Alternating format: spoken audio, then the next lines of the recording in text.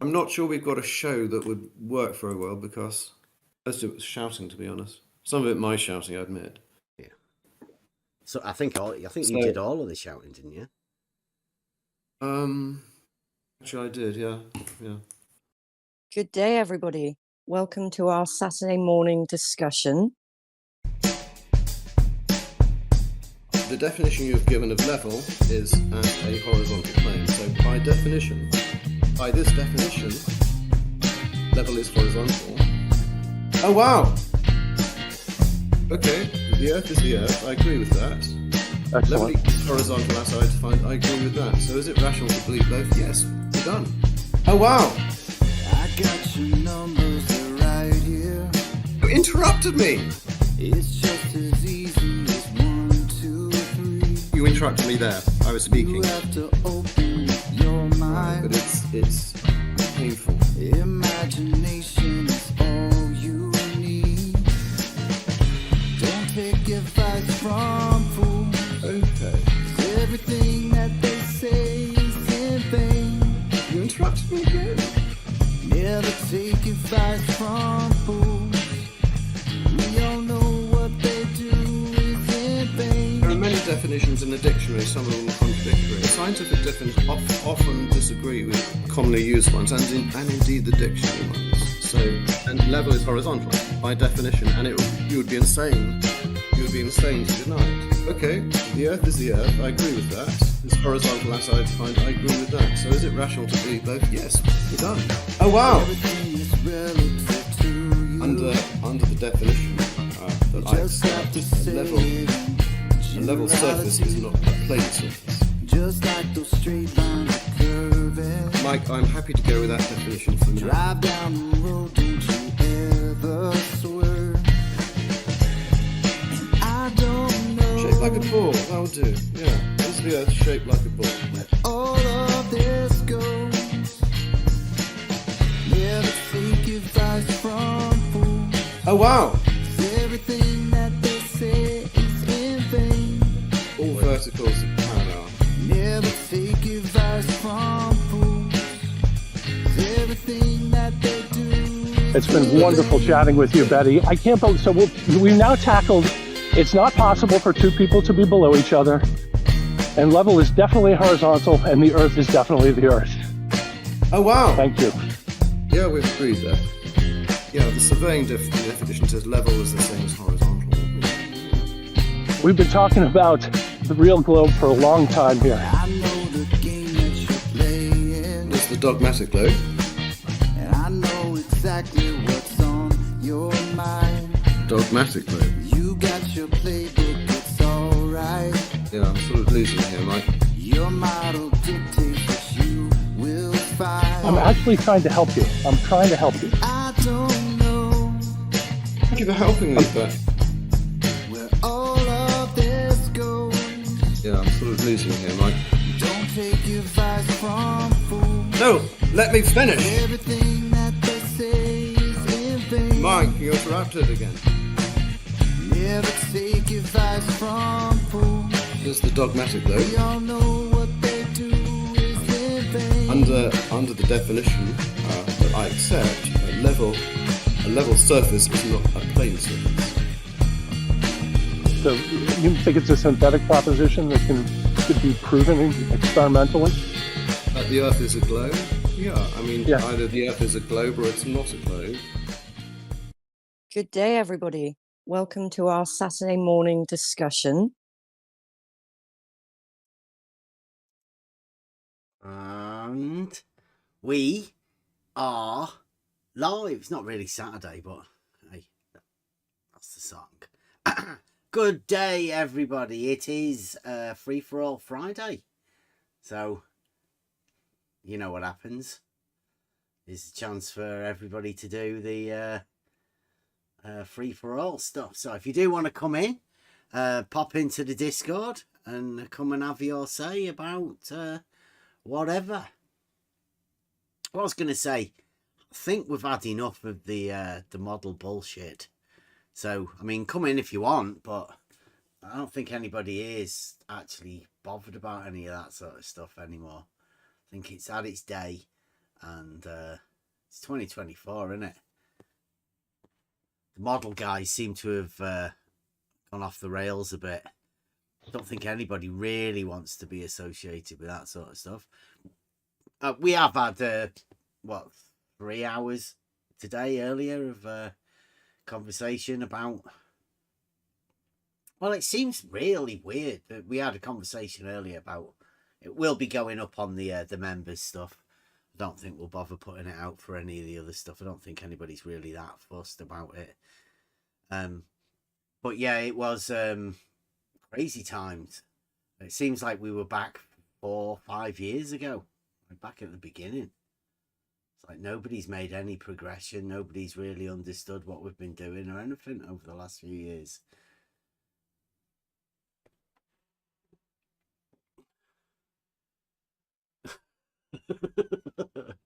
Terry in the chat, have you seen that?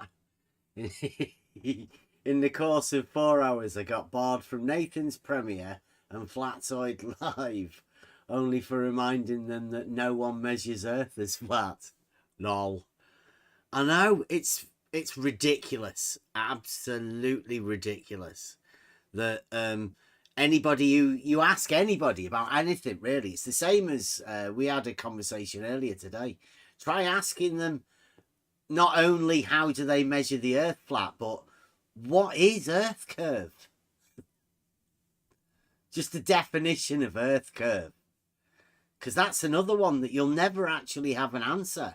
People want, like, you know, show me the curve. It's like, well, what? Can you define it? Then we can show you it.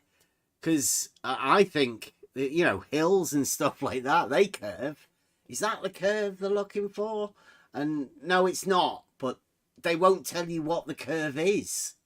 So all of this stuff with the people with the model and model delusions, they never have anything to go off. So, I mean, yeah, we've all had enough of that. There is a reality. And, I mean, who really needs to discuss that? Hey, that's why we get more into the philosophy and stuff. It's a little bit more interesting. But certain people get triggered whenever you try and get into those sort of conversations. I always said it's a bit, you know, telling people that the Earth's not flat is much more interesting than trying to have a conversation with them about, you know, fantasy stuff. So, come on in, have a conversation. Most of us know that, you know, it's definitely not measured flat. We here cannot even understand how you would possibly measure something flat. It sounds ridiculous as a statement. But we are living in 2024. We've all made it this far somehow. I'm not too sure how much further we're going to make it. Because communication does seem to be lacking. So I'm not too confident myself. No, I can't see how we can get much further if we can't communicate with each other, even on the most basic, simplest forms. And like Terry says, you just get banned, get silenced. There was a clip I put in earlier about Martin Bashir. He was a BBC News reporter, and he was having a conversation with a Scientologist, and he had a question that he wanted to ask the Scientologist about, you know, his religion. And the Scientologist got offended at him asking the question and wouldn't answer the question, but got more and more offended at this news reporter wanting to inquire about this thing, to the point that he just had to stand up and walk away. leaving the news reporter with no reply to this question. And that seems very, very similar to both the flat earthers and the globe earthers, the model afflicted, let's say. Very similar. Unable to answer a question. So instead of engaging, they disengage from conversation. Thus is 2024.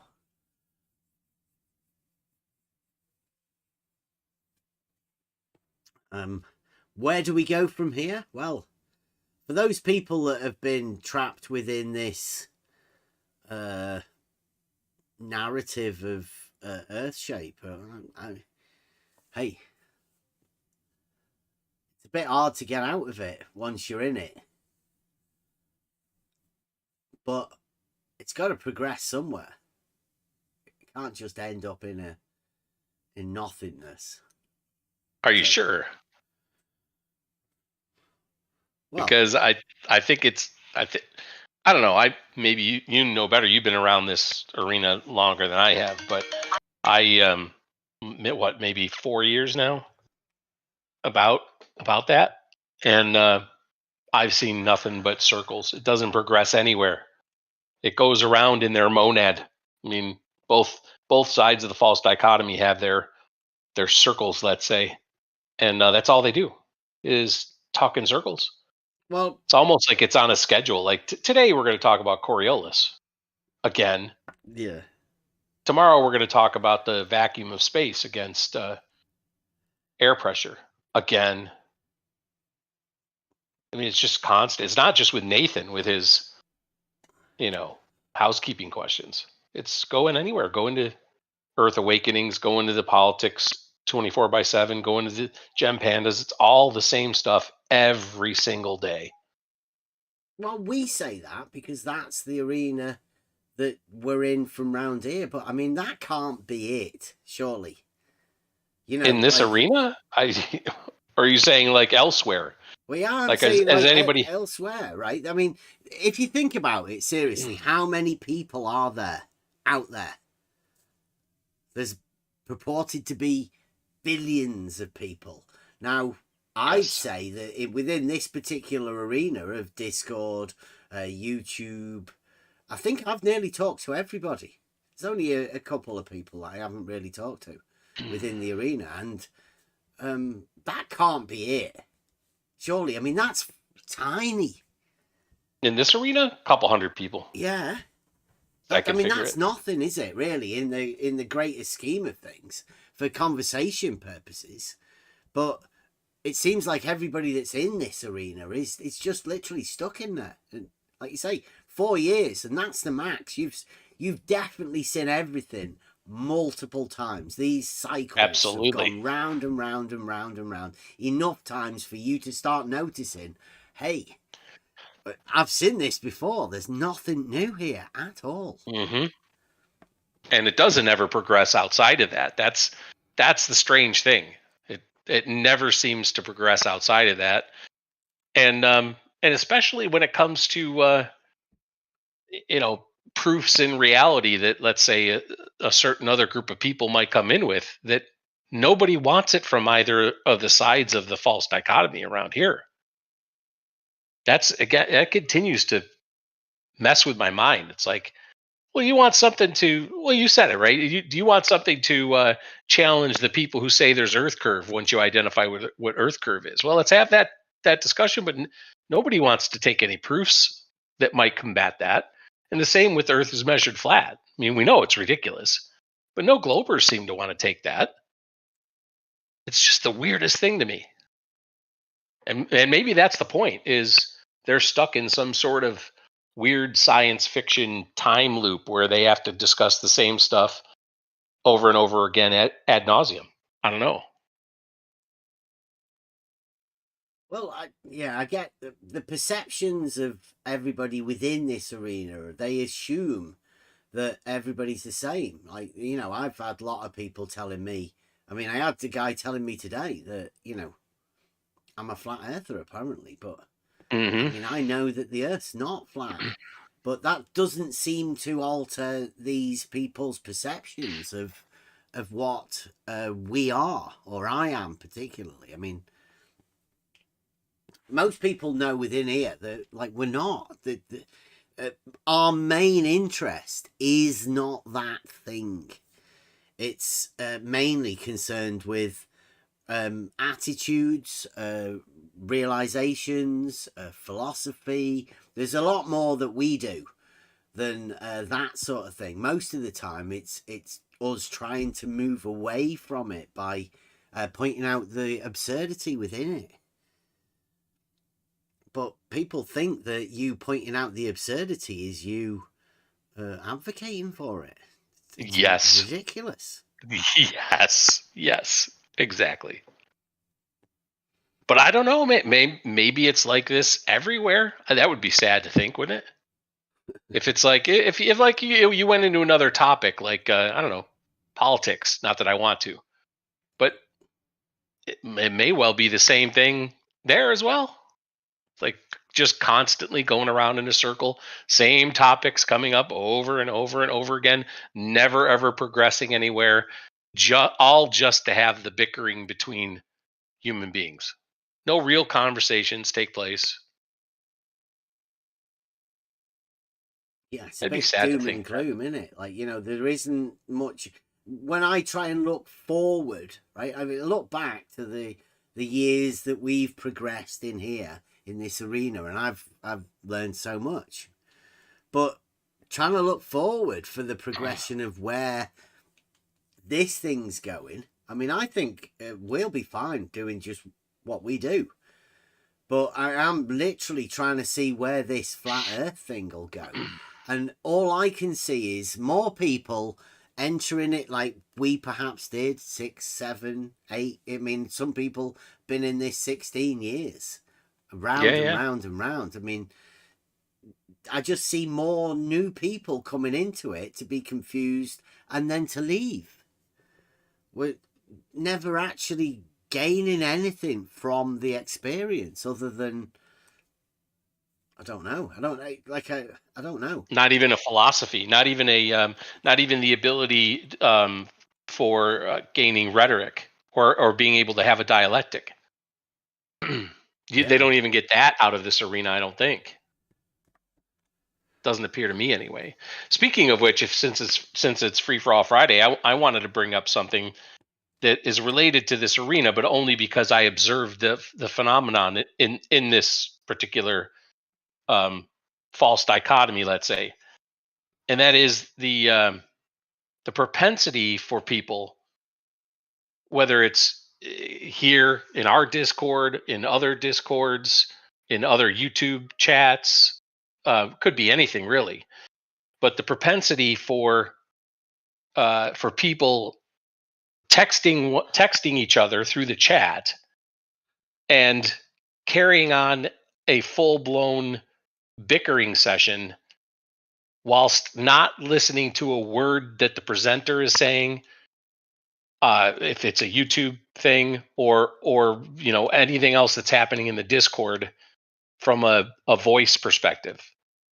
What do you think that is? Like, we don't need to get into specifics, but like what goes through the mind of someone bickering constantly back and forth to where you can scroll, if it's in the Discord, you could scroll for hours and it's one after another, after another, after another, back and forth, going absolutely nowhere with constant bickering. What is that? What part of the psyche, the behavior does that? Because it's foreign to me. Like me personally, if I don't see that I'm getting anything out of a conversation, I stop it. I'll shut up. It's meaningless to me and I'll turn it off. But because I just don't see any value in the back and forth constant bickering. But people can go on for hours with nothing getting resolved and just constant like two birds, with their beaks just, picking at each other's feathers constantly, one right after another. Okay, your turn. Okay, your turn. Okay, your turn. What do you think that is? Do you have any thoughts on that? Do you ever think about it? Well, you know, we do. I try to get involved in the other people's videos and stuff, but like Terry says there at the beginning, he's been banned, and then I do that a lot. You know, they don't want you communicating, like Terry was saying. He's just asking in the YouTube channel, you know, how people make claims. Now, I've done that sort of stuff, but in those conversations, somebody will tell me, you know, they'll point out that in another conversation, when I talked to a surveyor said a certain thing, and they'll just quote that. It's got no relevance to the conversation that was going on in the YouTube, and no relevance to the question I was asking or the statement I was making that was relative to the video that we were listening to, you know, that Right. sort of Yep. thing. Now, that causes me then to have to reply to it, to say, you know, like, I didn't say that then, and that was because, but that's a completely irrelevant topic that somebody else has brought up because they want to, I don't know, let's say they want to trigger somebody into saying something, right? But it seems like it's, like you say, it has no relevance to the conversation that was going on in the video. But it wasn't necessarily me that brought it up. But there again, somebody else could see that and say, well, why is Bev talking about this sort of stuff? So I don't know. I really don't know. I think it's just people like to, well, they have grudges, let's say. Is it the drama? Is it the excitement? Because again, I'm truly asking, and maybe there's others in the Discord that want to chime in here that may be kind of like that. Yes. But, oh, okay, there you go, Rob. Go. Hey, welcome, Rob. Welcome. Good afternoon. Good I afternoon. can't talk, but yeah, I love the entertainment value of some of the conflict. I'm guilty. So you find it. I know you can't sit and talk, but you find it Guilty the as entertainment charged. of it. Yes. But It's is a like different watching a train sideline wreck. thing. This is a different though, Rob. It's not listening to the video. This is No, I'm gonna sideline in go the to the video. chat Oh, okay. Sorry. that Sorry we're to talking jump in. about. Yeah. Well, Oh, yeah, that's all right. yeah. That's all right. It's all right. But I mean, you like the drama aspect of what's going on. Some of it, maybe for the same reason that my wife does, because we ain't got no drama in our life. We need some. Okay, fair enough. Yeah, fair it's enough. better than watching drama on TV because that's a scripted Yeah. drama. This is Yeah, supposedly this a is real real. life drama, but I mean, Yeah. again, it could be scripted, couldn't it? Some of it, yeah. But I I got to get back to work. All right. All Good right, thanks, afternoon, Rob. everyone. Thanks, Rob. Good afternoon. I there is something to watching an actual debate or an actual conversation. Like I don't know how many people like the Joe Rogan Experience or some of these long form interviews between one character and another. That's not what I'm talking about. I'm talking about just bickering, chirping back and forth, whether in verbal form or in written form in these places. And that's what I'm talking about. That is a mystery to me, why people, one, engage in it, and two, seem to enjoy it to the fact where they can go for how long. Bev, we've seen it in our own live chat, right? Like literally 6, 8, 10 hours of this back and forth and back and forth. You could just watch it. You could scroll for an hour through these bickerings back and forth. With no resolution at all. None. Yeah, the flat GPT, who could be a certain flat Earth mathematics, may not be. He says the constant back and forth bickering and recycling the same old arguments ad infinitum is what keeps the false dichotomy debate going. It's sort of a perpetual motion. Oh, good evening, all, he says. Then I goes think on to there's say, some truth to that. yeah, Think it's there's some truth sort to of a that. comfort arguing. No one's opinion ever changes. It's reassuring and it fills a gap between tea time and bedtime. Okay. The best drama is about conflict, and the false dichotomy debate provides endless, unchanging conflict. I guess that's it definitely is unchanging. Yes, it's been ongoing most definitely for years. So the value. So if I'm interpreting what Flat GPT is saying, then it happens for the sake of it happening. Just its own, like he says or she says, its own. Yeah, just keeping it in motion, just with no purpose, with no value, just to be there, just to have it there. He says, I'm not a flat earther. I've told you this before, but you seem memory afflicted, lol. Nobody said that you were a flat earther, did we? No. I think you misheard something. We said, who may be a certain flat earth mathematics. That's a character.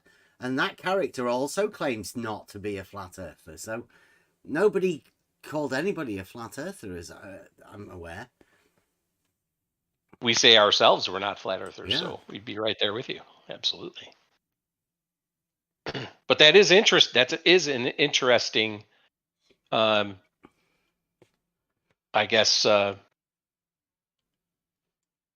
explanation for why these things happen. Just because people, well, I mean, there are drama shows on TV, Indeed. And people do watch that. Most primetime shows are drama.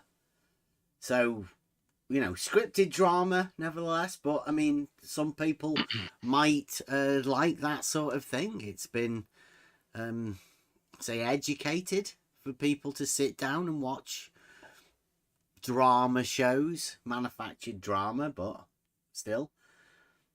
I mean, nobody's saying this isn't a manufactured drama either. Right. I just think. Wait! I had to jump in. Okay. Don't tell my wife that it's manufactured drama, because she doesn't want to hear it. She thinks it's real. You have to let her think it's real. Your wife does not think it's real. She knows it's manufactured drama. Come on now. But it will ruin the show for her if she knows it's not real. All right.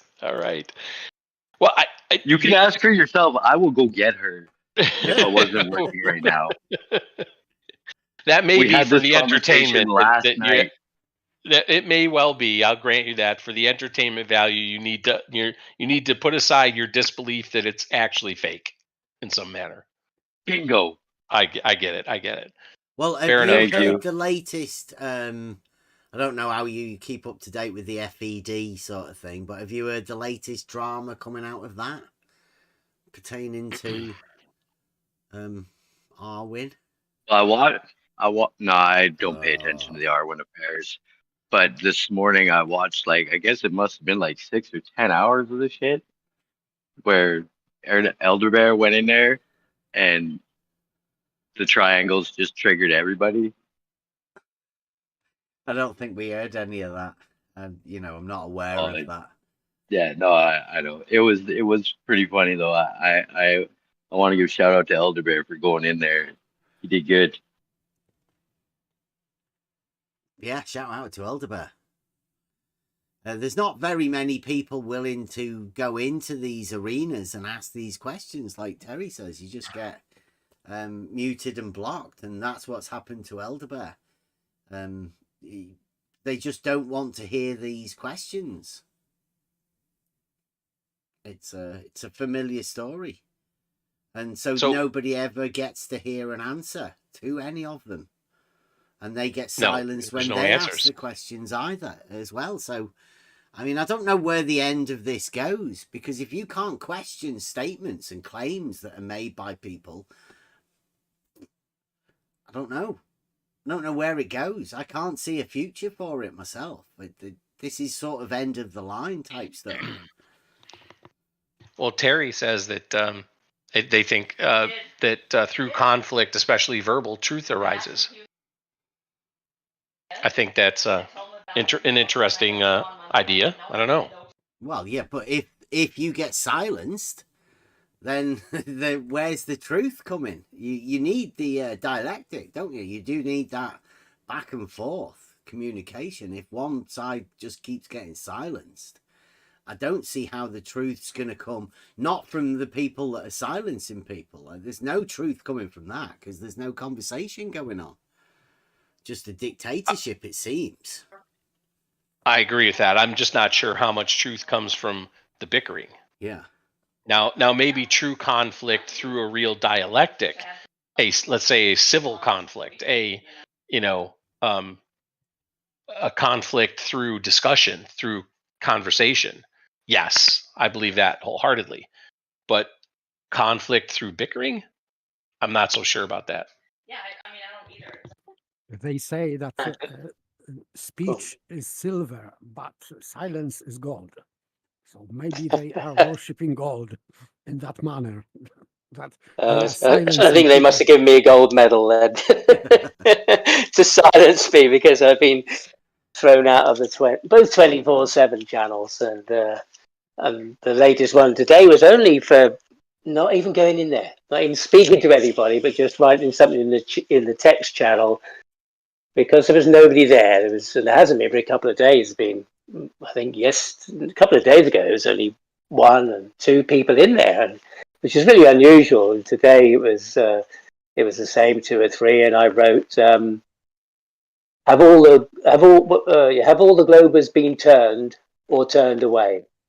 And that's because there was no globers there, so I thought, well, maybe they've all been converted or turned away, and that seemed to be enough to get a 2-day ban for. So, yep, there's no the shop isn't open for any questioning of any kind, it seems, or even any humour.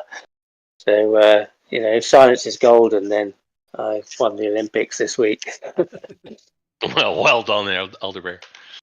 The thing that Bob was talking about was the Earth Awakenings thing. There was an after show that Nathan put out, and I spoke to Brian and Nathan in there, and they rapidly ejected me for inquiring about the angles, the triangle, and if they could solve the triangle that they formed. But they said they can't do that; it doesn't exist.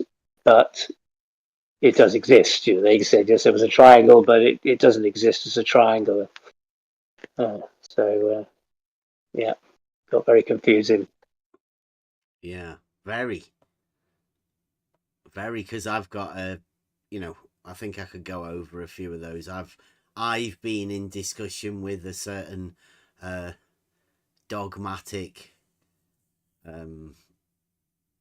logician, he pretends to be, and his friends in conversation with some of the things that we've been talking about, and that very triangle, or that angle that becomes a triangle that doesn't seem to be solved as a triangle. It's very strange. Flat GPT also says that flat earthers and globe earthers don't come to these debates to learn, they come to argue. Well, I would state there's no arguments ever coming forward from them. I would state that you've been misled, and that argue that you think is just bickering, shouting at each other. It's not an actual argument. It's not a dialectic either. Yeah. Not a real dialectic.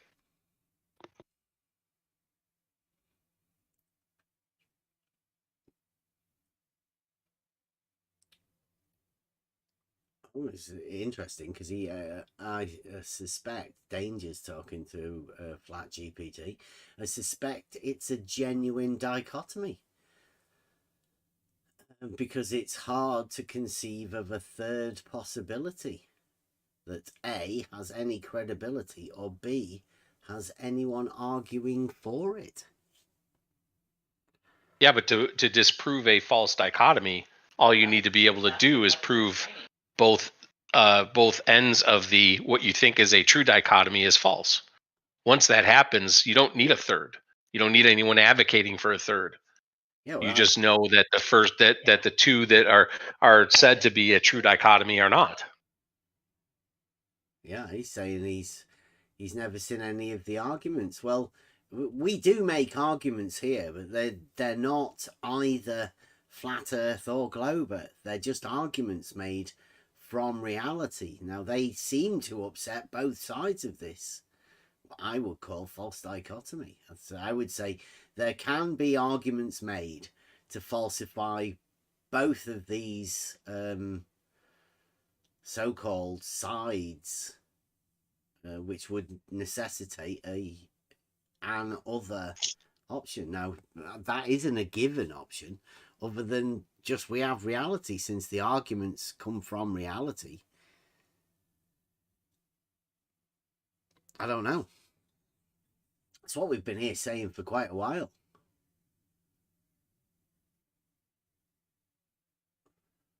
Yeah, the common what's the word? I guess this sounds a bit like a script, really. But commonly, I hear, falsification is independent of replacement, and I hear that in the place of well, what is it then? If it's not a globe and it's not flat, what is it? Well, that's massive beyond there, and it seems more and more to me that neither side knows anything. Seems to be, well, just the proof just seems to be there isn't any proof. I haven't heard any proof yet in those worlds, and the idea that there was proof or some evidence or something seems to shrink daily.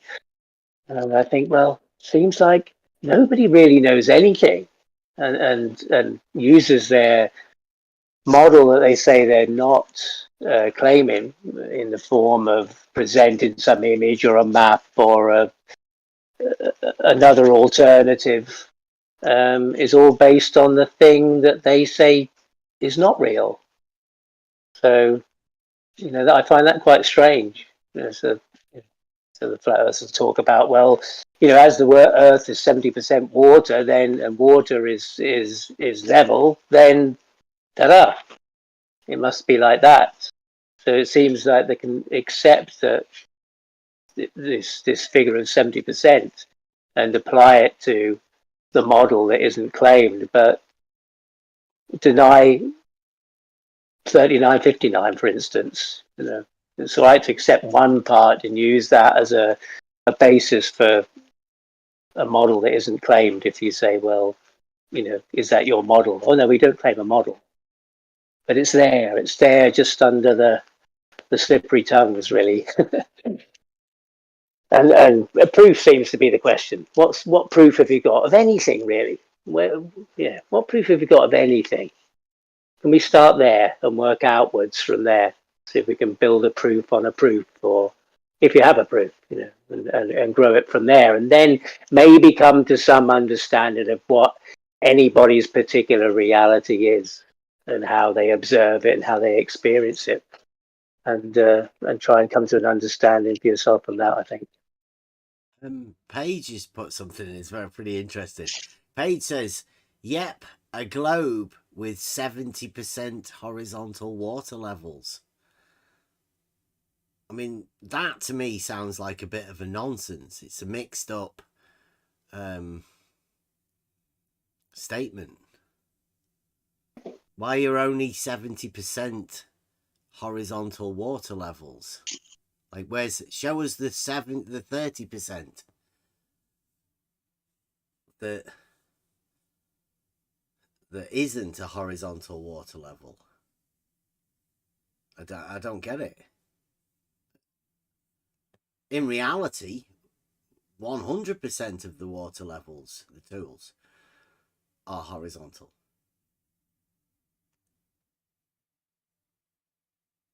So I don't know what Page he's talking about. Somebody's model.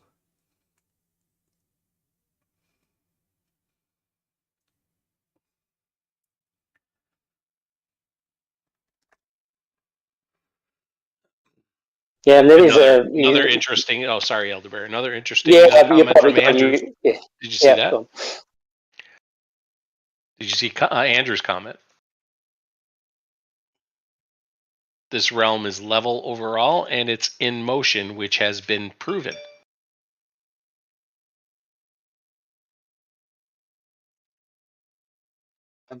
Proof of motion.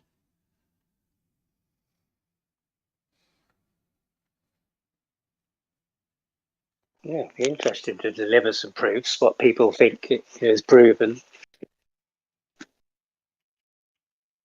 Because Flat GPT says, no, we don't have proof, we have evidence. And I do hear a lot of that, the preponderance of evidence. Mm. But it's used as proof. It's claimed, you know, talked in the terms of proof, if you like, and argued. And it's just a preponderance of evidence. It seems like that. It kind of adds up to what we've heard or what we've read or what people have said before or we've heard somewhere else. But that's not proof. Have we, I don't know whether, I've not actually looked at the definition of proof. See whether it's changed over the years or whatever. The evidence or argument that compels the mind to accept an assertion is true.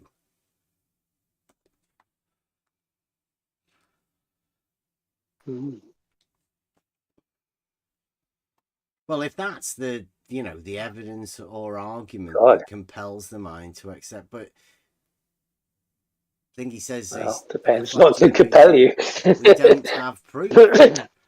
We have evidence, but if the proof is the evidence that compels the mind to accept an assertion as true, then it's not just evidence, it's the proof is the evidence that compels the mind. So you can't really do it that way around that Flat GPT is, I don't think, and not with that one anyway. Well, if you have, you can have evidence that your premises are true. And if you formulate it properly, argument with two premises and conclusion, correct conclusion. So if this conclusion follows from premises and your premises are checked to be true, then it follows that the conclusion is true, and this is proof. So you are seeking a proof for conclusion to be true, and if premises are true and conclusion is correctly formulated, because you can create non sequitur. You can have the premises being true and correct, but if a conclusion is non sequitur, it is not proof of anything. But if everything is all right and your premises are true, then you have proof. It is evident for your mind that the conclusion is true. Not might be true, but is true. That's the difference. So in reality, it is true. Not only in speculation, because you can create anything you want in speculation. You can create speculation for many things, and you can have correct premises and right conclusions. But if premises are not checked with reality, it is not proven yet. So I would disagree with this definition of proof, because it tells nothing, at least for me. Which definition?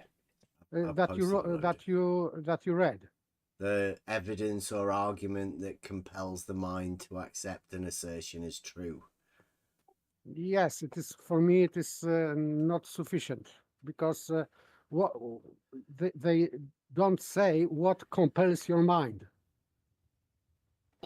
And in logic, what should compel your mind is truth of premises and correctness of argument.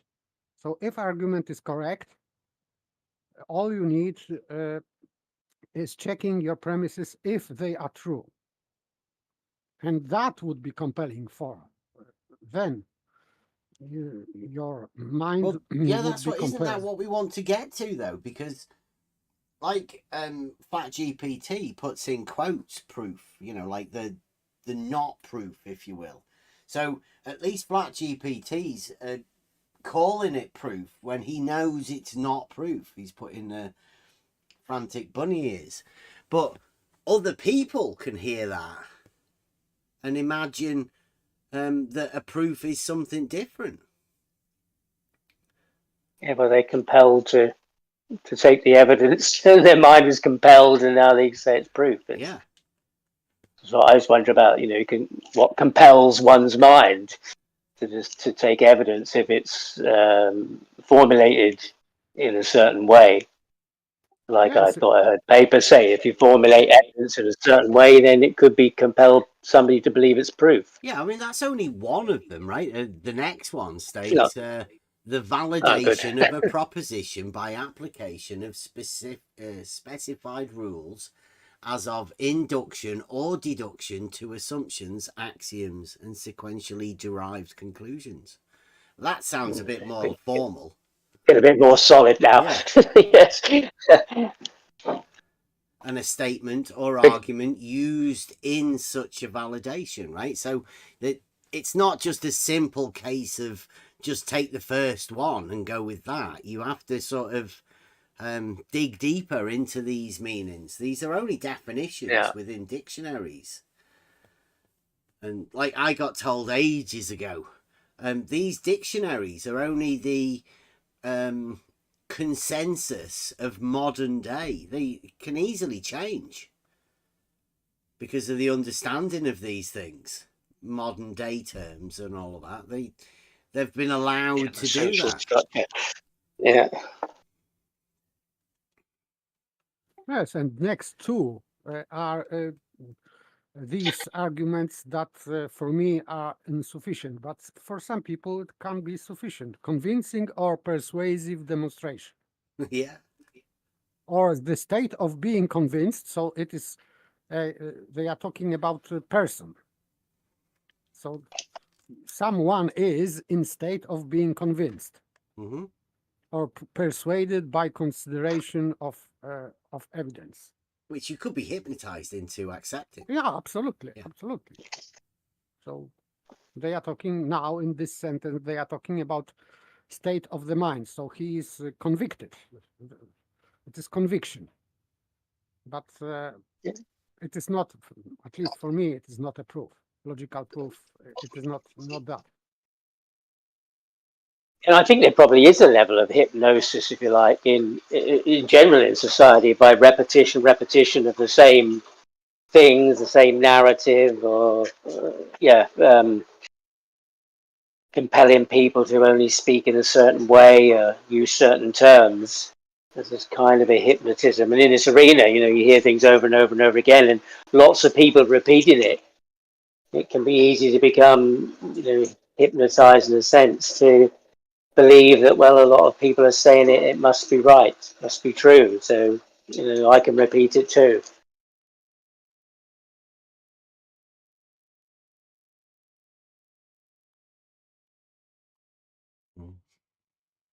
I mean, in my opinion. Of course. GPT also says it's a hell of a lot easier to prove something is false than to prove it is true.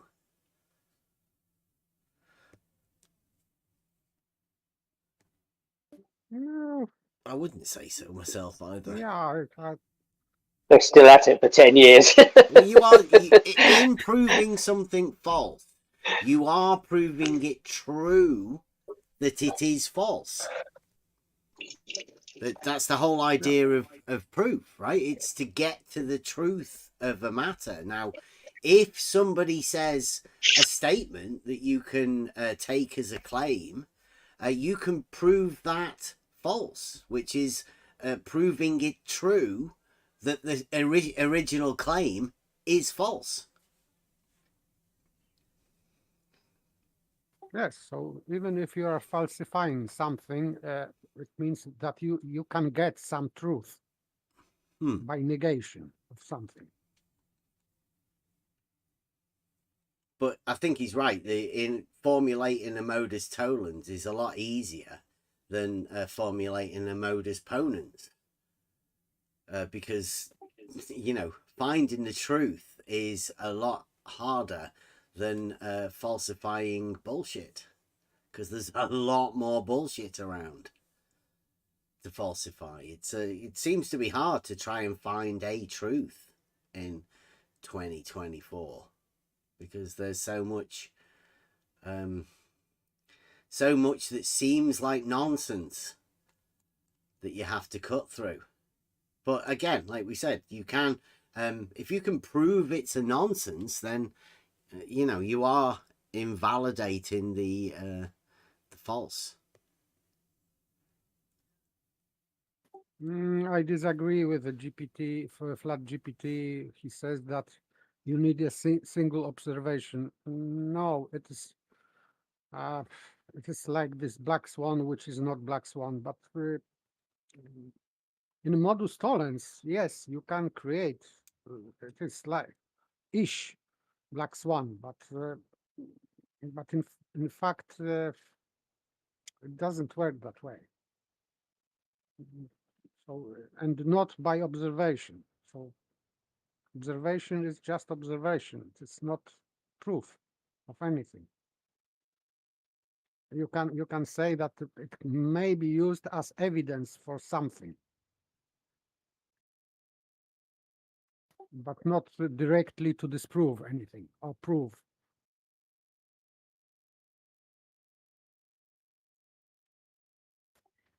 Proof or disproof is only logical. This is only logic. But, evidence is something that we are searching in reality. If we are talking about physical world, of course, we are talking about the visible things. So we can check with our senses. We can look for evidence. But that would be only a support to, let's say, to prove that our premises are true, or something like that, but not as a standing alone proof.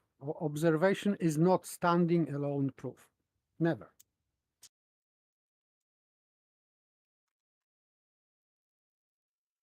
I think proofs are within geometry. Now, I'd say you'd be a foolish man to try and state that there are no proofs within mathematics, because that seems to be what FlatGPT is saying. And that would be, as far as I'm concerned, a false statement, but you may consider it to be a true statement, in which case, wouldn't that be a proof? Could you prove that the proofs within mathematics / geometry are not proofs? Because they're certainly considered as proofs. Yes, but as I said before, if you are looking for proof in physical reality, then you need some kind of support of visible things. But in mathematics, you don't. Because if we have axiom, for example, that that part is not a whole, so as long as we understand what the whole is and what the part is, we can understand that, and we don't need to check it in reality. We can, of course, and it will always be true, but we don't need, because we understand. So the logical proof is about understanding things, and going with axioms, and axioms are not within visible world. It is our understanding of reality in mathematical way. So, because this statement that the whole is greater than part, you can apply this in reality, of course, but you don't need to. It's just abstraction, and this abstraction is true. And mathematics is going to, and geometry is going to that kind of axioms that you don't need to demonstrate anything in reality, in fact, because mathematical proofs are going with axioms, and we just understand them or not. If someone cannot understand, so I am sorry for that kind of people, but normal people can understand axioms, and they are not in physical world, because our understanding is intellectual thing. So that's why in geometry I would say that yes, we can prove, and in geometry we have the strongest proofs, and in mathematics and in logic alone and in philosophy. So there are proofs, and they are the strongest, because they don't need to, they are not dependent on physical world. Our observation, and our observation may be inaccurate. We, in mathematics and philosophy and logic, we don't need that kind of observation. So it is the strongest proof is within logic, mathematics, and geometry, of course, not in the physical world.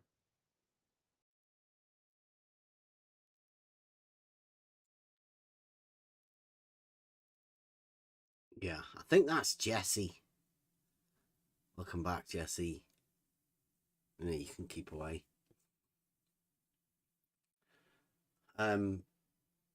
I think Paige has offered you two statements there, Flat GPT, to show you.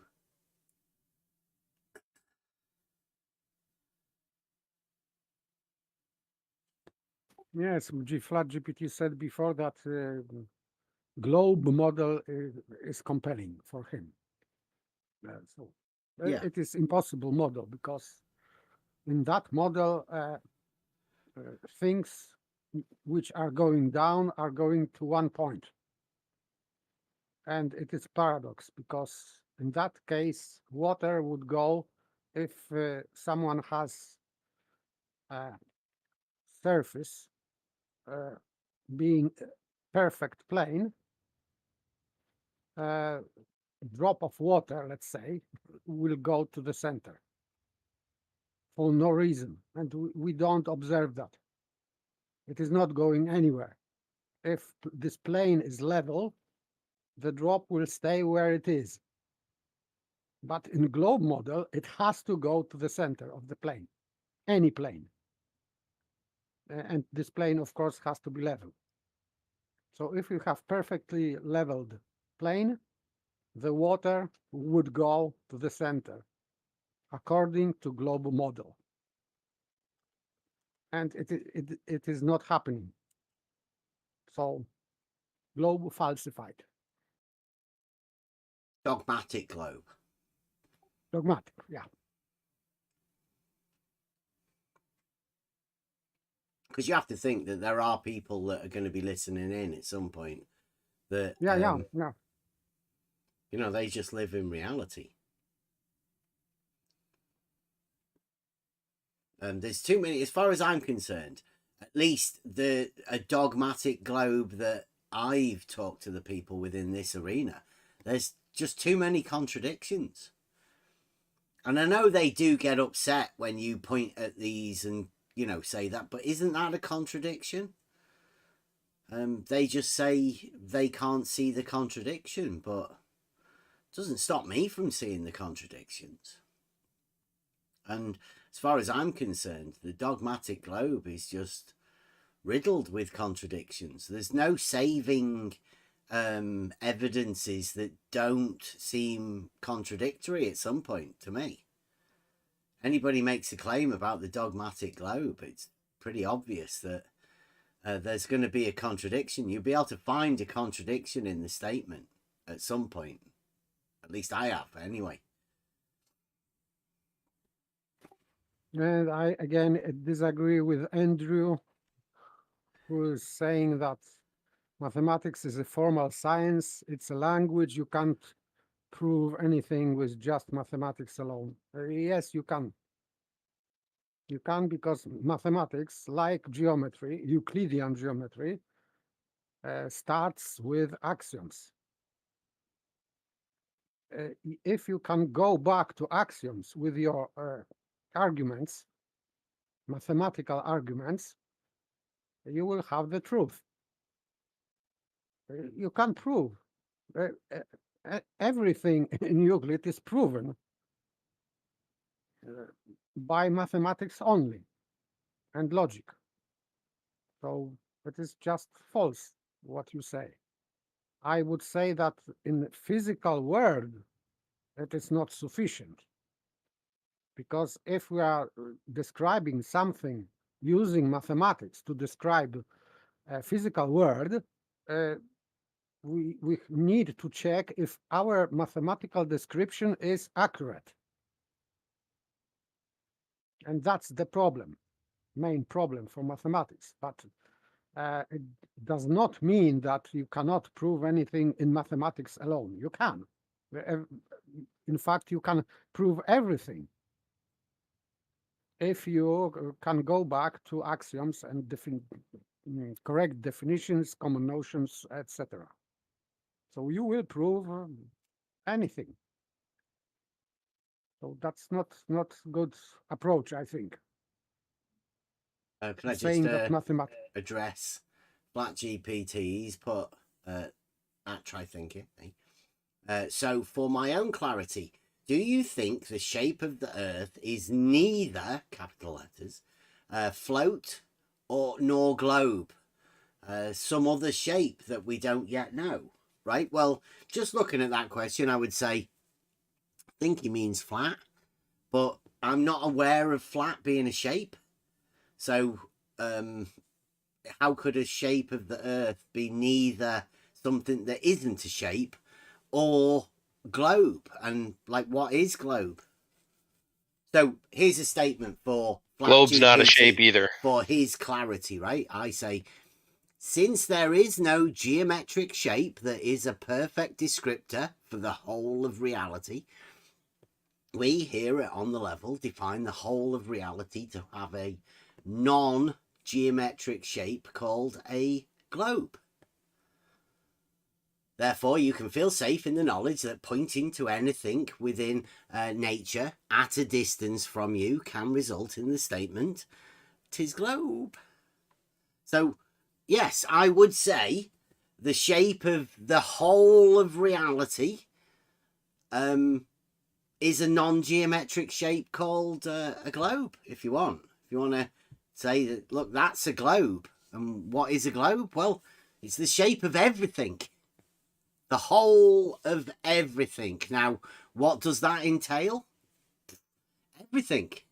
If you're going to call the whole of reality this shape, well, that's the shape that it is.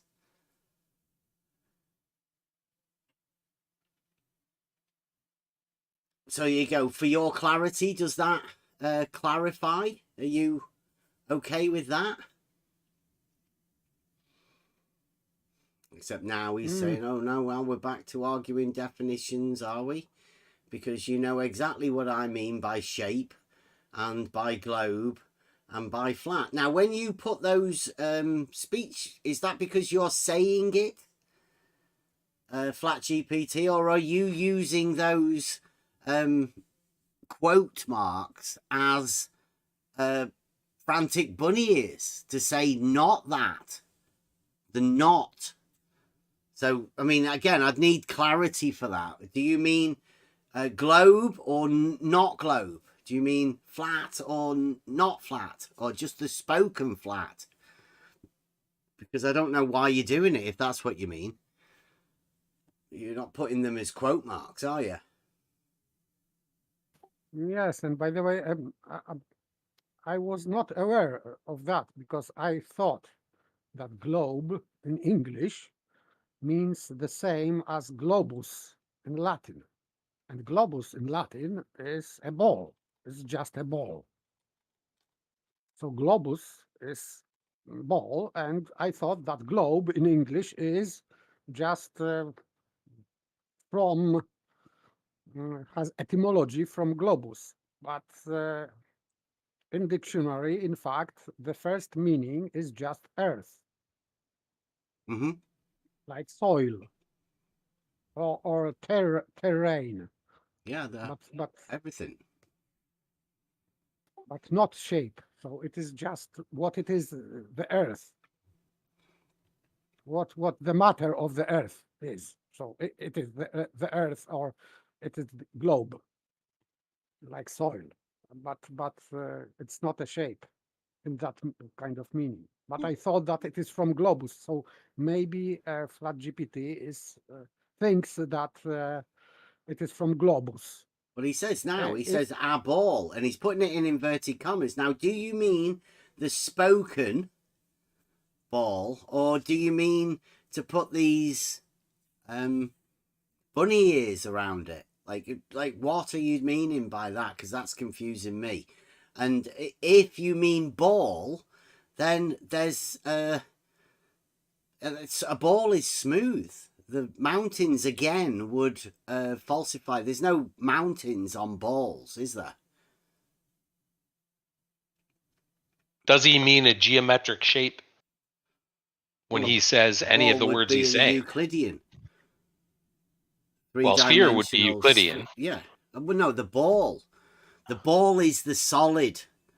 You know, that's the Euclidean solid shape. No, the sphere is the mathematical that can be a 2-dimension. But a ball, particularly, that is definitely the Euclidean sphere. The solid.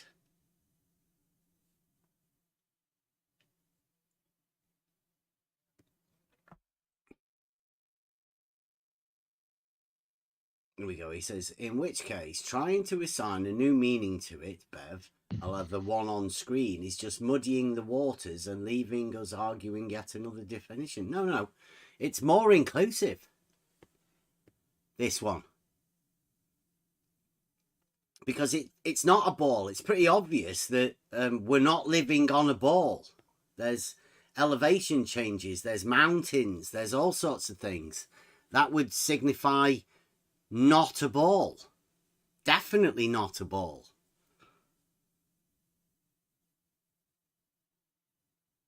So, yeah, I don't know.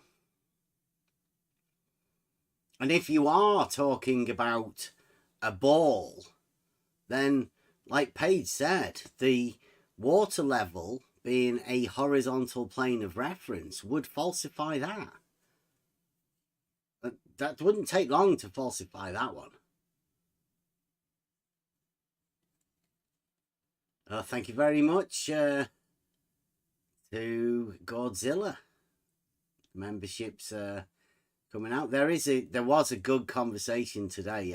Will be going up possibly later tomorrow in the members only thing.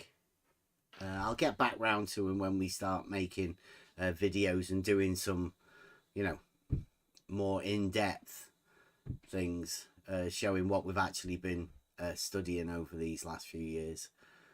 So for the members only, there will be a fascinating discussion that has gone on today. I call it some old school stuff because it did seem like we were rehashing stuff that we've done 4 or 5 years ago. Seems like certain people haven't moved on at all. nobody's changing the definition, flat GPT. Just saying here on the level, the ball is easily falsifiable. I mean, if that's what you want to go with, then just about everyone can falsify it. And where would you be then? At least this one gives everybody a chance to discuss it as though it's a thing for everybody to discuss in reality, rather than just the dictatorship of somebody who keeps saying ball.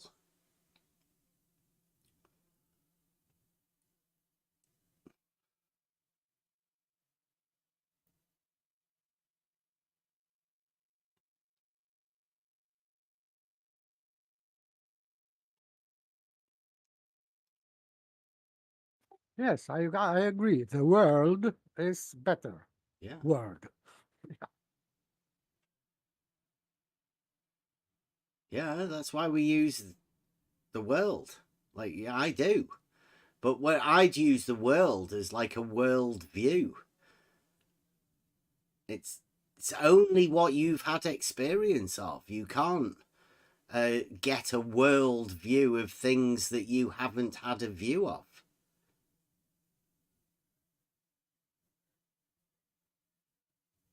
So again, like you'd have to come up with a proper argument or something. It's just ridiculous to keep going over this.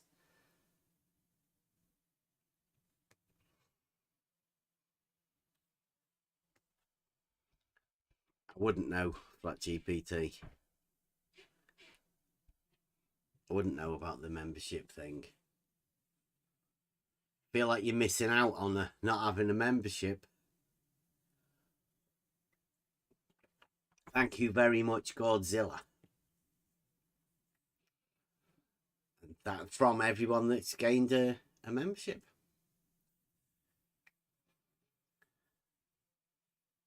Yeah, No, philosophically. balls are not philosophical. Sorry, it's going too far.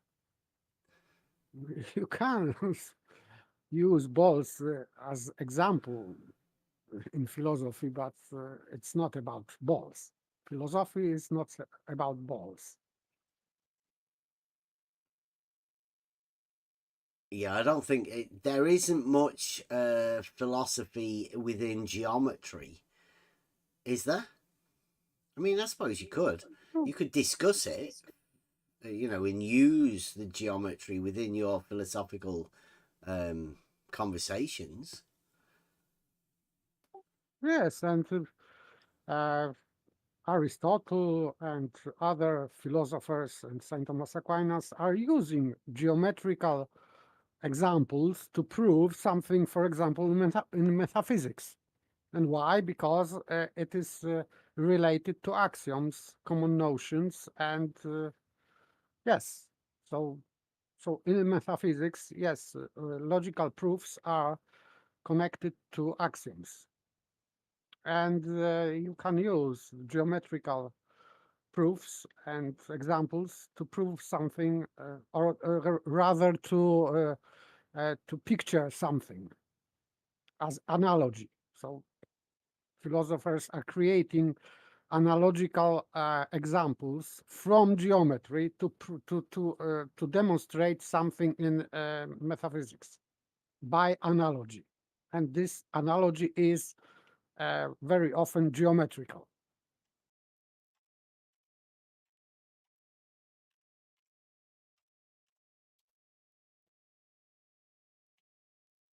Welkenstein. Here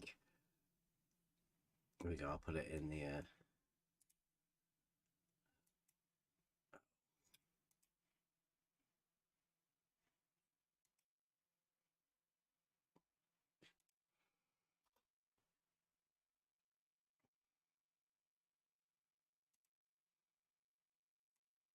Worldview. I know it's Wikipedia. So don't have a go at me.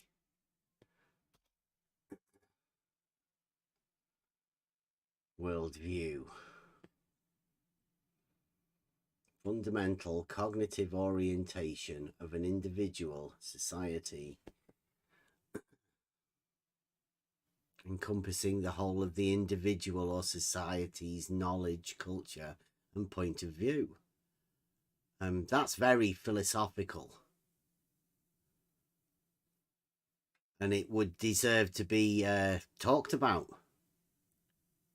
and not dictated to. Because obviously, if you're an individual who's got a different experiences or knowledge about different things, to be able to come in and dictate to somebody else, I don't know, that's a strange position for people to be in.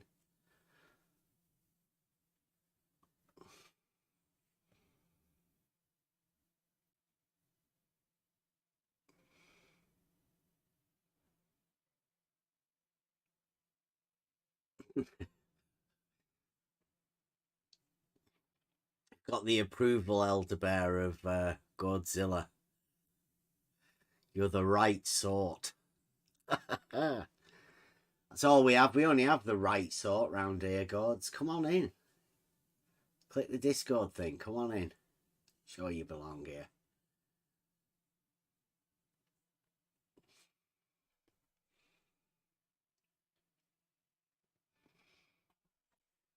Might be because of your name, Flat GPT.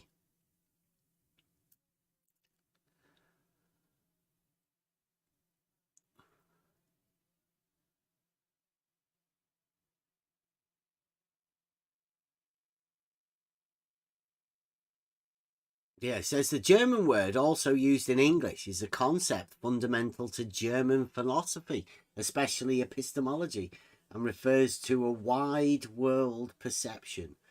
Additionally, it refers to the framework of ideas and beliefs forming the global description through which an individual, group, or culture watches and interprets the world and interacts with it as a social reality. So yeah, that world view is just a perception of what is within the philosophical understanding.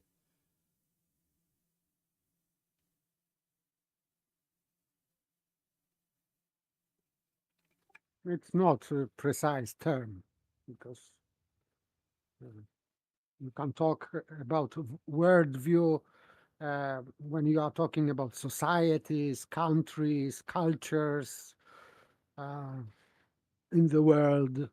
So anything what is happening in the world would be some kind of worldview. Yeah, there you go. The term worldview is a calque of the German word. I can't do that. I'm no good at German words. But worldview comes from the German word. The whole idea of what that means comes from a philosophical term within German philosophy. Thank you very much, RH.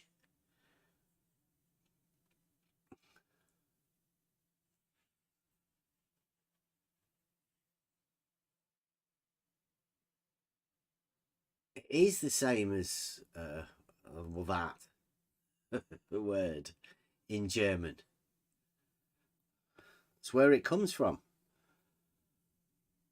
But it's not a shape, which much is the same of our definition of globe. Now, if you want to come and have a discussion about that, what you consider a worldview and all of these sort of things, then feel free. That's what we're up for, that conversation about reality. The actual shape discussion is geometric, and if you're dealing with that, then you're going to have to deal with logic. You can't separate the two. The logical argument will always be able to falsify claims. If those claims aren't true, then they will be able to be falsified within geometry. That's It's just an obvious statement.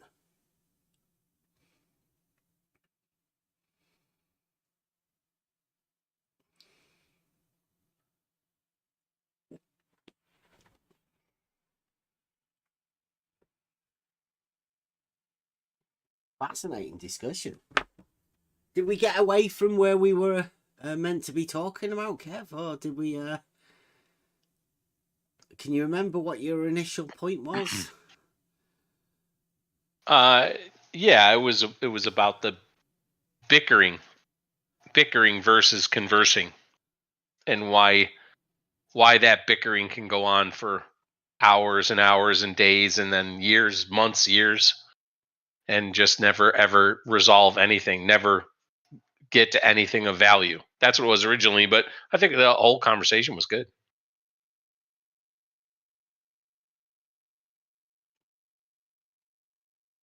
Yeah.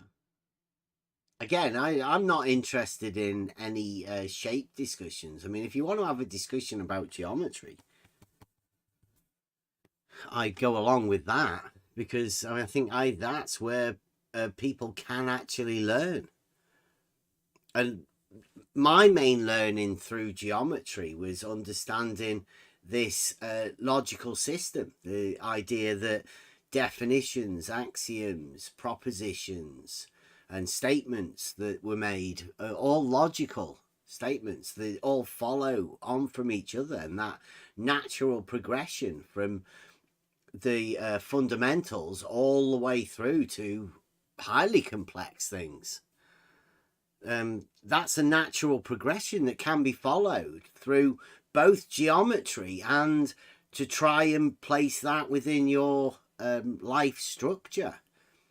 Very beneficial. Definitely worth talking about. That's why I get upset when people make claims about being able to measure something, but then won't have the discussion about how that procedure occurs and how to follow through with that statement. Whereas if you're doing it geometrically, then you should be able to go to first principles and lead them all the way through that progress up to the result and say, look, this is how we do it here. And that's what gets stopped.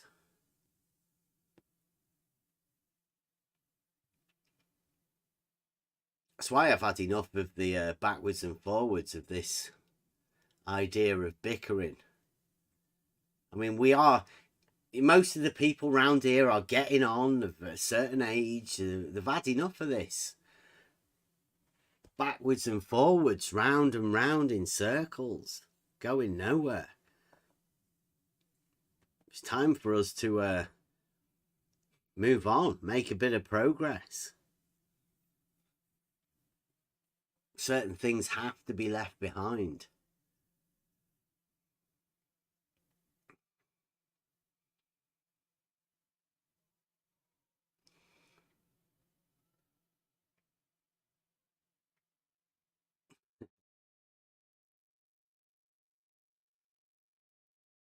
Is that one of your quotes, Gords, or is that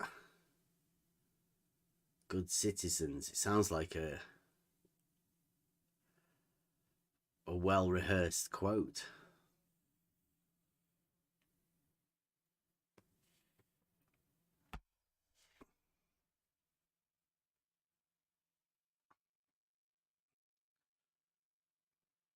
There's a model that's been taught, right? Now, this hasn't been taught to me through the school system.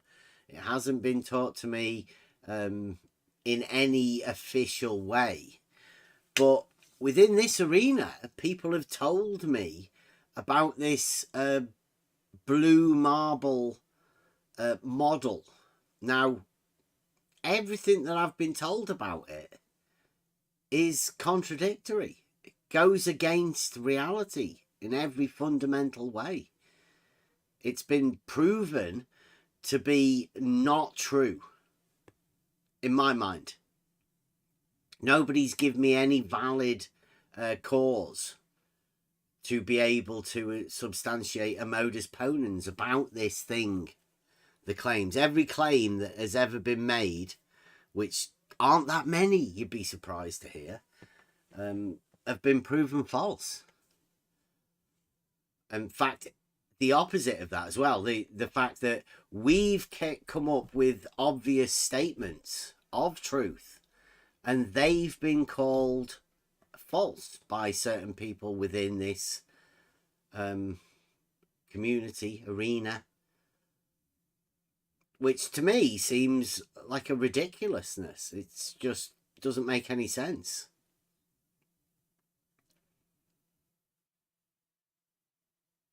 Good luck, Emma.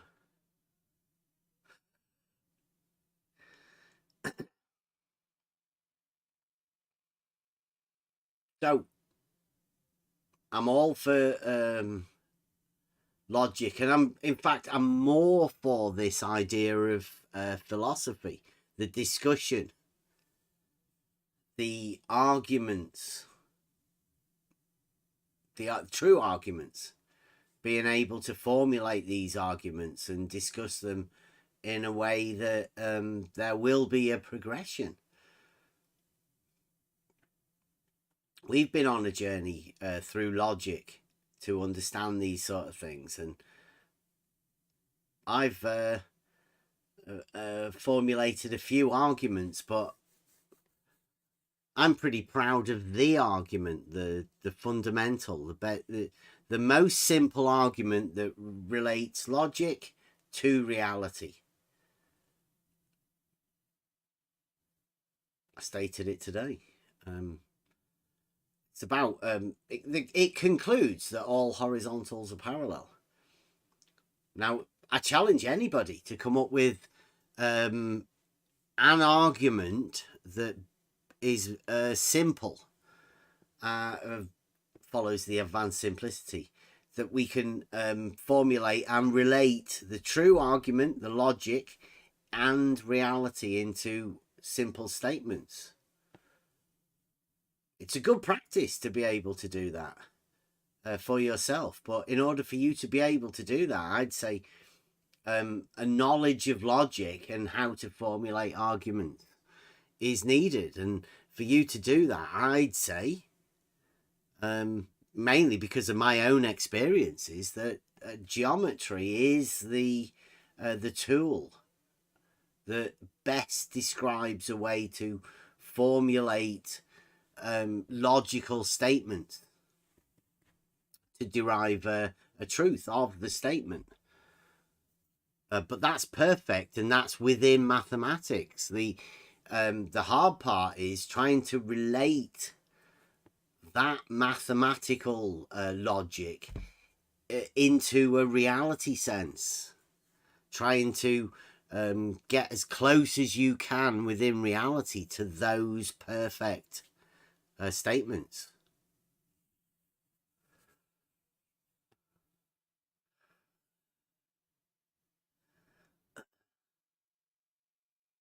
Sounds like a song, God's maybe not familiar with it.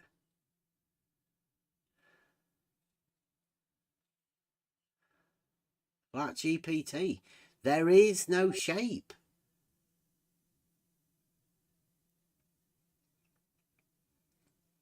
There is no shape of the earth. It doesn't work like that.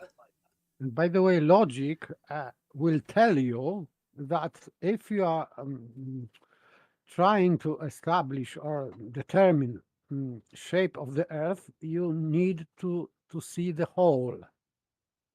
You cannot determine shape of the whole world by looking at the part of it.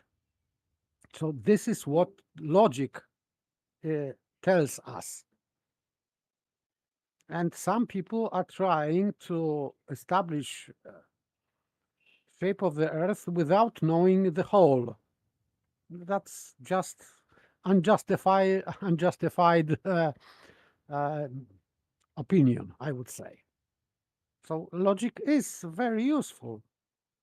Don't say that that's useless. Logic tells us that you cannot do that. But I would say logic doesn't tell you about the shape of anything, because Yes, but they at come least within the definitions. yes, but at least it's telling what you cannot do. So if you need to know the whole, not part. So that's why you cannot say that the Earth is this shape or that shape, because you cannot see the whole. It is impossible. So logical conclusion is that we don't know. Simple. But GPT again. There is no shape. Quoted me. I said that. There is no shape of the Earth. Because, like you said, within logic, I said geometry. These are definitions. Now, the definitions come before the axioms. And I don't see shape of Earth in here. There's no logic shape of Earth definition.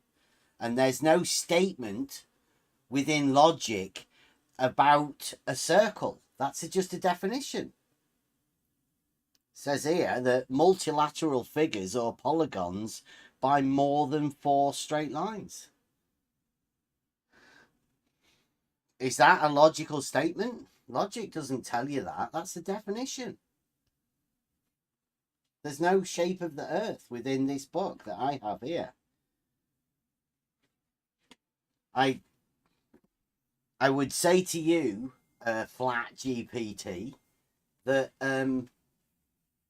there's no logic to give you a shape. And that's not what we're after. There's nobody here that is asking for a logical statement about the shape of the Earth, because we know that's ridiculous. Can't be done.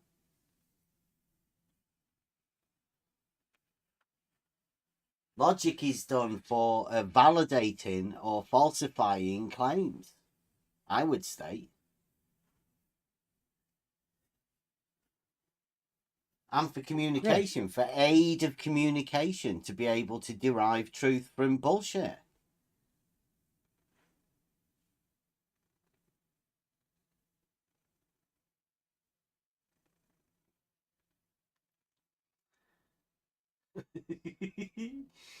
Right, I'll read this. I have to go and make a brew, but I'll leave this one with you guys, right, to go over. Flat GPT, you should come in yourself. Come and have a chat, Jesse. It's been a while. He says, but I think there must be a shape to the Earth, Big E. I cannot conceive of a physical object, which the Earth is, that does not have a shape. Or are you arguing that the word shape means now? Well, we've told you. If you want to class the whole of reality as a whole, then we'll call it a globe. But, I mean, it's not a shape. It's not a geometric shape. Because you'd have to be able to state how many sides this geometric shape has. What form it takes. And I'm not aware of knowing the whole of reality. I don't know that for myself, so I can't state that. Yes, and it is, by the way, impossibility, because to see the whole of the thing, you need to be outside of this thing. So you need to be outside of this universe or world or whatever to see the whole, and it is impossible. So, for example, if we are talking about the shape of universe, you need to be outside of this universe to see the whole universe, and it is impossible. So we don't know, and we cannot know.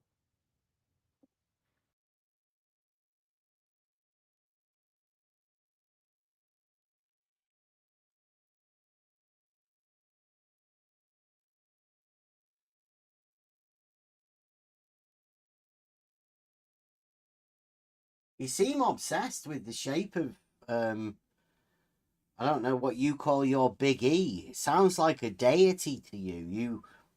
Sounds like you're placing it as a thing to be worshipped or something, that you require a shape to it. Well, flat obviously isn't a shape, so we can count that one out. It's definitely not flat. And then if you want to call the rest of it, whatever you consider reality to be, a globe, then I think everybody else would have to go along with you. But it's not the globe that's on my shelf, because that's not the whole, is it? That's just a model of something. That's what, like, paper would call the ball. Yes, but he's still trying to argue, but it doesn't matter. The whole of the earth is a thing. It doesn't matter. You cannot go outside of the earth. And I am not saying that you cannot jump and be outside of the earth, or going like on the plane, but you cannot still see the whole. You just can't see just part of earth, let's say. So you cannot determine the shape. And by the way, yeah, it is, you need to go, you need to see the whole world from any angle. So you need to to fly around this earth here and there from any angle to know the shape, and it is impossible.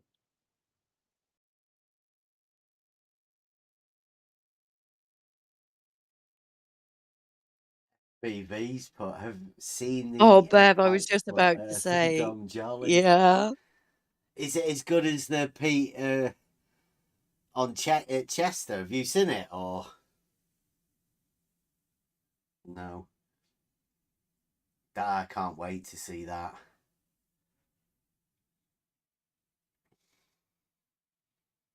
Are you saying you don't worship this thing? Because Flat GPT, I know you've got it in your name, Flat GPT. It's definitely not flat, so therefore you've set up your false dichotomy. Tis globe.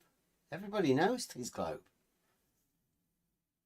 There's no conspiracy about, you know, the non-geometric shape of everything, that nobody's ever seen the whole of everything. So I'm not too aware of anybody that can deal with that.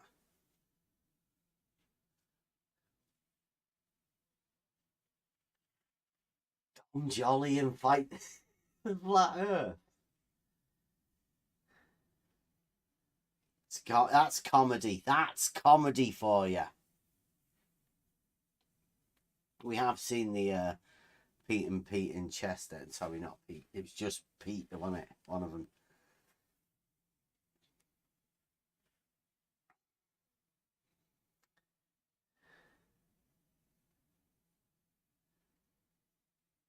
I didn't say that you need to be glued to surface. You can be on the plane or balloon or whatever. You can be in the air, but still you cannot see the whole. So it doesn't matter if you are glued or not glued to the surface. You cannot go high enough and to go around everything to check that you know everything.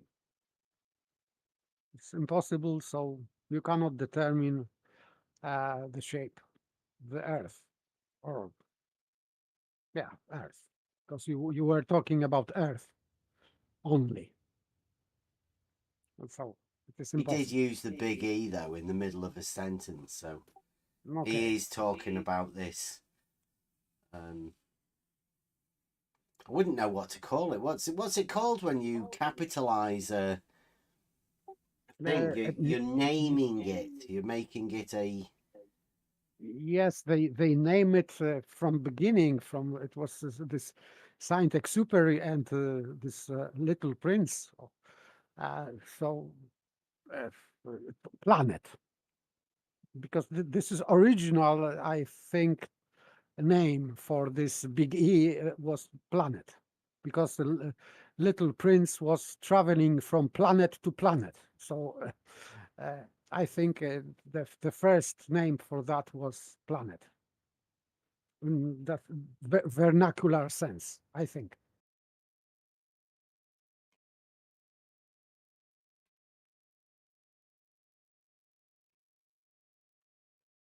Claims to know nothing, gods.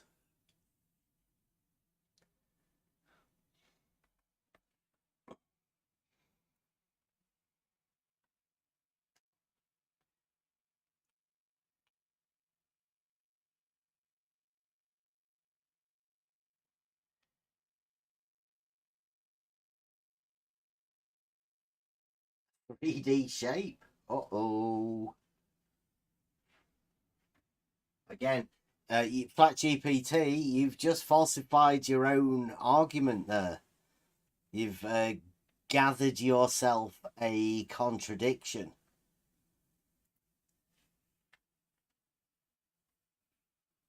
And by the way, it is non sequitur because you cannot see the whole of the plane. If you're above of the plane, you cannot see the whole, because we have limits of visuals. So it's impossible. So you cannot determine. So I don't know why he's going to in that way, because if we don't see the whole, it does not mean that we are on the sphere. It is non sequitur. Yeah, and it falsifies the sphere, because he's talking about the solid Euclidean sphere.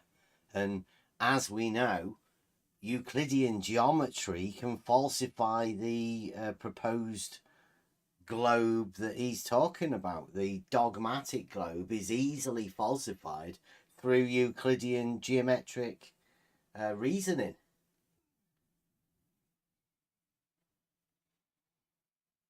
So again, Flat GPT, you're talking about a nonsense. You're not making any arguments about anything.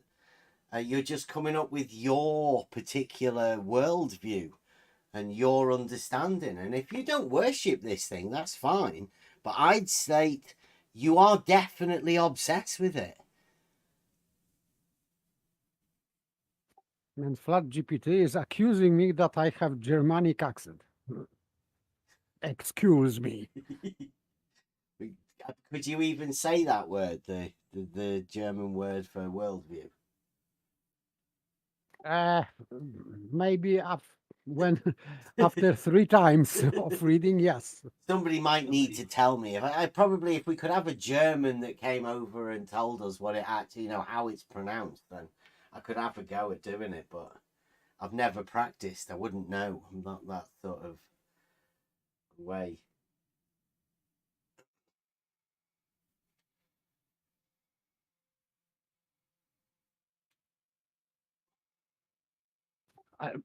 After 3 times, I can say Weltanschauung, but it is German wouldn't say that way that I said, because it is just handicap. Yeah, there's got to be some reasoning for putting 2 U's together, and they've got to have a different sound, hasn't it? Yeah, they are connecting 3 or sometimes more words into one. So I don't even know how to pronounce it, because I don't know how accent is moving through that kind of word. Yeah, I'm gonna do this for you, so you can come in. There is a little thing here. So, are you in? Yes, I know. Weltanschauung. Weltanschauung. Weltanschauung. I don't. Something like doesn't that. even sound like there's a G at the end of it. Weltanschauung. Yeah, Weltanschauung. And by the way, I think Weltanschauung. I don't know German, but my wife does. But there is no German, like general German. There are three Germans. So, and I didn't know, but for example, this South, I think, German is completely different. So, first time I was listening to this South German, I couldn't recognize any single word. Any No. single word. It's completely different from North. It is not just an accent. It is just like completely different dialect. Bavarian.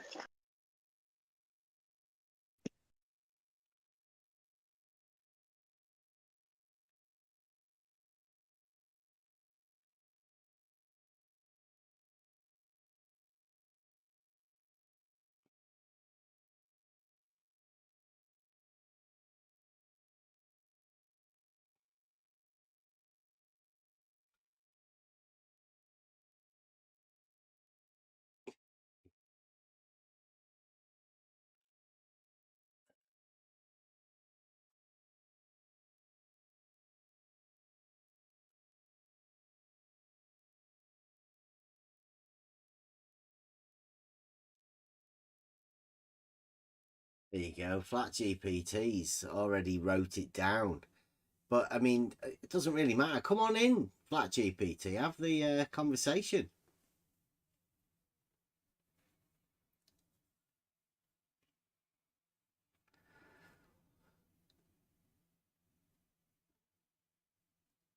World I think view. I think that I told this many times that I am from Poland, so Polish from Poland, surprisingly. I don't think it makes any. He says you've got the perfect accent for it, but Yes, I have perfect Polish accent. So yes, my English accent is terrible, and so that is one side of the coin. But the second side of the coin is that my Polish accent still stays intact, perfect, and really good.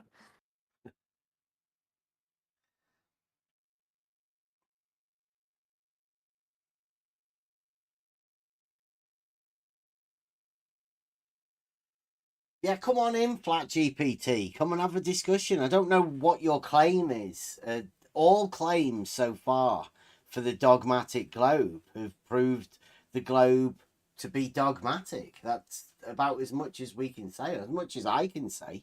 There's zero compelling evidence to comport reality to some sort of a form of proof. I've got nothing. My dogmatic globe basket of proofs is empty. It's barren. There's none.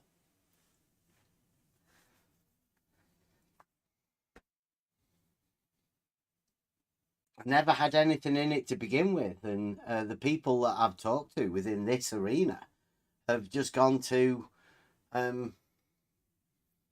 well, to make me not trust people. Really, that's the only thing I've ever found within any discussion concerning Earth shape. It's just completely riddled with people that either call me names or try and silence me from asking questions to get clarity about anything.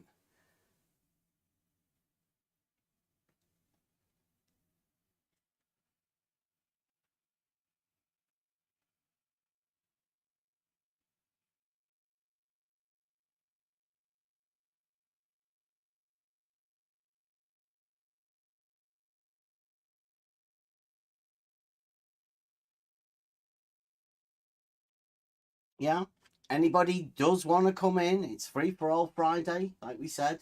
We're here to have discussions about anything really. Like I say, I try and get away from this concept of false dichotomy. I mean, like, to me, it can be proved that it's a false dichotomy. So once you've done that, I can't really see much use in discussing it after that point. You can only prove them even falser. And I think if once you can prove something false, then I can't see how somebody's going to come along with some evidence to be able to falsify that claim that you've already falsified.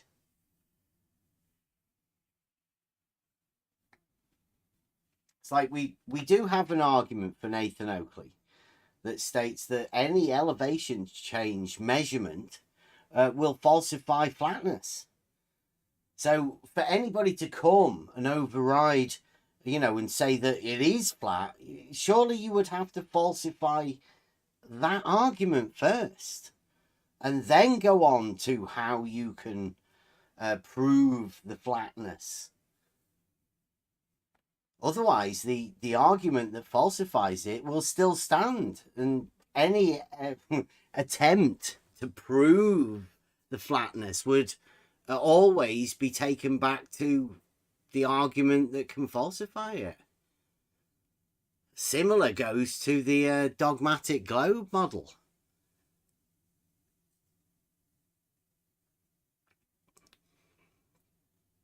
So I would say that in reality, anything that can be proved within reality would aid you to prove the real globe. Now, being able to prove the shape of the real globe would also be, I would state, impossible. Like trying to measure a distance to a light in the sky. Similar sort of claim. I would state that would be impossible. But people would disagree.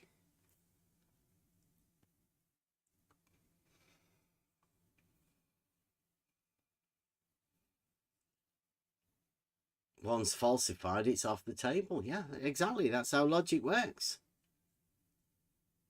So we best get round to discussing reality. Proofs within reality.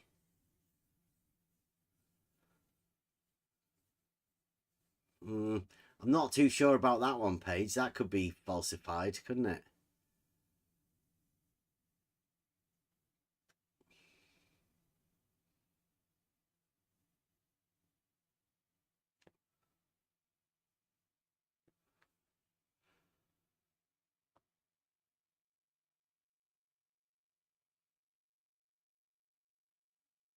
I'd say the globe being a spherical object is off the table.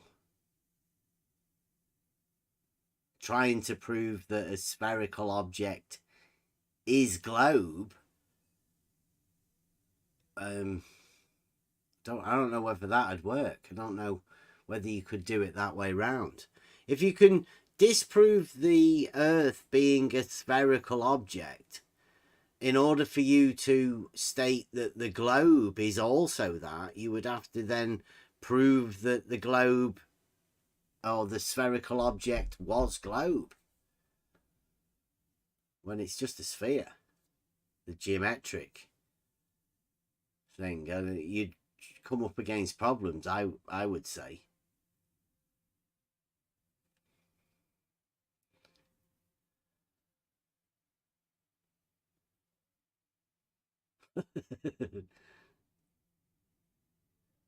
Are you serious? Flat GPT. If you claim what's impossible, measuring a distance to a light in the sky.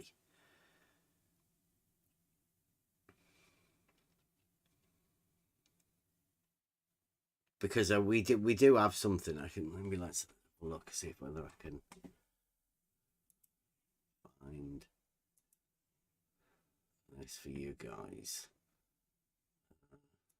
Live.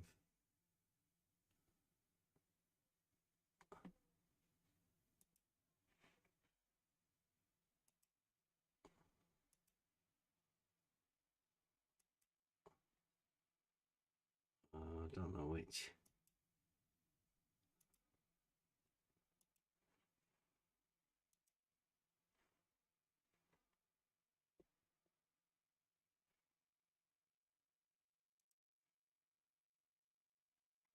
No, that's not the one.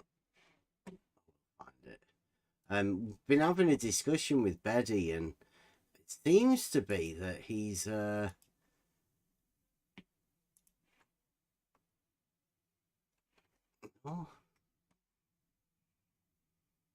where did he do it then?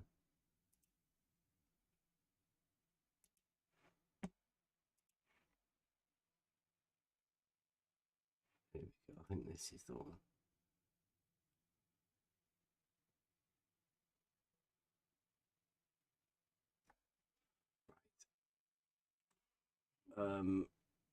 Here we go. Talking about this angle.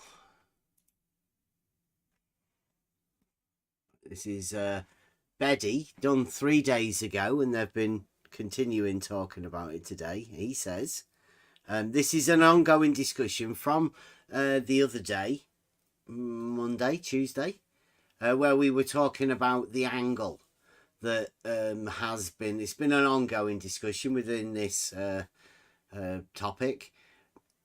We stated quite a long time ago to Ruhif that you can do fuck all with just an angle, one angle. So what this is developed into, QE has stated that it's actually a triangle.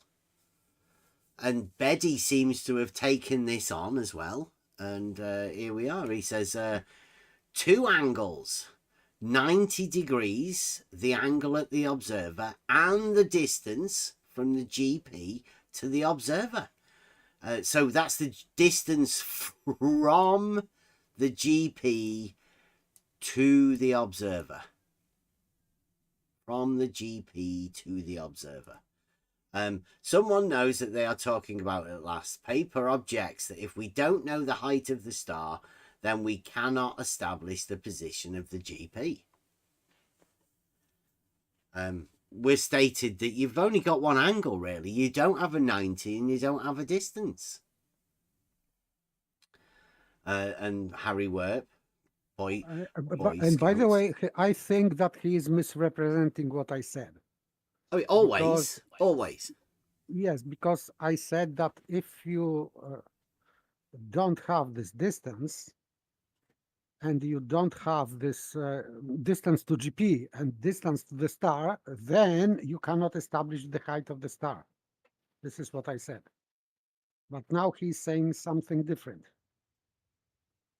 So, we'll get to it because he does go on. I state, you two are flat earthers, right? We all know that an angle isn't a triangle and that you can't measure a distance to a light in the sky. And Harry Works says, I see you struggle with comprehension like your buddy Flatzoid. I don't know, Flatzoid's not my buddy, obviously. Flatzoid's called me all sorts of things. So, strange idea of what they call friends. Flatzoid's failed to come up with any of his proofs that he states that he can come up with. He says, if we were flat earthers, we'd say things like, level is horizontal. Can't see why they'd do that. All horizontals are parallel. Can't see why flat earthers would say that either. An angle isn't a triangle. Well, I mean, that doesn't make you a flat earther because it's just one angle, right? It's not a triangle, obviously. And you can't measure a distance to a light in the sky. I mean, these things don't make you a flat earther, although Harry Werp does seem to think that it does. I would say that this is pure provocation. Yeah, it's just obviously it's Harry Werp. He's one of the Blue Marble scientists. This is what they do. He states, now if you weren't so willfully ignorant, you'd be able to take parallax angle of a star, 754 mass, and determine its distance from the sun. But you'll say you can do fuck all with an angle because you aren't clever enough to place that angle into a triangle.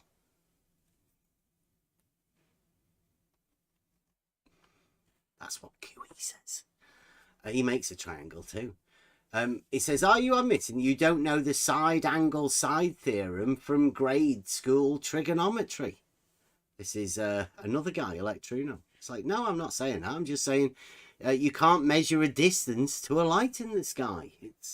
I claim it's impossible for you to be able to do that.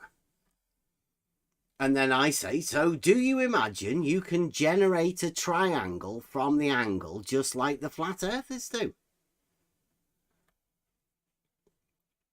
Here we go again. Here's another guy, non sequitur, but do you deny that a star can be on the zenith for some observer while an angle to another observer?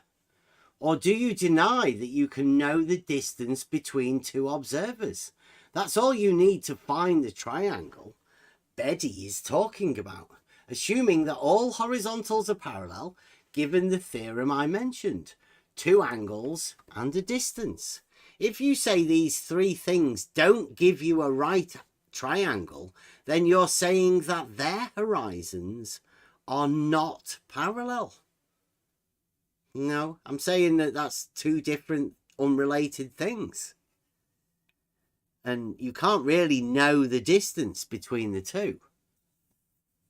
Or you can know the distance between the 2, but still you cannot derive a height to a light in the sky from these things. I mean, you can use trigonometry, you can know these angles, but that's not what they're doing. They're trying to play trickery with the words. And right, Betty says, we generate a triangle from 2 angles. I already explained this. If one angle is 90 degrees and the other angle is 45 degrees, what is the third angle, Bev? Again, is he talking about geometry or is he talking about measuring an angle of 45 degrees? Hard to tell. I say the angle to the light in the sky you measure isn't 90, is it? And say to Betty again, you don't measure the 90-degree angle, do you? And now he's saying, so are you now saying that the zenith isn't at 90 degrees to the plane of the horizon? Question was, do you measure the 90? And he's asking me if the zenith isn't at 90. Harry Werp says, a lamp hanging from a wire forms an angle of 45 degrees to the ground, 20 foot from a spot directly underneath it. How high is that lamp? Light in the sky. I think he's trying to advocate for lights in the sky distance. And I say, Betty says, he quotes me, you don't measure the 90-degree angle, do you? And he says, you mean that because I haven't measured the angle doesn't exist? Is that an answer to that question? No. He's making... Does a 90-degree angle exist? Question argument. Yeah. Question argument. Betty's question argument. So Harry Werp says, Bevy's saying that unless you can measure the angle formed by the wire and the horizontal, the angle does not exist for some reason. He seems to think that that's what I'm saying. I say, do you measure the 90? Because if you don't, then all angles exist. Why do you choose the 90 degree to imagine? Which is a true statement, right? If you don't measure it, why are you just imagining a 90 degrees? It could be a 270 degree angle that exists that you're not measuring.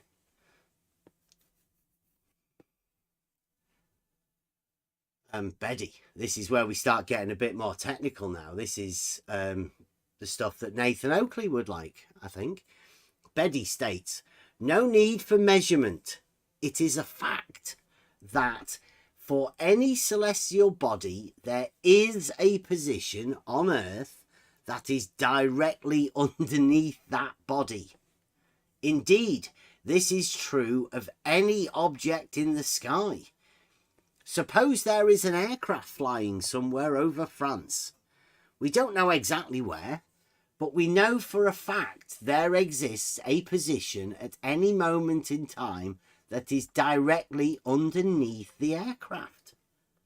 Hence, such that the line from that position to the aircraft is perpendicular to horizontal. That's what Betty states. So Betty's equating an aircraft to a light in the sky. Noted. To Betty, a light in the sky is the same as an aircraft. Harry Werp. Or do you need to know the height of the lamp to know the angle on the ground below it, as Paper or Honest says? Definitely, Paper says. Paper's a smart geometer.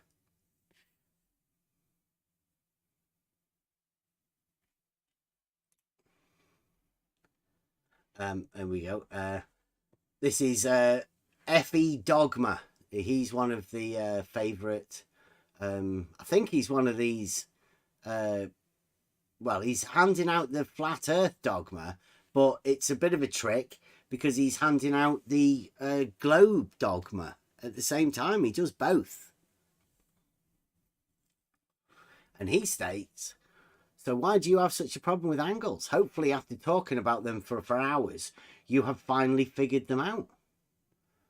I said, I don't have a problem with the angle because I know that only one angle is measured. I know that with just an angle and no additional information, we cannot determine or conclude anything about geometric properties or relationships, or you can do fuck all with an angle for short. Betty says, you seem to have a problem with the idea of an object in the sky being directly overhead for some object on the ground. You really struggle with that. Another guy. Handle of 2SI. Talks to F.E. Dogma and Betty. You have both backed Bev and his Bevites into a corner. You notice there's only really me there talking to this. So, I mean, if you want to become a backed in the corner Bevite, according to this guy, I'd call it bigoted of this guy. And he says, well, we can now cannot agree that stars can be measured to be directly overhead. Measured to be directly overhead. Every comment he posts where he purposely refuses to address this, just adds to the hilarity. You have to remember, my claim is that you cannot measure a distance to a light in the sky using these geometric properties, where they seem to be saying you can. They're taking a long time to get around to it, but that's where we're at. F.E. Dogma. Can't even understand that all celestial bodies are at zenith at some location on the Earth's surface. I live in Thailand and the sun passes directly overhead twice a year. Also, why can I figure out my approximate latitude with only one angular measurement of Polaris in the northern hemisphere, or with any angular measurement of the south celestial pole in the southern hemisphere? Could it be the size of the Earth has been accurately measured by surveyors, and this is the reason celestial navigation was successfully used for hundreds of years before the advent of GPS? Please try thinking for once. Your problem is you don't know how to use an angle. Again, an angle. I would state that, you can't. And Ed Beddy says, yeah, but he will simply come back with some inane comment about you can do fuck all with an angle, or level is definitely horizontal, or something like that, or triangles have more than one angle, etc., etc., which is right. They're the sort of things that I do say in rebuttal to these dogmatists. So I state to F.E. Dogma again. I know that with just an angle and no additional information, we cannot determine or conclude anything about geometric properties or relationships. Or you can do fuck all with an angle for short. Do you imagine you can? That's to FE Dogma. It's normally the point where they disappear and don't bother coming back, never reply to it, leaving other people. I reply to handle of 2SI. The statement you're attempting to rebut is, with just an angle and no additional information, we cannot determine or conclude anything about geometric properties or relationships. Or you can do fuck all for short, with an angle for short. Make your mind up which angle you are measuring, will you? Handel says, you've just proved my point though, Bev. You cannot acknowledge the fact that there are two angles. So you're measuring two angles. So you're measuring two angles in two different locations, apparently. That's what his argument must be, because the argument stated you can do fuck all with an angle. And he's saying there's two angles. So you can't really rebut the statement you can do fuck all with an angle by saying there's two angles, because that's not really a rebuttal. Don't expect you will change your script though. FE Dogma. Why don't you understand that there is additional information? This would be geometry that can calculate the distance between your location to the GP of stars used for celestial navigation.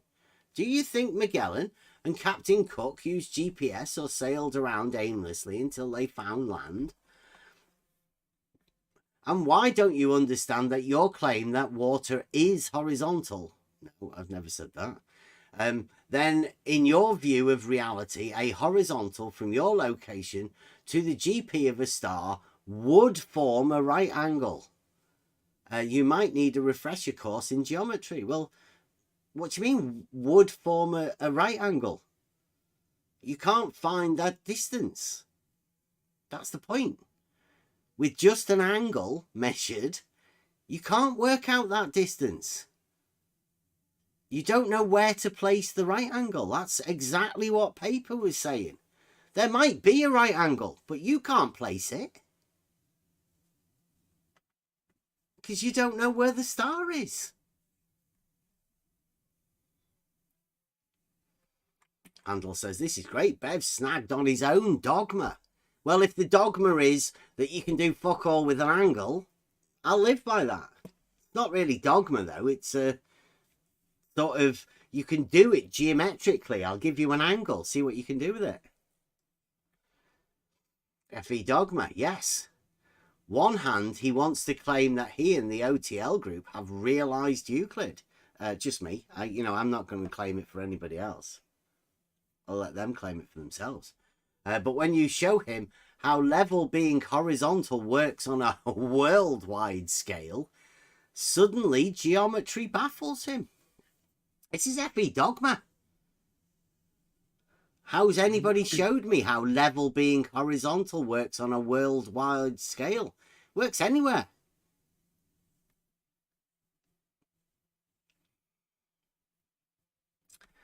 So I say to FE Dogma, if you have more information than just an angle, then why are you rebutting the claim that with just an angle and no additional information, we cannot determine or conclude anything about geometric properties or relationships, or you can do fuck all with an angle for short?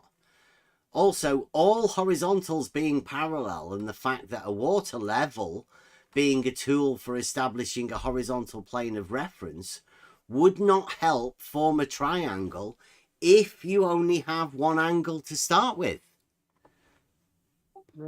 He is arguing against himself, because your statement is that you cannot do anything with just an angle.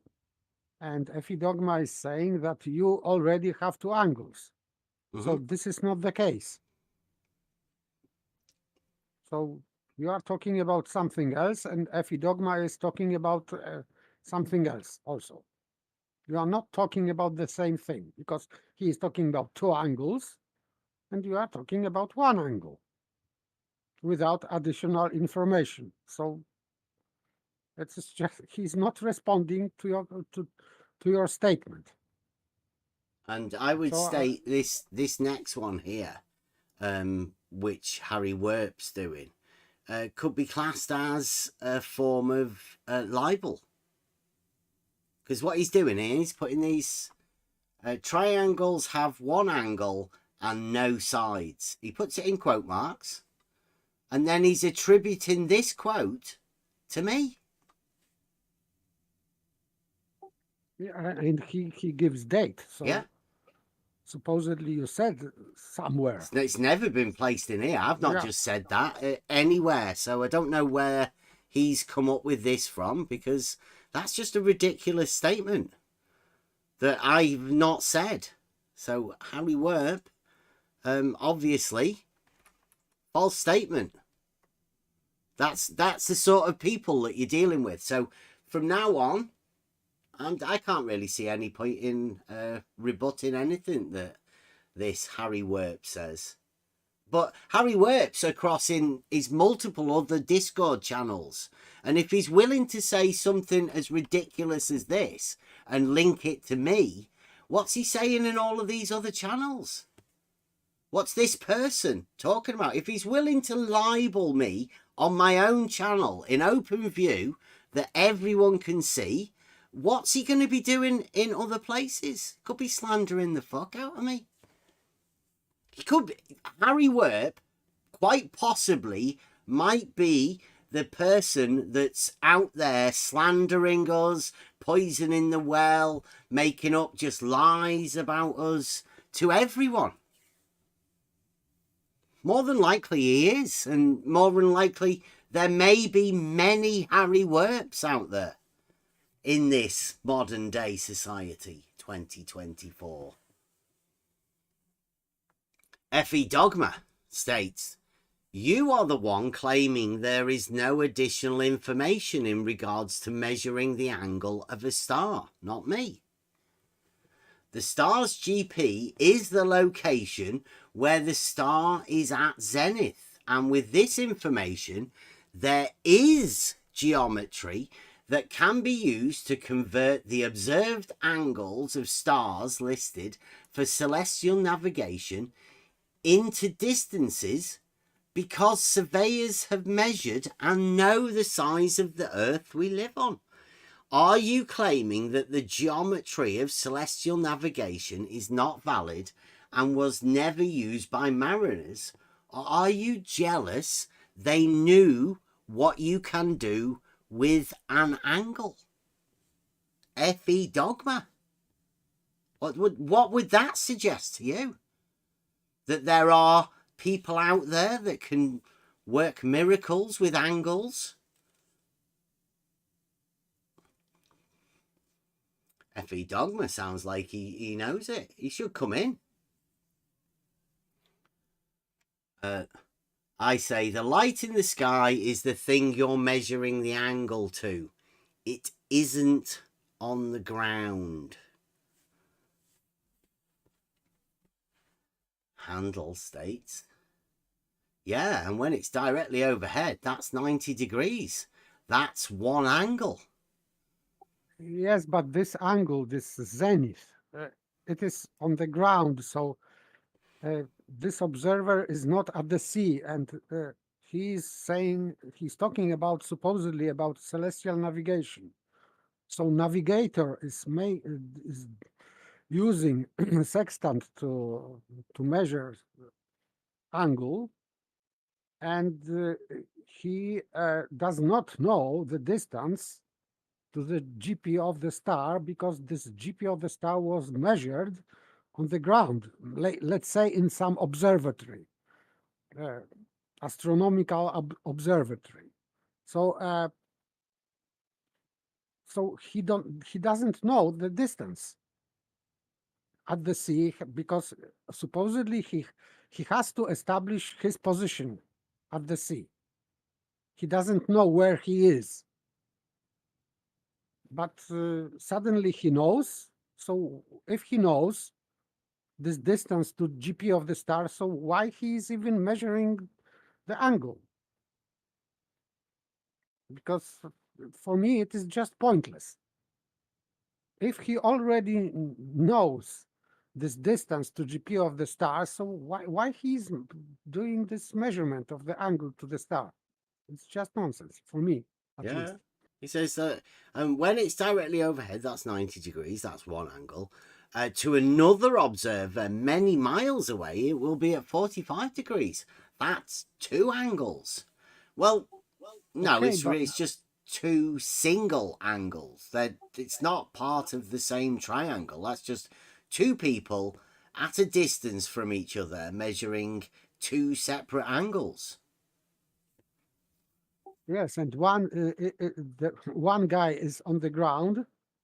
This is zenith angle measurement, and the other guy is at the sea.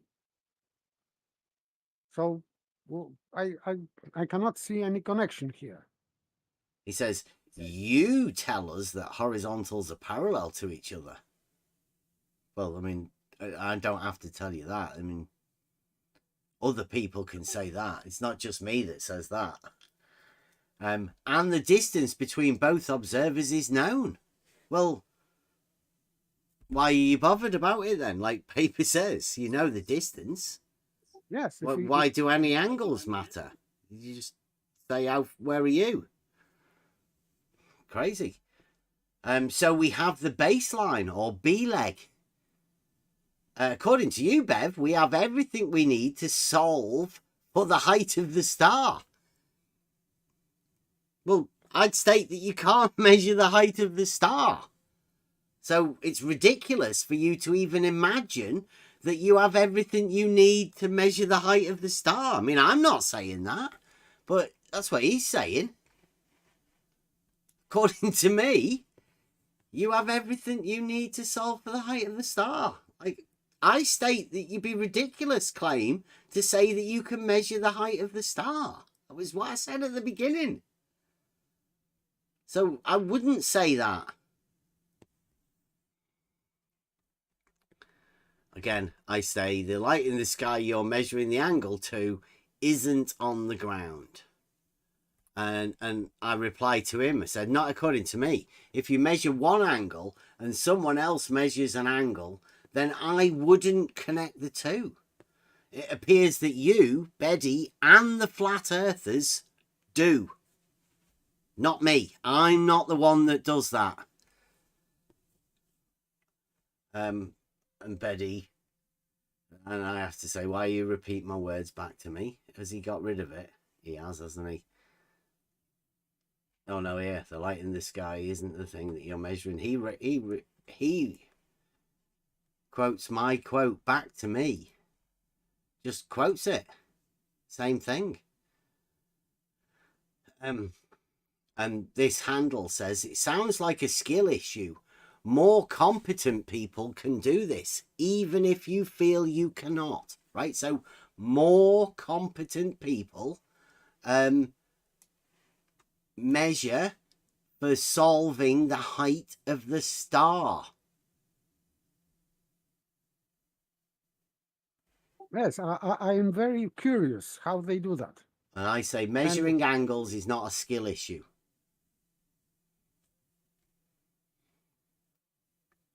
He quotes me if I say, if you measure one angle and someone else measures an angle, then I wouldn't connect the two.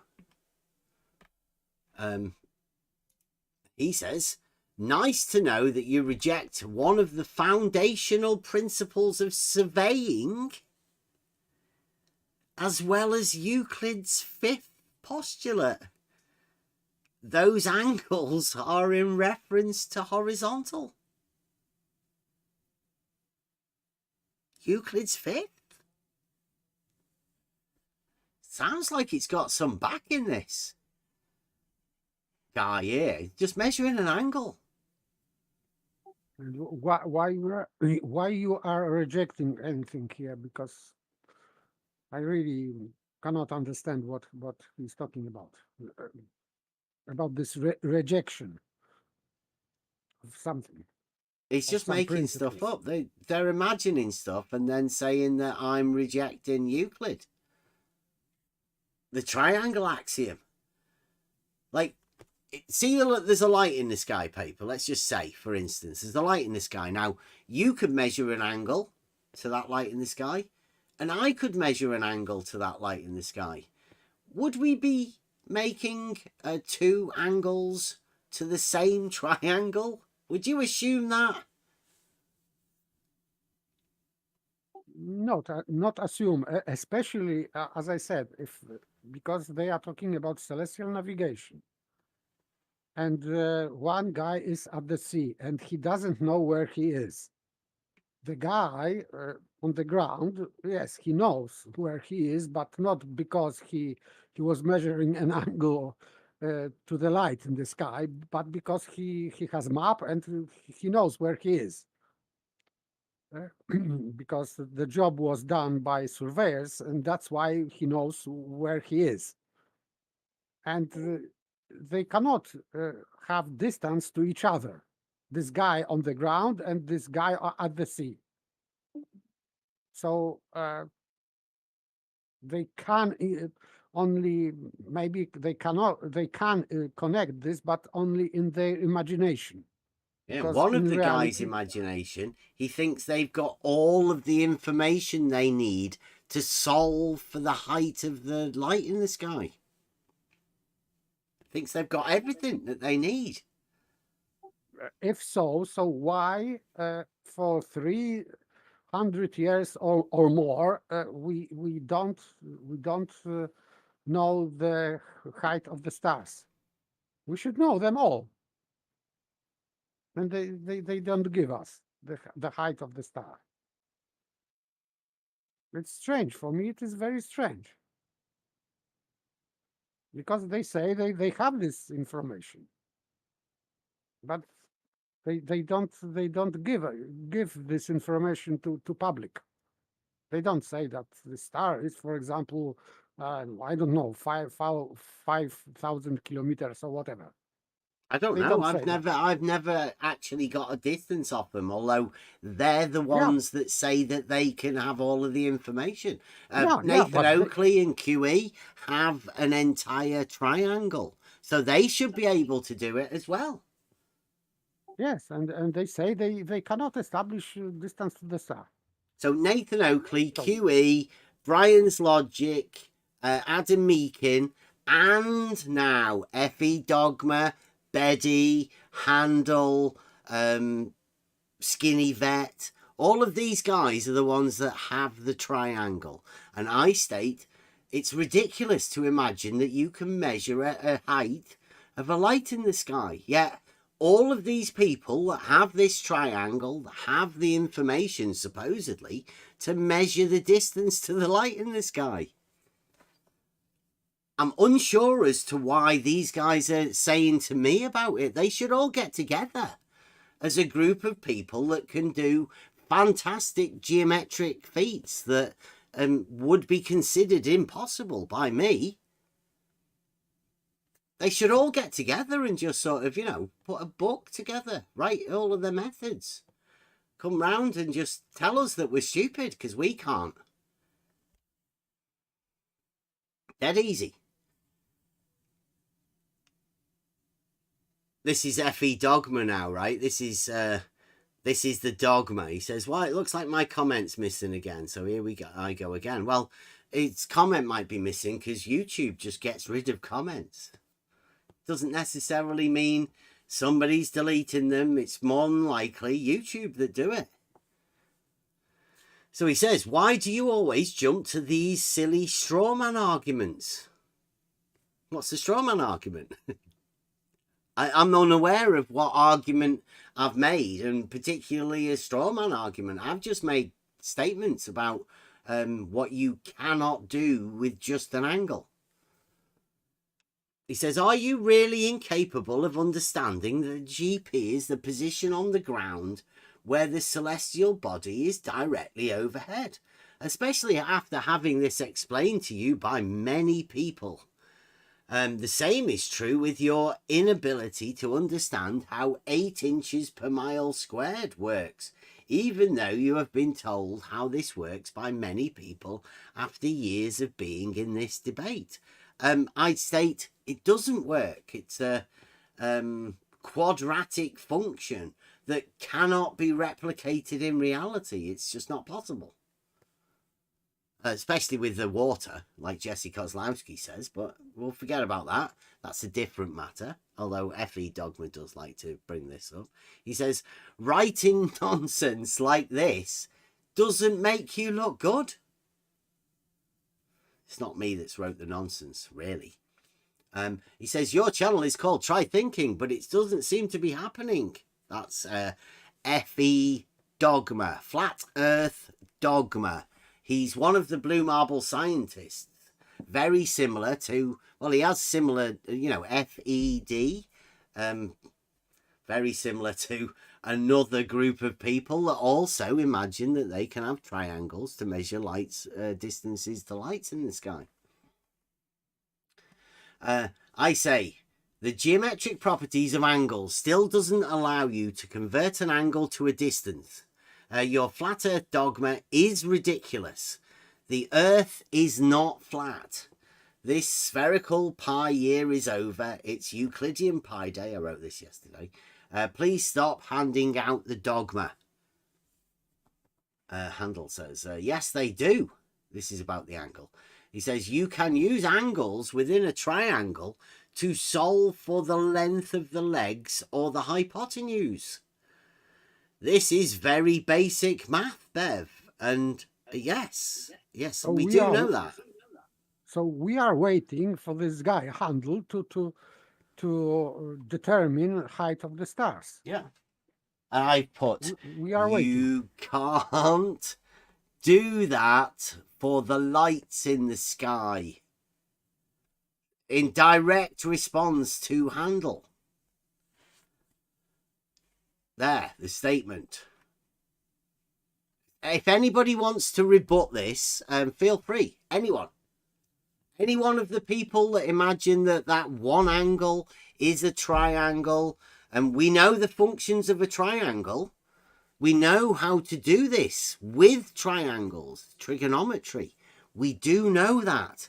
But what we're saying is, with just an angle, you cannot derive the triangle, because once you do derive the triangle, then you can solve for the lights in the sky, the distance to, which Handel is the first one, admittedly, the first one that's fallen into this, where he's saying you can do that, because everybody else within this wants to have the triangle.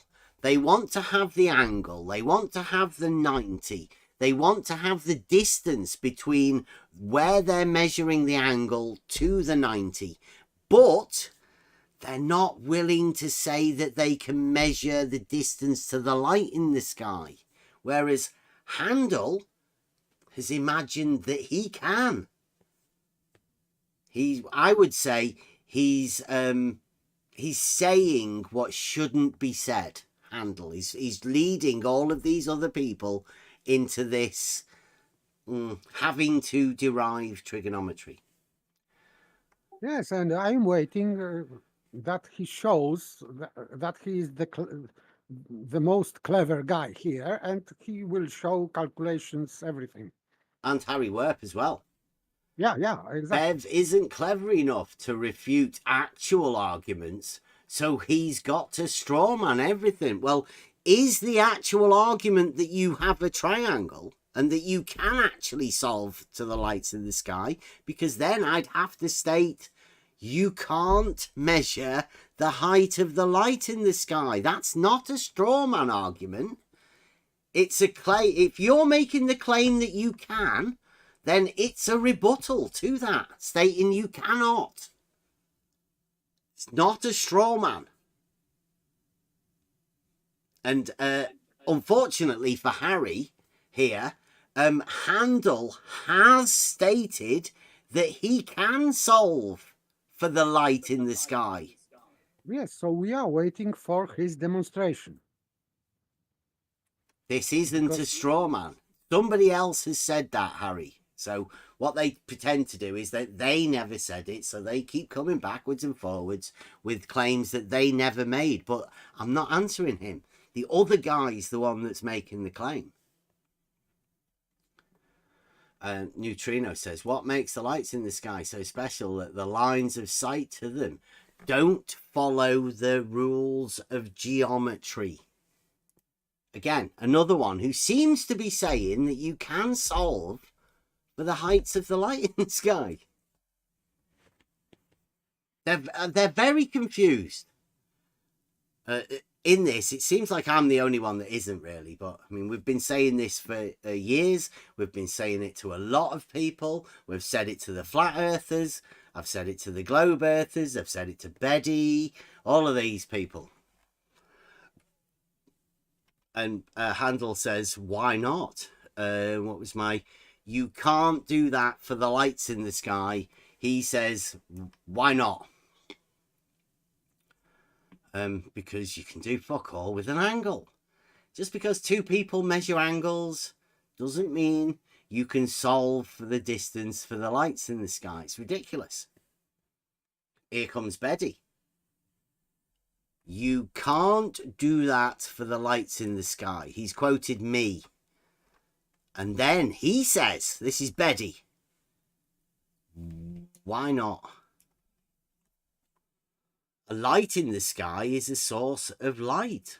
Light travels in straight lines. Therefore, we can location the direction of the light in the sky, even though we don't know how far away its source is.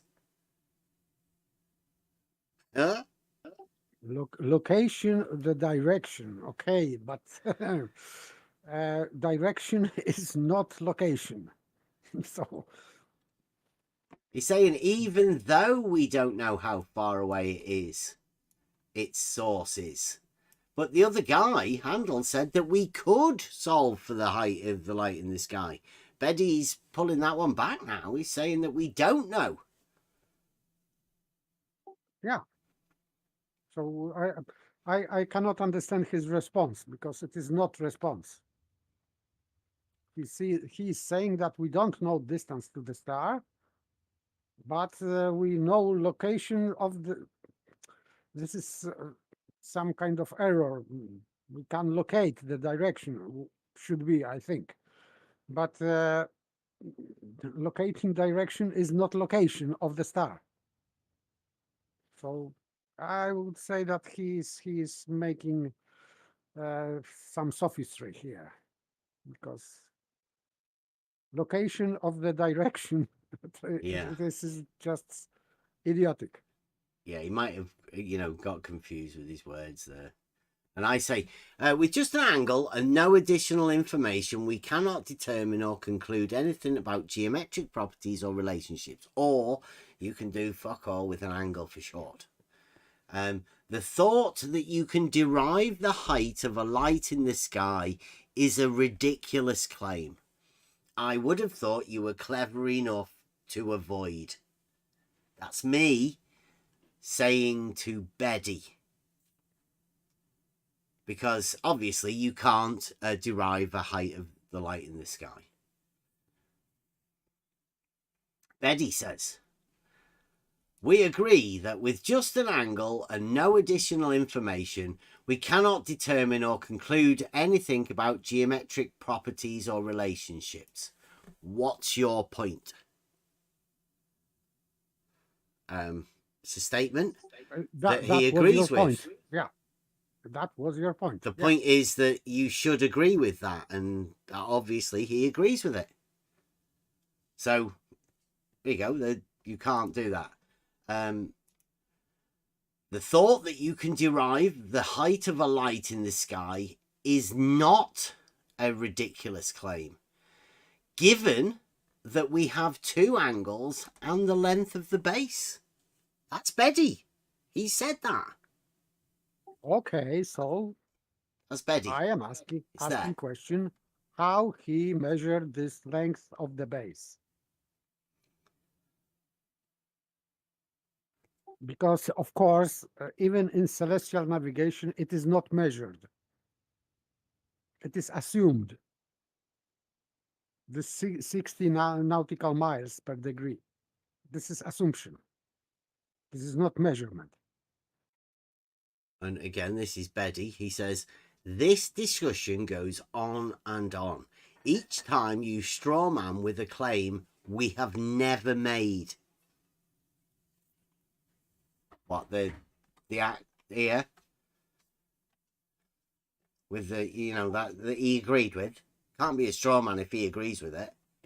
Yeah, exactly. So he says, our claims are, he's speaking for a group of people, our claims are, 1, that we can determine 2 angles to the light in the sky. And we can determine the length of the base, QED. So he has enough information to derive a distance to the light in the sky. Yeah, exactly. So, Betty, yeah. To work. So he has joined Nathan Oakley, QE, Adam, in to say that there's a triangle. That's what Betty's saying. And Harry Werp says, you need to change that to BCD. I don't know what that is.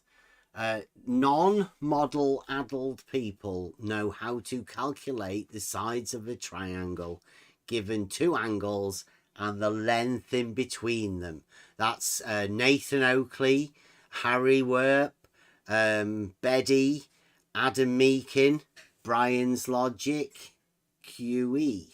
There's quite a group of people, all completely model afflicted people, all of them. And then Handel says, we do have the additional information. Why do you continue to lie?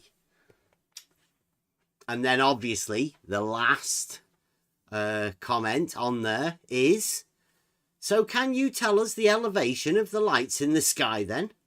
How high is Polaris? Strangely enough, no more answers. That was it. Yes. And by the way, this guy Handel, why he's accusing you that you are a liar? You are not lying because you said that with 1 angle you cannot do anything. And he's saying that we have additional information. And this is not your statement. You didn't say that with an angle and additional information we cannot do anything. I did say that you cannot derive a height to the light in the sky. I did say that, and if he's saying that he can, then he might be able to consider that a lie. So I'd just say, through geometry, how do you work out how the height of the light in the sky? Just give us that and prove me a liar. Simple. So there's nothing coming back. There's no statement. So if everybody's watching, anybody that is watching, just let it be known that I state you can't derive a height of the light in the sky by measuring angles, because these geometric principles that you presume you're using don't work like you think they do.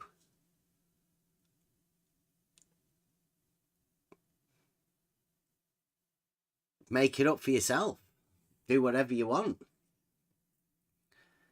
Yeah, it was. As somebody said, it's 433 light years. Flat GPT has different theory. But that isn't how they calculate the distance to Polaris. They used, I think, stellar parallax. Well, what are they talking about there then? How do they work that? How does that geometry work? I think this is false statement what he's saying, because you don't calculate stellar parallax to Polaris, because Polaris is not moving. Parallax is changing in distance between two stars, and this is parallax.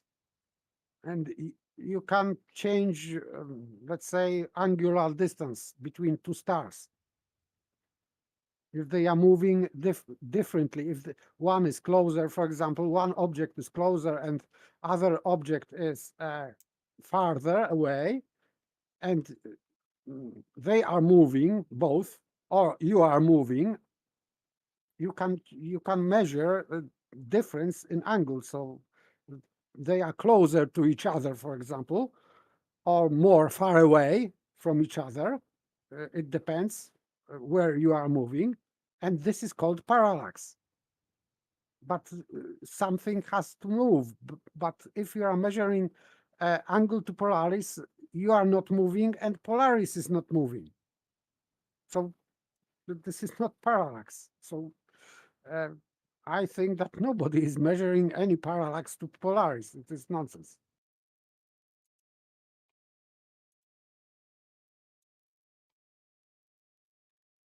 Yo. Post this in here because this is Betty. Hopefully Betty will be going over and reviewing this. Hopefully people will be able to show him these things. Go back to, there you go, Betty. Thank you very much for that. You and your team of blue marble scientists have just proved that you are completely on board with Nathan Oakley and the Flat Earth debate crew. Seem to be on exactly the same page, deriving a triangle from these things, at least geometrically. Geometric reasoning, being able to conclude the height of the light in the sky. Yes, I'm waiting for numbers and calculations. And Flat GPT again, he's assuming something, that Earth is moving. You have to prove that first. I have heard recently that the some flat earthers, Jay Tolan, and some of the flat earthers have measured a distance to the dome. Now, I don't know whether Betty's presuming that, you know, these lights in the sky are also within the dome of the flat Earth. It might be. I don't know. I don't know the people that comment in here. There are all sorts of Flat Earth Society members. Yeah, but this what Flat GPT is writing is just nonsense, because parallax is apparent motion between two objects while you are moving. This is original parallax, what it is. Or if you are stationary, they move and you are stationary, and you are measuring change in apparent distance of the objects to each other. So you can say that it is just perspective, but it doesn't work in that way, that you are moving and you are measuring some parallax to the star. No, it is not parallax. You have to have two objects to compare, not observer and object, but two objects. You are observing two objects, and you are observing or measuring apparent distance to each other of these two objects, not you. So it is not parallax. What Flat GPT is describing, it is not parallax. Flat GPT says again. I don't know what again means. I've never seen anything like this. You'll have to.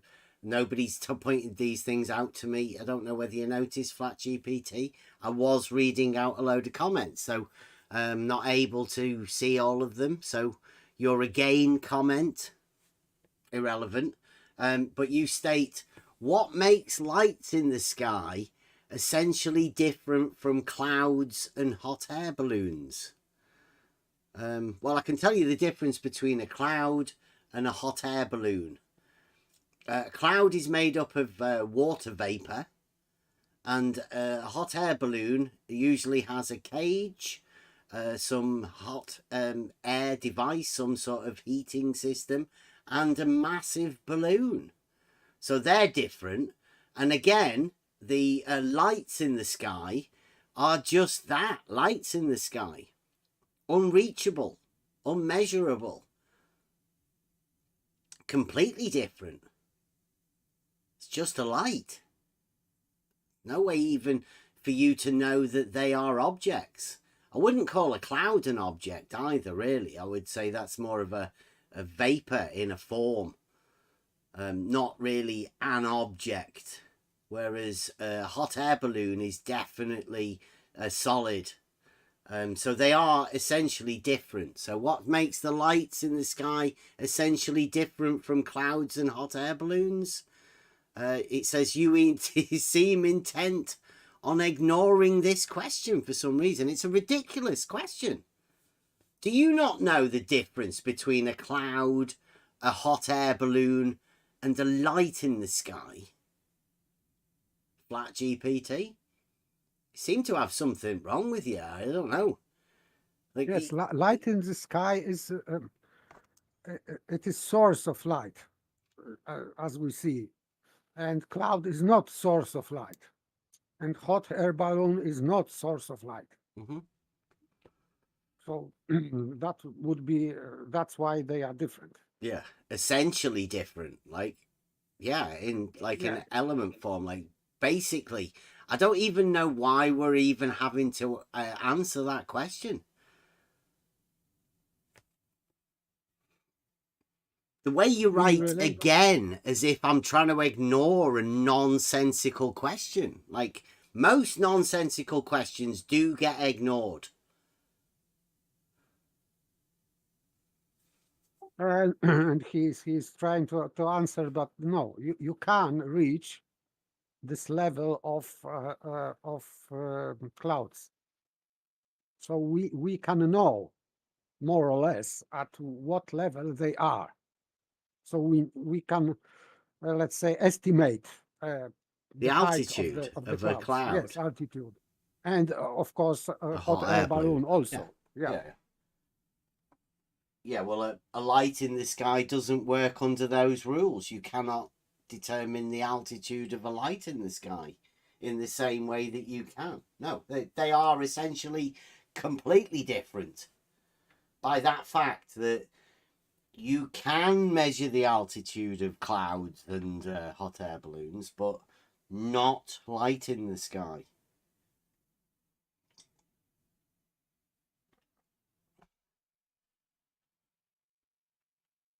I'm not being disingenuous, Flat GPT. You're the one that's asking nonsensical questions. If you can't tell the difference between a light in the sky and a hot air balloon, then that is not my problem. It's not me being disingenuous. That's you asking completely foolish questions, nonsensical questions.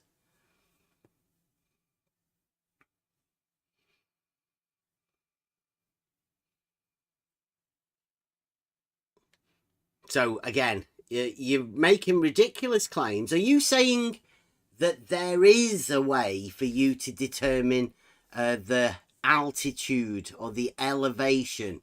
Well, it'd have to be altitude, wouldn't it? It can't be an elevation. The altitude of a light in the sky. A vertical distance measurement.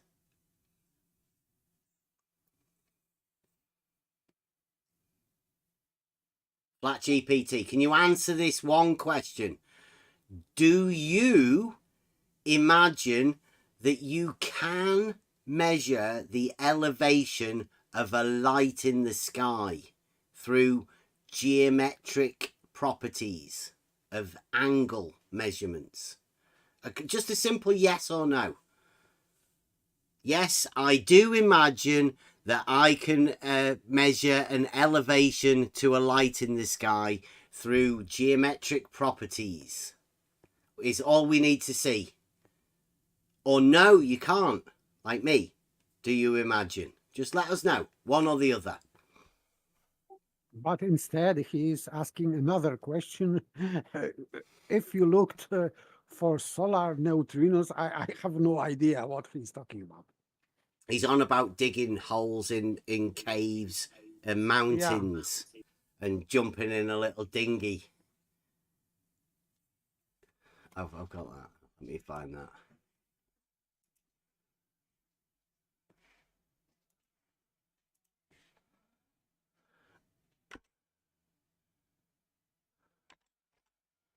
Here we go.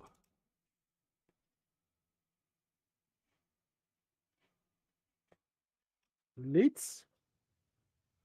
There you go. Question was about stars. Lights in the sky, not just, of course, if you're at night when aeroplane is flying, he has lights, of course. We are not talking about that kind of lights that are on the plane, aeroplane. We are talking about stars. Yeah, we're talking about particularly about celestial navigation here and completing triangles. Like Betty and the guys have been admitting here. 90 degrees, 45 degrees. Is that what you imagine? Okay, it is LITS, it is abbreviation. I didn't know that it works. That LITS, light in the sky. That's new for me.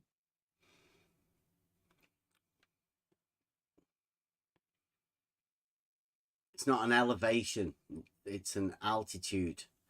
Elevation is of the land. Altitude is above the land. Distance, vertical distance.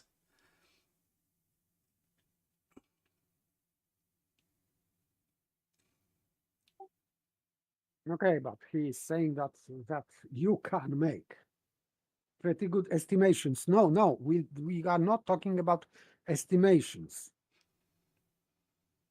This is geometry. We are using talking triangles. about It's a measurements and precise calculations using trigonometry.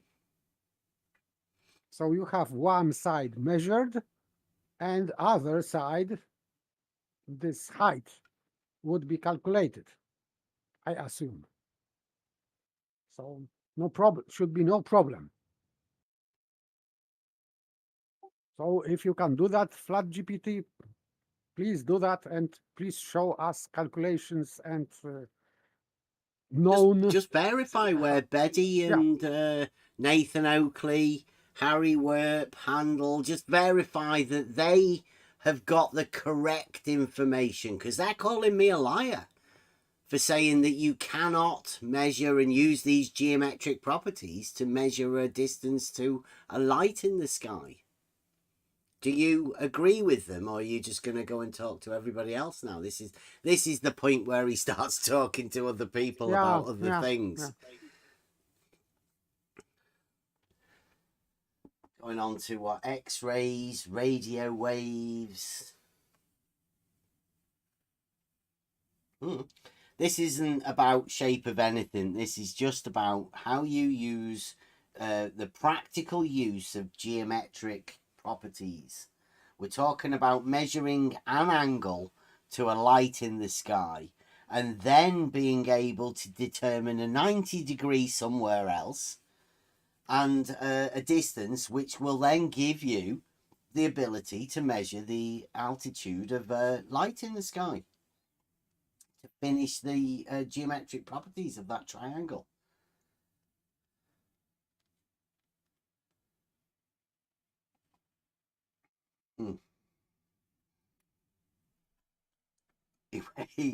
He went for a wee whilst replying to everybody else, and then it just so happens that I need to do the same. So does anybody else want to have a chat to Bart GPT? It would be handy if he came in here, because he's pretending he didn't hear anything that we just said. He knows it was a mini ramble, Even though I asked him twice within that ramble. He knows it was a ramble, but pretended that he didn't actually hear it. Yes, so Flat GPT, if you are not interested in discussing the properties of triangle, and because you know that, so please educate us with this celestial navigation stuff, like measuring distances, angles, and height of the lights in the sky. That would be great, because everybody says that he knows everything about celestial navigation, and when asked about height of the stars, they don't know. Suddenly, they don't know anything. They cannot determine the height of the star. This is strange for me, because they should. And they say also that Bev should know that. So they know that, we should know that, but surprisingly, they don't give us numbers, these numbers of the heights of the stars. This is strange for me. This is some kind of conspiracy. I smell some conspiracy here. Because everybody knows triangulation in celestial navigation, trigonometry, this nautical miles per degree, etc. Everything is known. Angles to the star, GP, but somehow not the height of the star. This is strange. So if you can, GPT, please give us some solid numbers here. I would imagine you could do this with every light in the sky, right? Obviously. Mm-hmm. I think that wouldn't they all purport back to give the same sort of number? Probably because if they assume this nautical miles per degree, the 60 nautical miles per degree, it assumes that all stars are of the same height. Mm. Because within the triangle, if, for example, if we start with Polaris, that is not moving, that would be the easiest star. So supposedly this nautical mile is from measurement angle to Polaris. But they assume also that if they are measuring to other stars these angles, they also calculate 60 nautical miles per degree to any star. So seemingly it is the same height. For me, it is just impossible, but okay, this is what they do.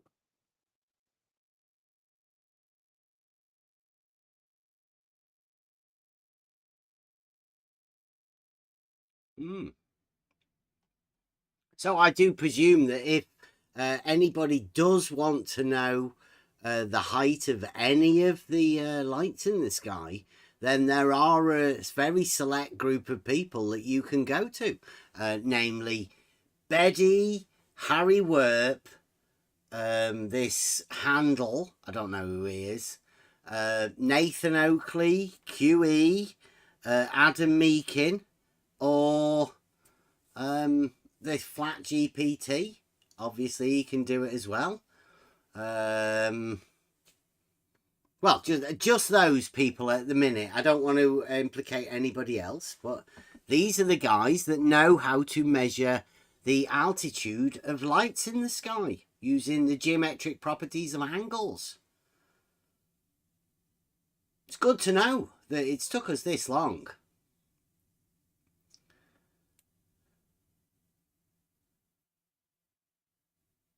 Thomas Walbrand said, with several observers at the same time from 1,000 miles apart, we can get the distance from Earth. What? Not height. What? Distance from Earth, not and the this height. is not height. So he's calculating or stupid. measuring hypotenuse. Whatever. I don't know. I don't know, Tom. You seem to be stuck there. We can get the distance from Earth, but that's not a height, is it not? For me, it would be vertical. But I think that's what was the 90, right? They were mentioning 90 degrees, so that would be vertical. So that would be a vertical height, right? From Earth. Yeah. He's not precise. So well, is Tom saying that you can, right? Or is he saying it's just a distance, not a altitude, vertical? I don't. Yeah. But height is distance. Yeah. So, and this is distance from Earth. It can be only vertical because otherwise it is not. It is skew line. Oh, right. You're saying that you don't call it the height, you're just calling it the distance from Earth. Okay, so you can determine the distance. Can we find out how that distance was measured? Did that Tom, what was his name? Did he do it himself? How did he do? I'm intrigued. What is the distance? Come on, what is the distance that you can determine by using these geometric things? What's the distance to the light in the sky? We don't need to have any particular one because I presume they'll all be the same. You could just measure angles the same, right? So what's the distance to the light in the sky? Please, Flat GPT. If any Nathan Oakley fans are looking out, if QE's there, somebody send him a message. Let's see who can be the first to give us a distance to the light in the sky, geometrically determined by measuring an angle to it. Distance between observer and the light in the sky or sun. Okay. The hypotenuse. Are they saying they can work out the hypotenuse? And they can work out the adjacent? The only one that they don't seem to be able to work out is the opposite. The opposite side angle, which is Ruhif. Yeah, the opposite side angle. That's easy, isn't it? Opposite side angle. Once you have the right angle triangle and you have your elevation angle. Yeah, opposite side is a function of trigonometry. Yep. Come on, guys. I don't even know if you need a scientific calculator for that anymore. You might, but there's nobody going to come up with us. Come on, Tom. Come on, Flat GPT. What's the distance to the light in the sky? We'll take Polaris because, I mean, that's the obvious one. Most of you must have measured an angle to Polaris, right? Multiple people must have measured it. You guys must do this sort of stuff all of the time. What's the distance to the light in the sky? Come on, Tom. Come on, Flat GPT. Let's see whether you come up with the same one. Did you derive the same distance when you did it? I've never done it. You can calculate distance to Polaris without measuring.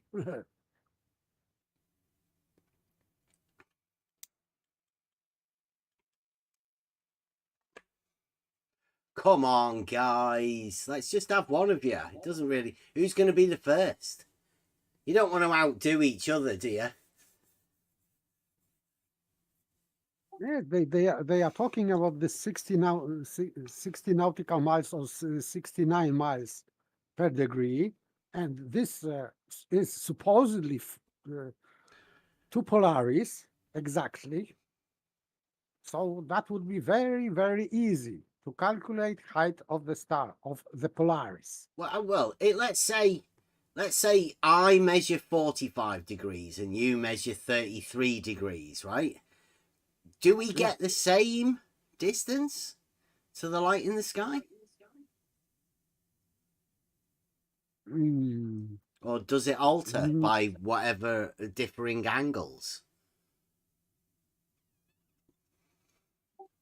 Hard to it tell, would be right? I don't know because hard. I've never done it myself. Well, I mean, let's have a look. What about Tom? When you measured an angle, did you measure a different angle than Flat GPT did? And did you come up with a different distance that the light in the sky was away from you?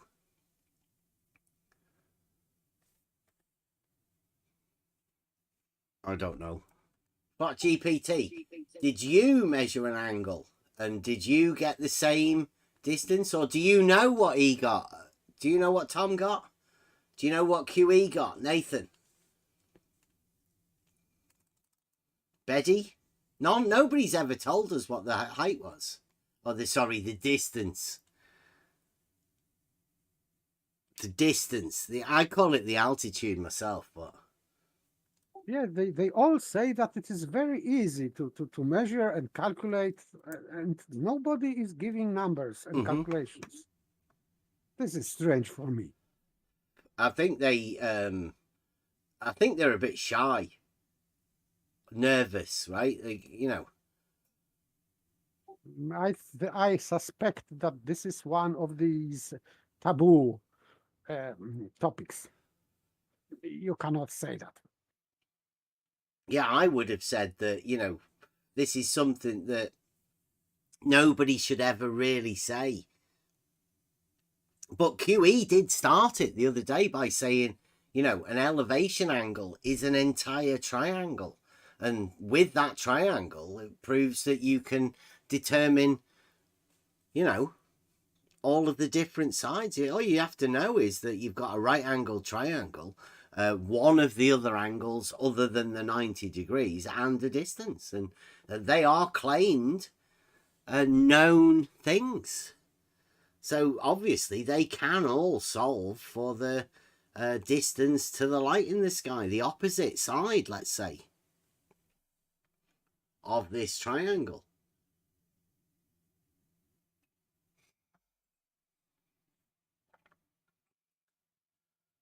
Essentially, I don't think Flat GPT thinks that there's any difference between a cloud, a balloon, a plane, and a light in the sky, or even a light in the sky on a plane, or the light in the sky on a balloon. I think he thinks they all work exactly the same.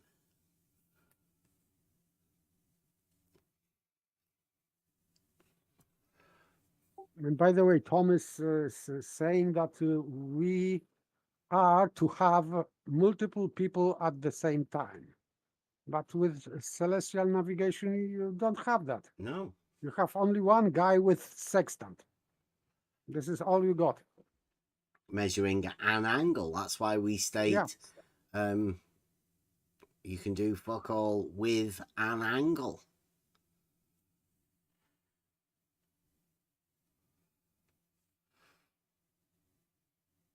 Oh, Flat GPT's tapped out. It's left you, Tom, on his own. Oh, without even answering the question. That's a shame. Oh, that's a damn shame. That's surprising. That's surprising. Yeah. Just you, Tom. Come on, Tom. Don't let's get in there. Don't let Flat GPT do that to you. Yeah, come on. You can take all the fame just for yourself. What's the distance to the light in the sky that you measured, Tom, when you did it with all of your mates, when you had a party or whatever? Light in the sky measuring angle party.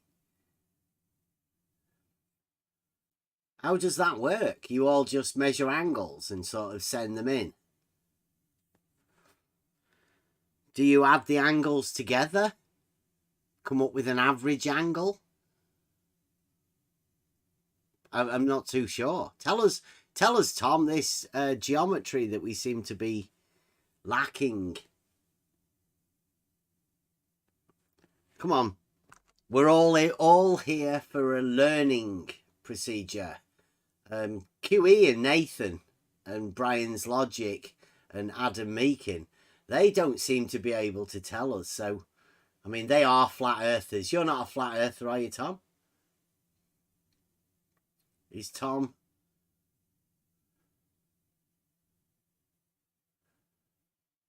Tom, are you a flat earther? Or are you, well, I think they're all flat earthers, aren't they, with the triangle? But you give YoPub the distance that you demand. It is not required for no... I don't get that. I don't even understand. That doesn't even... Can somebody translate what, Tom? Do you want to try that again? No. Do you want to try that again, Tom? To give... I can try, but to give you the distance that you demand. I think that was typo, and this one I said it makes sense for me, but I'm not, of course, 100% sure that it is correct. It's not Correction. required for navigation. I think he is a flat earther, because that's what Nathan Oakley says, isn't it? He doesn't have to work out for the light in the sky.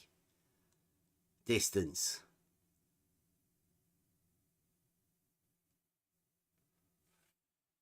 So, like Paper said at the beginning, like, why do you measure the angle at all?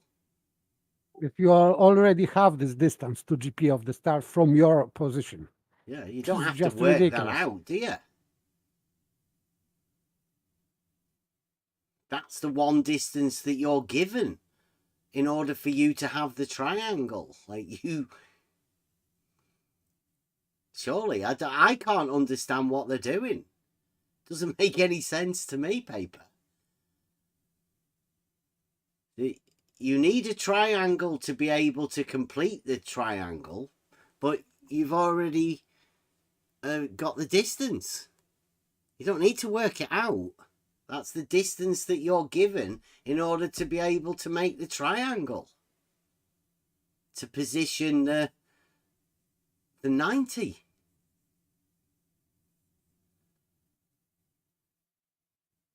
But if you have that distance, it means that you have height to the star. This is simple.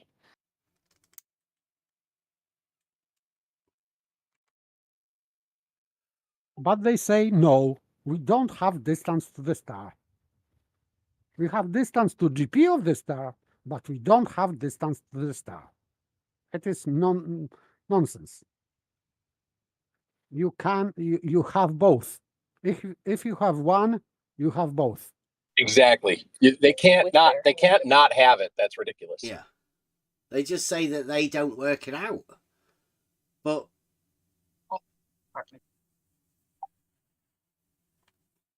ridiculous.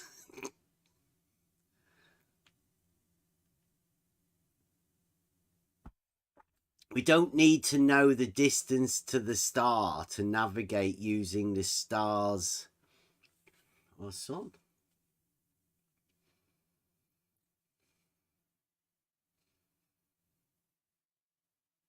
Is Tom deferring to ignorance, is he? Is that what's happening? I think so. So he's going to say we don't need it, so we don't calculate it, even though the implication of having the distance to the GP and the angle to the light in the sky means you have all of the necessary components to figure out the height of the light in the sky. But they're saying, I guess what he's saying is, well, we don't calculate it, therefore it doesn't exist. That is delusional. Is he saying no triangle is needed? The triangle is there. Distance to object, just angle to me from my zenith. What? It doesn't matter if it is needed or not needed. You just have this height. If you have angle and distance to GP, you have this height. And they claim that they don't know. That's the case. So it doesn't matter if they use that or not. Completely different topic. They say that they don't have distance to the star. Blue's come in to save him. It's all right. Blue's going to come in. Blue, you'll tell us the height of the... Sorry, not the height. The distance to the light in the sky, right, Blue? The distance We to a are not celestial stupid. body is not used in celestial navigation. It It never doesn't has been matter. used and never will be used. Don't be stupid. It doesn't matter if it is used or not used. What matters only here is that if you have this 60 nautical miles and angle, you have this distance. And people claim, some people claim that they don't have this distance, although they have this 60 nautical miles per degree. So they have to have this distance, but they say they don't. And other people are saying that they, of course, they are smart and they know everything, but they don't want to bring these numbers. I don't know why. Some kind of conspiracy is here going on.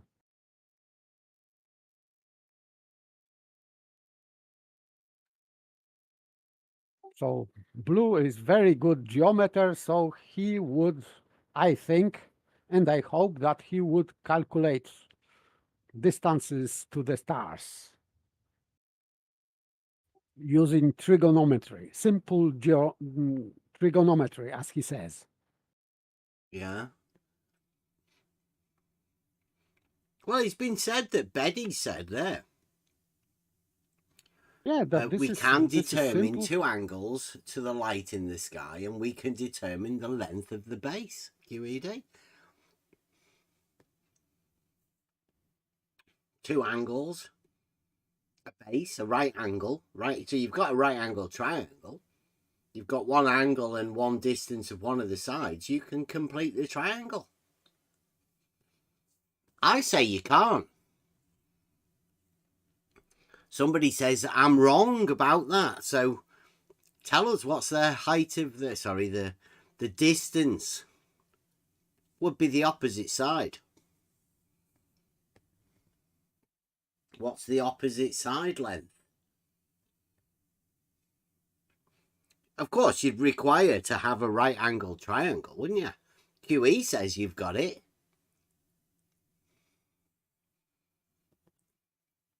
Big Blue's now saying it's not a right angle triangle.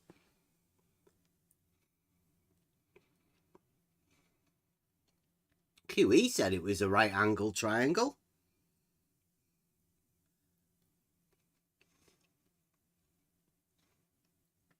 We can determine two angles. One of them's a right angle, the other one's an angle. You're using geometric properties, right? Are you saying you're using geometric properties of a not right angle triangle?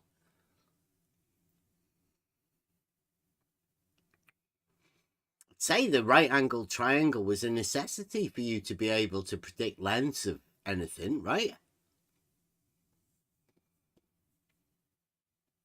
Wouldn't that be needed? Isn't that a necessity?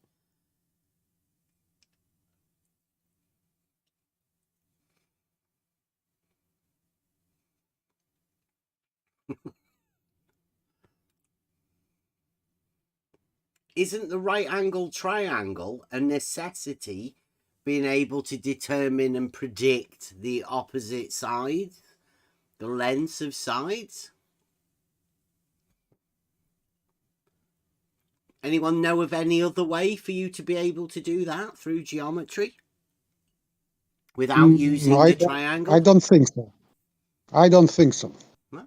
You have to have this right angle triangle for trigonometry.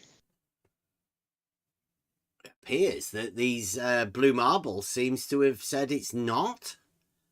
Now, somebody's claiming to be able to predict the lengths of sides without using a triangle. Geometry's probably moved on.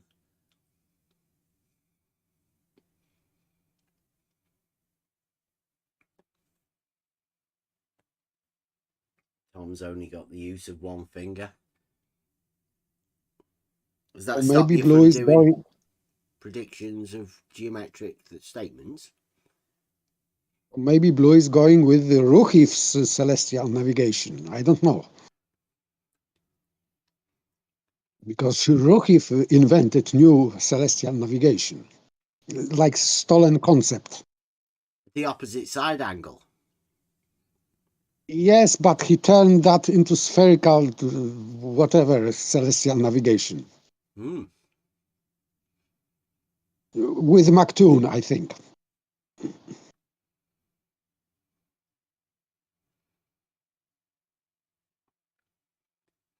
This was original Mactoon challenge. So it was with refracted curvature, this challenge. Oh, yeah. Yeah. Yeah, So the one where this refracted curvature gave Ruhif all of those things. He allowed Ruhif to go ahead with it. So that might be what they're doing. All the same team. I think they're all working together.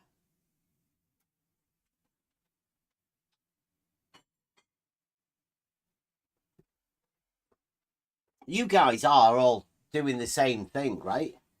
Except you guys, Blue Marble Science and the Blue Marble Scientists, I would say, you state, well, Blue Marble stated it's not a right angle triangle having a right angle and an angle and a distance.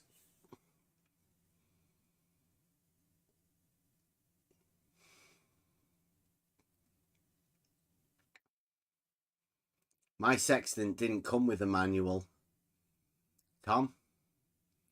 But yeah, it's just an angle measuring device. Just measures angles.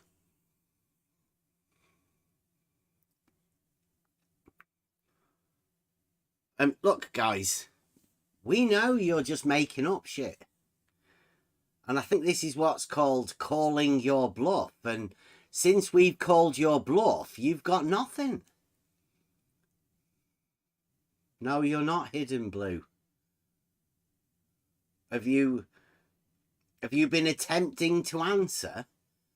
What's the distance to the light in the sky from completing your thing? Although you did say that you didn't have a triangle. What shape would you call a distance, an angle, and a right angle when you place them together? What would you do with that?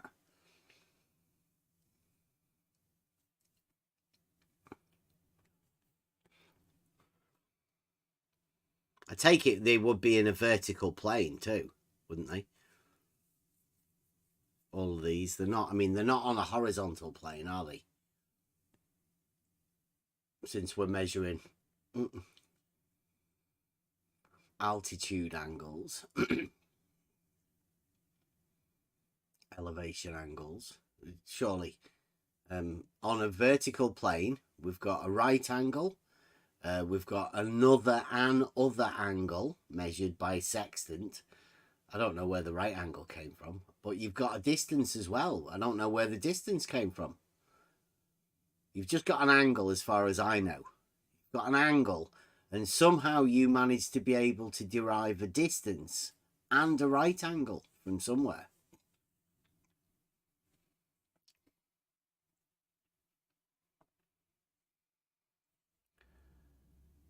Have you got some sort of a statement, Blue, or were you just asking whether you were hidden?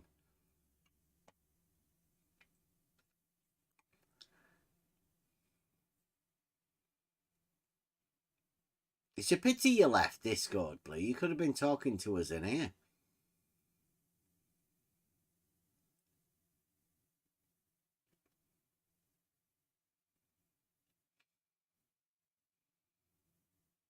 Yeah. It might be he does take quite a while typing, does Blue. Make sure you don't put too many words in, Blue. It's, you know. And don't add any links as well, because they, you know, FE Dogmas keeps getting his posts deleted by YouTube.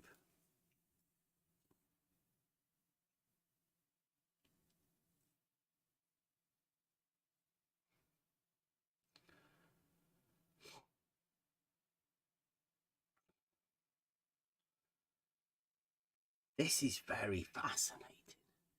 So we've got, I state that because you've just got a sextant and you can measure just one angle from the sextant, you can't do anything with that. There's just one angle.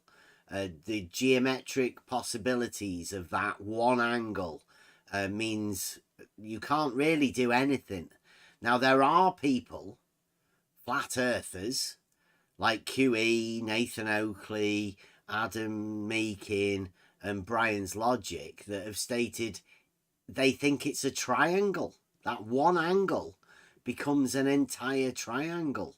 Now, Blue Marble Science and Tom, Harry, Betty, Handel all state that they do have that one angle. They have a distance and a right angle, which may sound an awful lot like Nathan Oakley, QE, and Adam Meakin. But Blue Marble states it's not a triangle, but won't tell us what it is.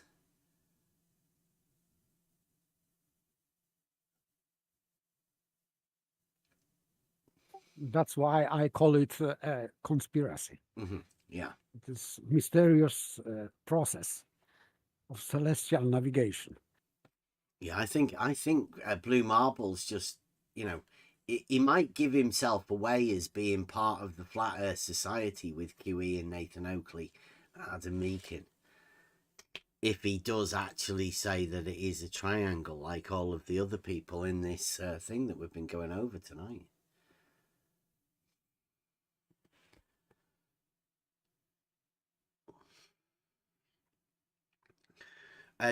Tom, do you use Fight the Flat Earth and his pendulum positioning system to pinpoint your location?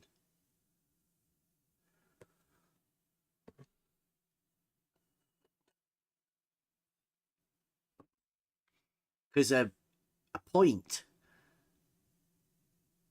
is a point. 90 minus that one angle times 60 is the distance to the GP of the star. I think that's...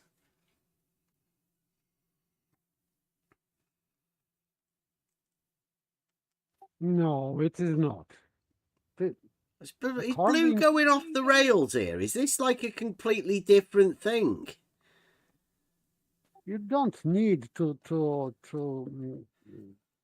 subtract anything from 90. You just have an angle and you have distance per degree. Isn't that what 10th Man did? Isn't that a 10th Man thing, though?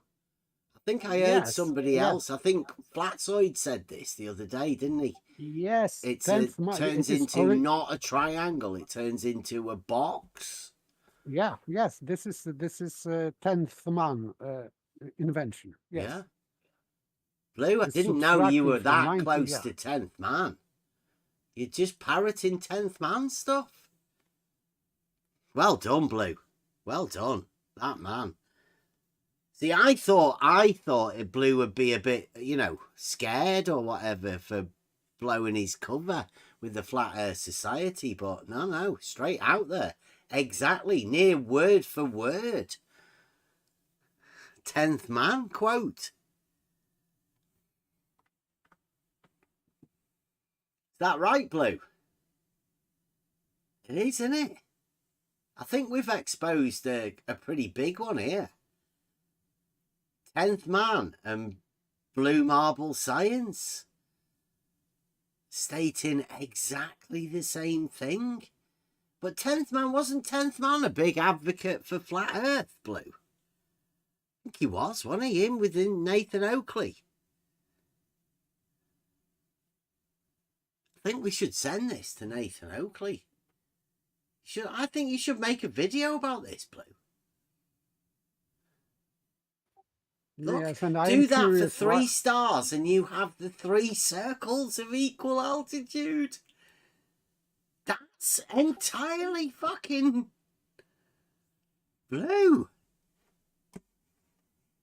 Wow. Yes, this is 10th man, and why anyone should do that? Because you have already this distance to the GP just by measuring angle, because they say it is 69 nautical miles per degree.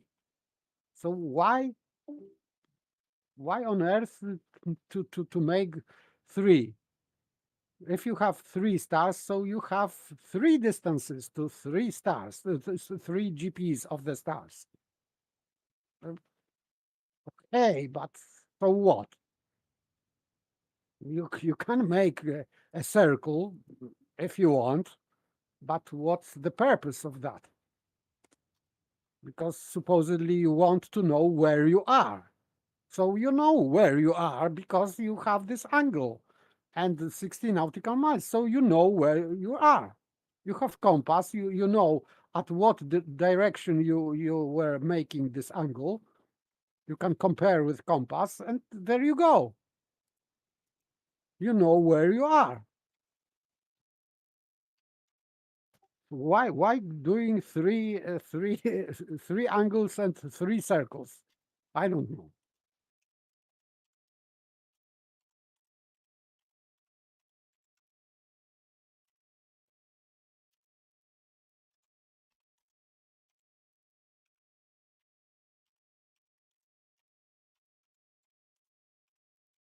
Yes, so for hundreds of years, yes, we know, but they say it is. But I'm still curious why they are drawing 3 circles. For what purpose? For me, it is magic. You have compass, you know the direction where you are shooting this angle. So let's say to the east, for example. So this is angle to the east, to the star, which is to the east of your position, and you have distance to GP of the star automatically. And so why shooting other stars? It is just nonsense for me.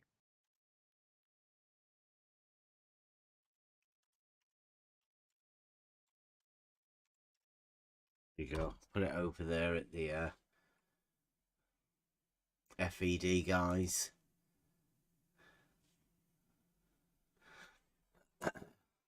Thanks very much, Blue. You've joined the guys, I think. You've just parroted exactly what 10th Man was doing. Now, was 10th Man a globe guy who'd infiltrated Nathan Oakley? Or is 10th Man your friend? And, you know, like you just say the same thing. No, you cannot be anywhere on that circle because you know direction where you are shooting this angle. You say anywhere on the circle? On that I don't circle. know. The circle's I a don't. circle, Blue. We did Pi Day yesterday. You do realise what you're saying? No, Anywhere on that circle. but this is not true because you know the direction. So if you are shooting, let's say straight east, you are shooting some star straight east, and you can know that because you have compass on board, I assume. So it is to the east. So GP is to the east of you. So you have this line from you and GP of the star, and you know where you are. So what's the problem? Why creating any circle? Why shooting other stars? For me, it's just nonsense.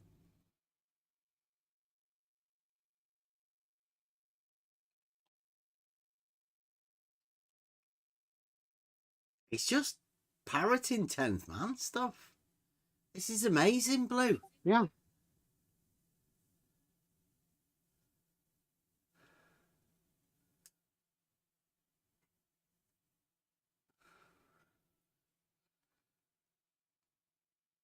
Oh, so I am right, because it is several times when Big Blue answer is just like that, that I am stupid or I am saying something idiotic. So I am 100% right. So he's confirming that I am right, because he answers in that way. You So can this be is anywhere his. on that circle. You don't know where on that circle you are. It is not true, because you know where you are shooting. You are shooting the star in certain direction. You do know I, what a circle is, though, right, Blue? yes, I know. No, I've been saying to Blue Marble Science. We went over pi the other day. You know what a circle is, and to be anywhere on that circle would mean, I don't know. I don't know whether you're choosing the right words there, Blue. I don't know whether that sounds right. Yes, because this is planar figure, so Yeah. that might be a problem. To be anywhere on the circle. You not knowing where you are on the circle, but you knowing that you are on a circle may be a little bit closer to what 10th Man used to be saying with Nathan Oakley. Now, I'm pretty sure I've said to Nathan Oakley that you can't measure an angle and then draw a circle. I don't work out how you can do that, even. But that's what 10th Man sold to Nathan Oakley. Looks like he sold it to you too. Blue. Can we confirm? 10th Man sold you the same thing that he sold Nathan Oakley, that you can measure an angle and draw a circle. How do you do that?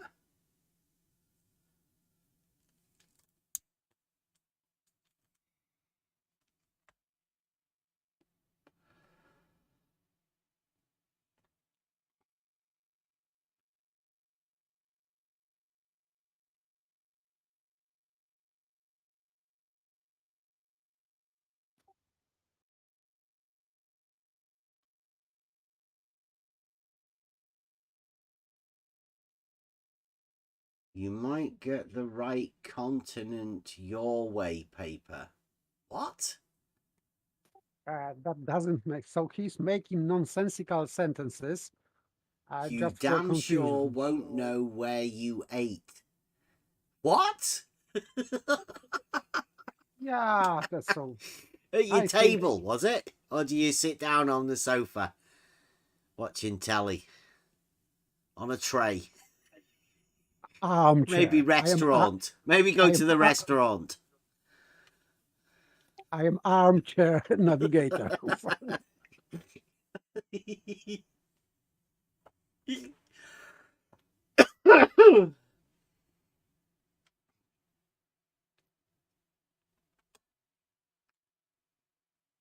Yes, it is easy. You are shooting east, so GP of the star is to the east of you, so you are to the west. So you can have this on map.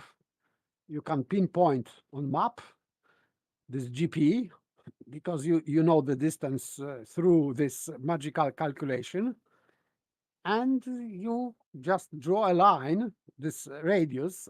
It is not a radius, in fact. You don't need a radius. You just draw a line from east, from this GP to the west, directly to the west, 60 nautical miles. You can have this on the map, and you know your position. This is very, very easy. And Blue Marble Science thinks that this is stupid. I don't know why to complicate things when they are very, very simple, supposedly. Measure an angle, draw a circle. Measure another angle, draw another circle.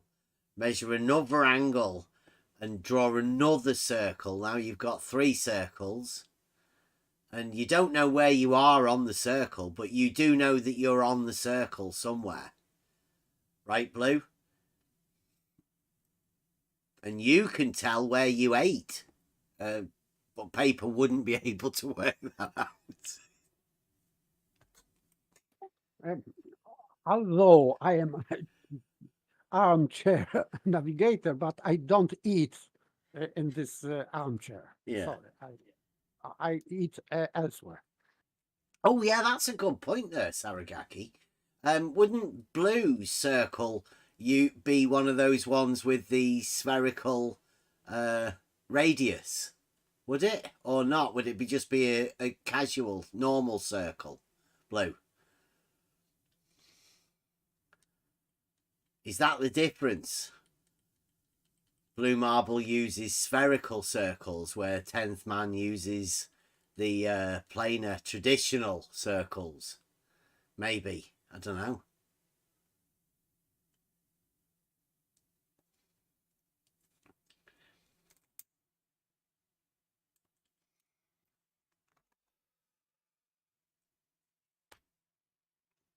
Tell us, Blue. Come on. Were you using Euclidean pi, or were you using spherical pi? And how would you know which pi to use by measuring the angle? Could have a differing pi. You'd have to know how big your circle was, wouldn't you? And how do you know how big to draw your circle when you measure the angle? Is there a direct correlation between circle size and angle? Like, let's say I give you an angle of 33 degrees. How big's the circle?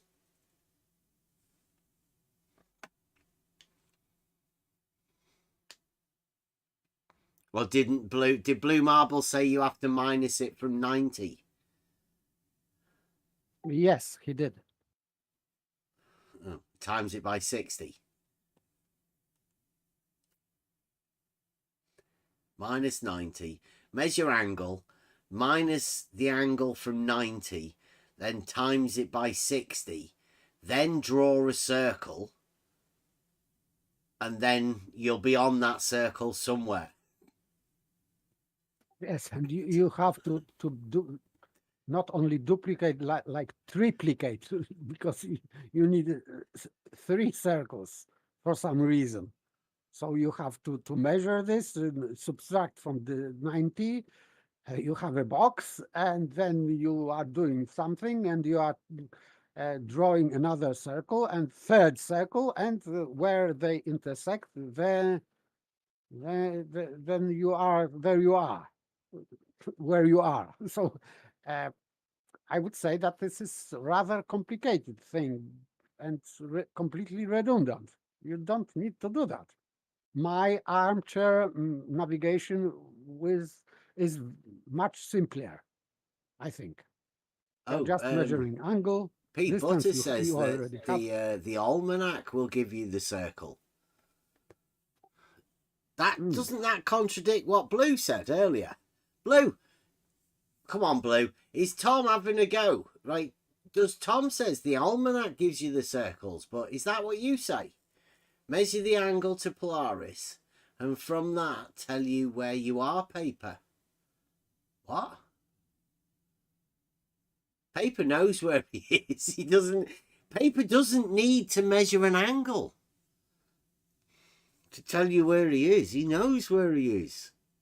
Same as I know where I am. I don't need to measure an angle to a light in the sky.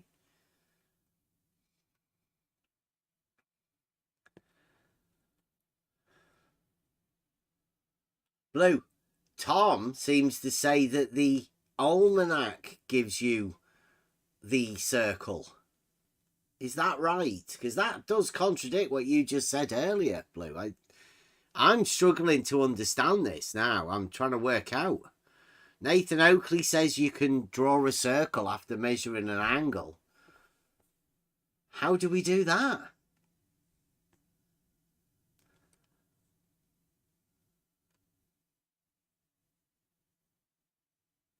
Later, Danger.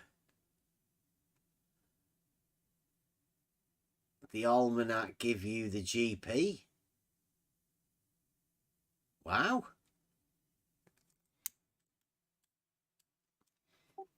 And by the way, he's talking about angle to Polaris, but as far as I know, 10th man was talking about 3 different stars, not Polaris, never Polaris. So it is not about Polaris. It's not about Polaris. Hmm.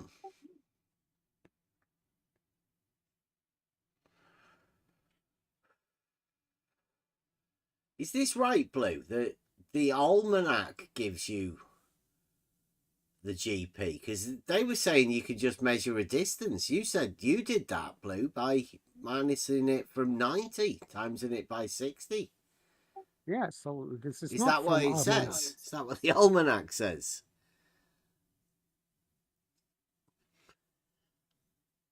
I didn't read any almanac, but they just give this number, the 60 nautical miles per degree. So I don't need almanac. And I don't need any circle. I'm just shooting to the east, and okay, I know if I am shooting the star, so this star is at certain longitude, maybe in almanac is longitude of the star. I don't know.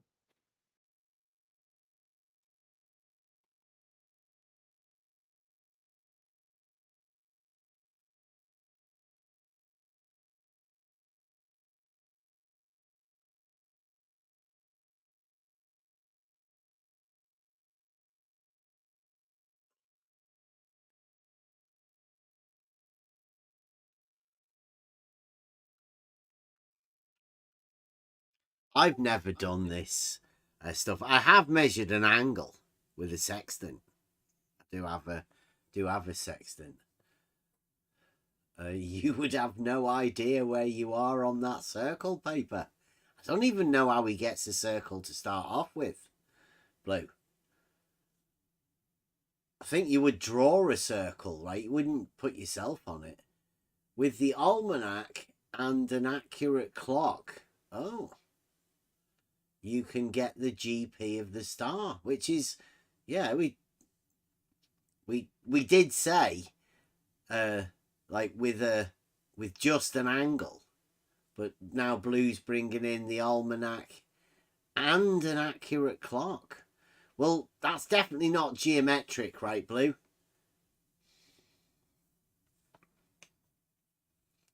Is Tom coming back? Have you done this, Tom? Have you actually? Because you look like you're speaking from authority, and you look like you're really upset with Blue Marble Science here. It's all shouty. You make the circles be using your location as the pivot and the distance of 60 nautical miles per degree as second point to draw each circle.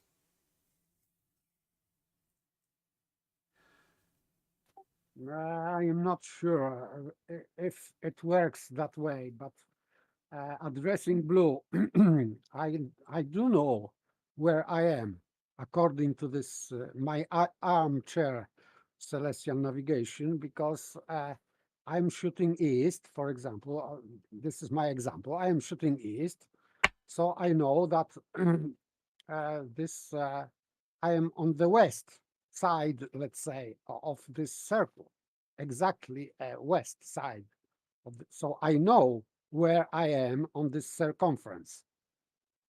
Problem may be that I don't know where GP of the star is, but and that's maybe this almanac could be handy to tell me where the GP of the star is at that time. But I know where I am on this circumference. I maybe don't know where the whole circle is.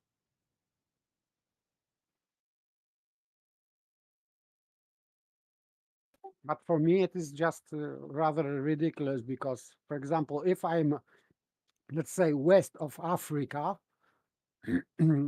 so this is what I should know without any celestial navigation. So, and I am shooting east, so it is some star that is east of me. So I'm shooting Africa, and on the map I can find myself, I think, without drawing any three circles. But this is just my armchair navigation.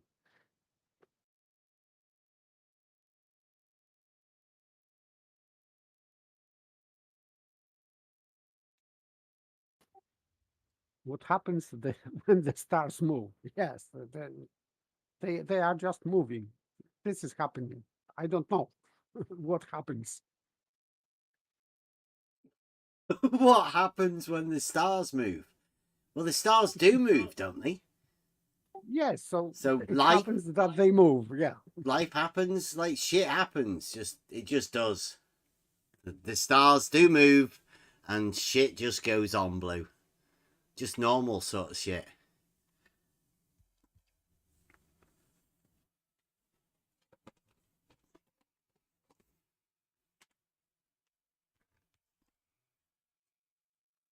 I think we've established that you're right on board with all of 10th Man's teachings, Blue. You seem to have learned a lot from 10th Man.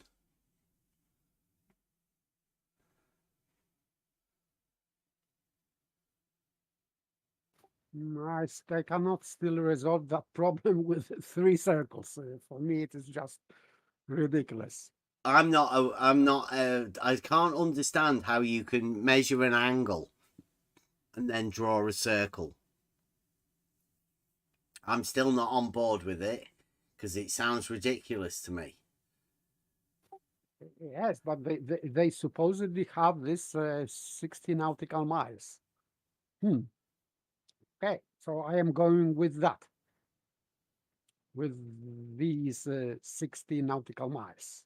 And my claim is, if I have this 60 nautical miles, of course I can know a distance to the star, vertical distance to the star, and I don't need three stars and three circles. I just have an angle, distance to GP of the star, and I know where I am. Well, you know where you are anyway because you're not on a boat, right? You're at your you're at your house. But so even you if already I am know on the where boat, you are. I mean, I do that too. Even if I am on the boat, for example, I know that I am somewhere on to the west of Africa, and I am shooting star to the east. And I have some angle, so I have distance to that GP of the star. And I know that I am somewhere to the west, at least. So the thing is just to know where this GP of the star, let's say above Africa, is at that time. And maybe this is what Almanac is telling us. But okay. But still, I don't need to shoot any three stars whatsoever. No, Big Blue, you do that. You will do that. You know this celestial navigation very well. Everyone does, and everyone knows the distance to the star. But they claim they do. I've been asking people, once you've measured an angle, what's the next step for ages? Nobody's actually given us an answer ever. They just all get really upset. It's like asking Nathan Oakley how he measured the Earth flat, or asking a globe earther what is Earth curvature. It's like these are questions that never get answered. That people just get triggered by you asking the questions. See, look, Blue wants you to show him how to do it. He's just claimed that he was doing it before 10th Man. Yet he's using the exact method that 10th Man used to convince Nathan Oakley that the Earth was flat. Nathan Oakley came out of it, Blue, using your method that you did before 10th Man Nathan Oakley came out with it believing that a sextant measures a horizontal. Yeah, that's another point, silly point. But still, if Blue Marble Science doesn't like my armchair navigation, so he should show us real navigation, how it works. We are waiting. How you measure angles, how you draw in circles, and how you are looking to the almanac, and how you determine your position with the clock, of course. Blue's done it. He knows how to do it. He says you should do it. No, I need demonstration because we are waiting for this demonstration for years. 10th man brought that at 2020, I think. It was. Yeah, I think it was 2020. And on Nathan Oakley show, he was quoting something from this manual or whatever, this guide, navigational guide or whatever it was, but they never demonstrated process. Never on FED. They were going through that for like 2 years, I think, or at least 1 year. That was two. Tenth It was man. two. It was meant to be a decade or something, but okay. So, but never. I have never seen a demonstration. How step by step, measuring angle. They were talking only to this deep correction, something like that, and there we go, drawing circles. But I was waiting how to combine this with this clock and almanac, and how they calculated this 60 nautical miles. I never learned that from FED.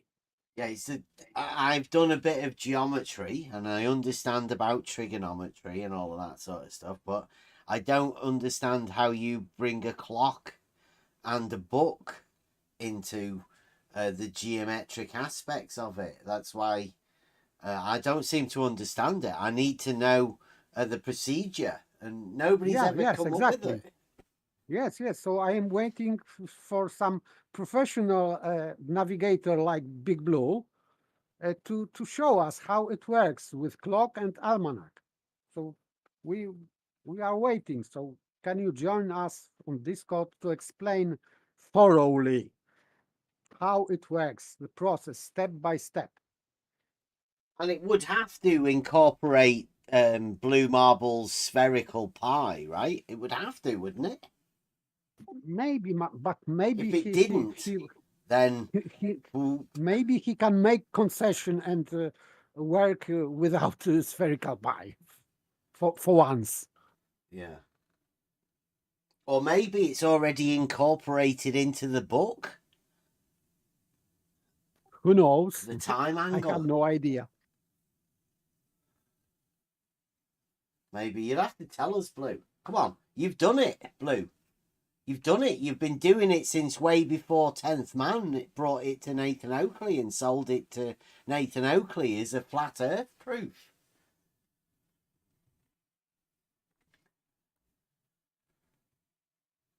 King's Dethroned was the book that you should read anyway, the first few pages, just to understand how triangles are used. It does tell you in there how to well, a triangle is the only shape that you can predict any distances using. That's King's Dethroned. If anybody does want to check up on it, well worth a read. Particularly the first 5-6 pages, I think.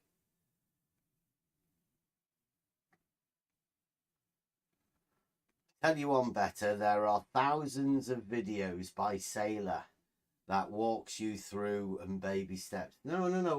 We're in an arena here, Tom, where people are claiming to do fantastic things. You can't just hand it off to other people. You guys are the ones that are telling us. Don't be saying that. That's like just a handing off of something. Oh, there you go. Spherical trig is built into that spherical trig, Blue. That's Euclidean. You're talking about spherical pi, remember? That's different, completely different. Spherical trig is Euclidean using the normal pi, isn't it? And you say that's built into the site reduction tables. No, even flat earth math is awakened. And he's commenting in live chat about celestial navigation. So it is very hot topic. Please explain to us how it works step by step. Maybe you, flat earth math. Big Blue is not going to explain anything. Charles is in the YouTubes. Oh, No, in live chat, in live chat, yeah. in Discord, yeah. Nope. What's Blue say? Nope.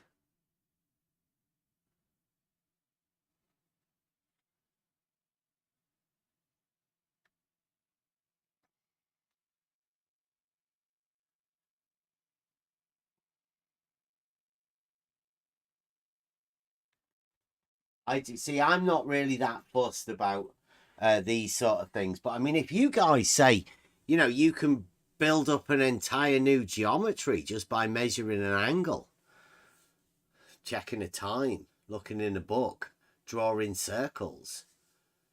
I mean, you just state that you can do it.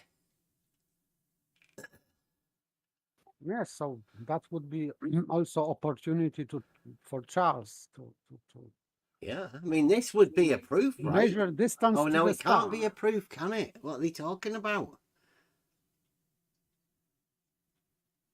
If they were using Euclidean geometry, it would be a proof. But they can't have proofs, so I'm not too sure what they're talking about, really. It does sound like they're trying to gain a proof from geometry, but they can't actually have proofs within geometry.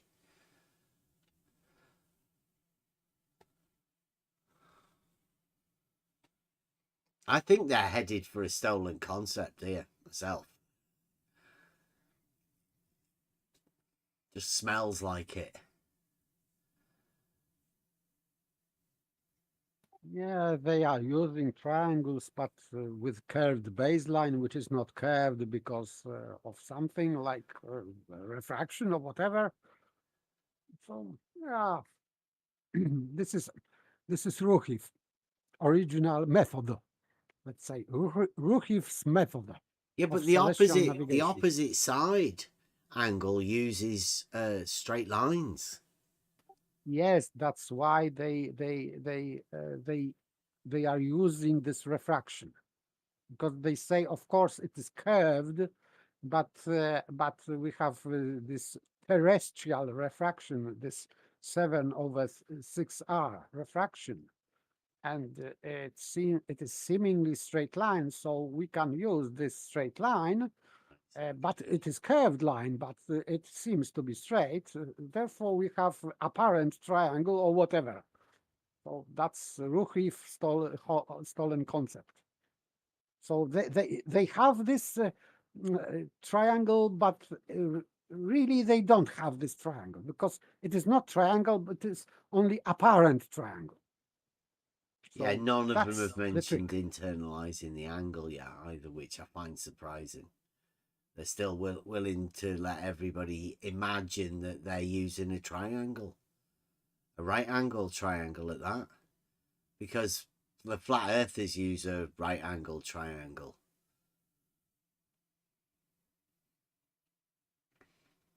Yes, they do, and in fact, they are drawing some fancy drawings like Ruhif, this with this angle to the center of the spherical Earth, but in fact it is not used in his even in his celestial navigation. His Yeah, he just version. minuses it from 90, doesn't he? Yeah. So he has this box, and this box is not at the center of the Earth. It's just above the head, so it's just pure stolen concept.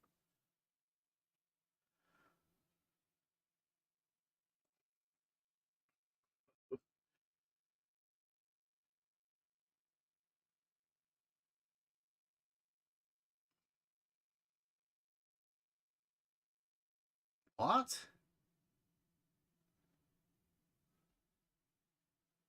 Site reduction tables? What he's talking about? Right, wait a minute. This is I'll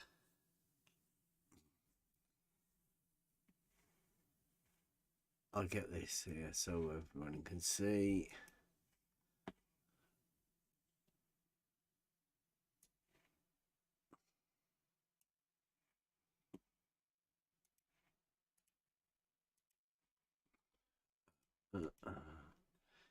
Here we go. Blue Marble says the site reduction tables solve the spherical triangle formed by your position, the GP of the star, and the pole.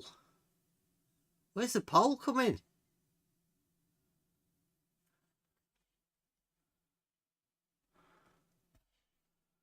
Good luck using Euclidean geometry for that.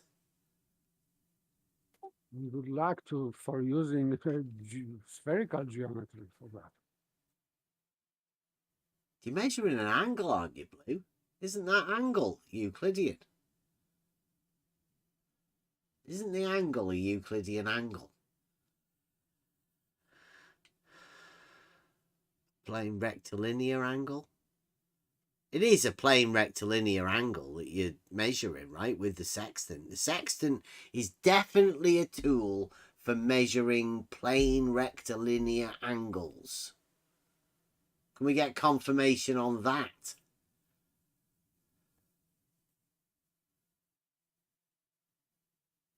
Hello, Bev. Hello, Paper. Oh, hello. Hello. Flat Earth math. You live in reality, right? The sextant is a plane rectilinear angle measuring tool. Is it not? Yes. Right. The visual. I would say it's a visual angle measuring tool. You can measure any. If you can see two things, you can measure the angle between those. And that's two a things. plane rectilinear angle, as stated within Euclidean geometry. Yes. Right. Now, yes. Can you use a site reduction table to solve a spherical triangle from measuring that plane rectilinear angle, as Blue Marble claims? The answer is yes, but it's a little more complicated than starting with one sextant reading. You really have to know a few more things going on, because it is it's a three. It's a spherical triangle, and and I forget, it's been a while since I did that site reduction tables spreadsheet, but you have to know either like two angles and a side, or two sides at an angle, but then you could solve the rest of it. Sorry, my kids are making noise. Sounds like Euclidean, right? Well, Euclid, I don't think he did anything with spherical trigonometry. No, but And the plane rectilinear angle, right? Are those, when you say two angles, are those two angles plane rectilinear angles? Well, no, those are two angles in a spherical triangle. So, but one of them is measured with a sextant, which is a plane rectilinear angle. No, none of them are measured with a sextant. That's the problem. The spherical triangle that is used in site reduction is lying on the surface of the Earth. Okay, right. So the angle that's measured by the sextant is what you start this procedure off with, right? Yeah, and I am no celestial navigator. I am not a sailor. I do not know, I do not know much about it, but I do know that an important part of the process is one, getting at an altitude to a star or the sun or the moon or a planet, right? Using a sextant, and that's just an angle of elevation, and that can give you, the distance to the GP using 60 nautical miles. And I think that might give you one of the sides of the spherical triangle, if I'm not mistaken. So you would translate the sextant reading into Wait a minute. distance Wait a minute. in miles. One of the sides of the spherical triangle is given to you by measuring a plane rectilinear angle. Well, I mean, you keep saying plane rectilinear angle. Just measuring an angle. So if you measure the angle of elevation to a star, yeah, which is a you sextant, which we agreed at multiply the that. beginning is Sure. a plane Yes. rectilinear angle measuring instrument. Yeah. Right, So you just okay. So we multiply do that by measure a plane rectilinear angle, right? Now, you just said that plane rectilinear angle gives you one of the sides of a spherical triangle. after you multiply it by 60 nautical miles. Yes. Oh. No, it is incorrect. Sorry. Oh my goodness, paper. Because it is claimed that this is a straight line. No, with there's no one distance. claiming anything to be a straight line. Yes, it is. So you just made that up. The plane Because rectilinear no one angle said- is two straight No one lines. said it is no. supposedly An sorry, angle sorry. can be between anything. Charles, it is supposedly this distance, this 60 nautical miles to GP of the star from your position is supposedly radius of the circle of equal altitude. This is what they call it. Yeah, yes. No, it is Yes, absolutely it not. is. No. It is. Absolutely it is. So it's no, you misunderstand. You mean it is no, absolutely not the Charles? radius of the circle. It is it's a geodetic or a geodesic. So if you want to call it a radius, it would be you'd have to get into spherical pi. Yeah, And I know you they love call talking it about spherical pi, but so it's not a Charles, radius. do you No, it's on agree the that they surface of the sphere.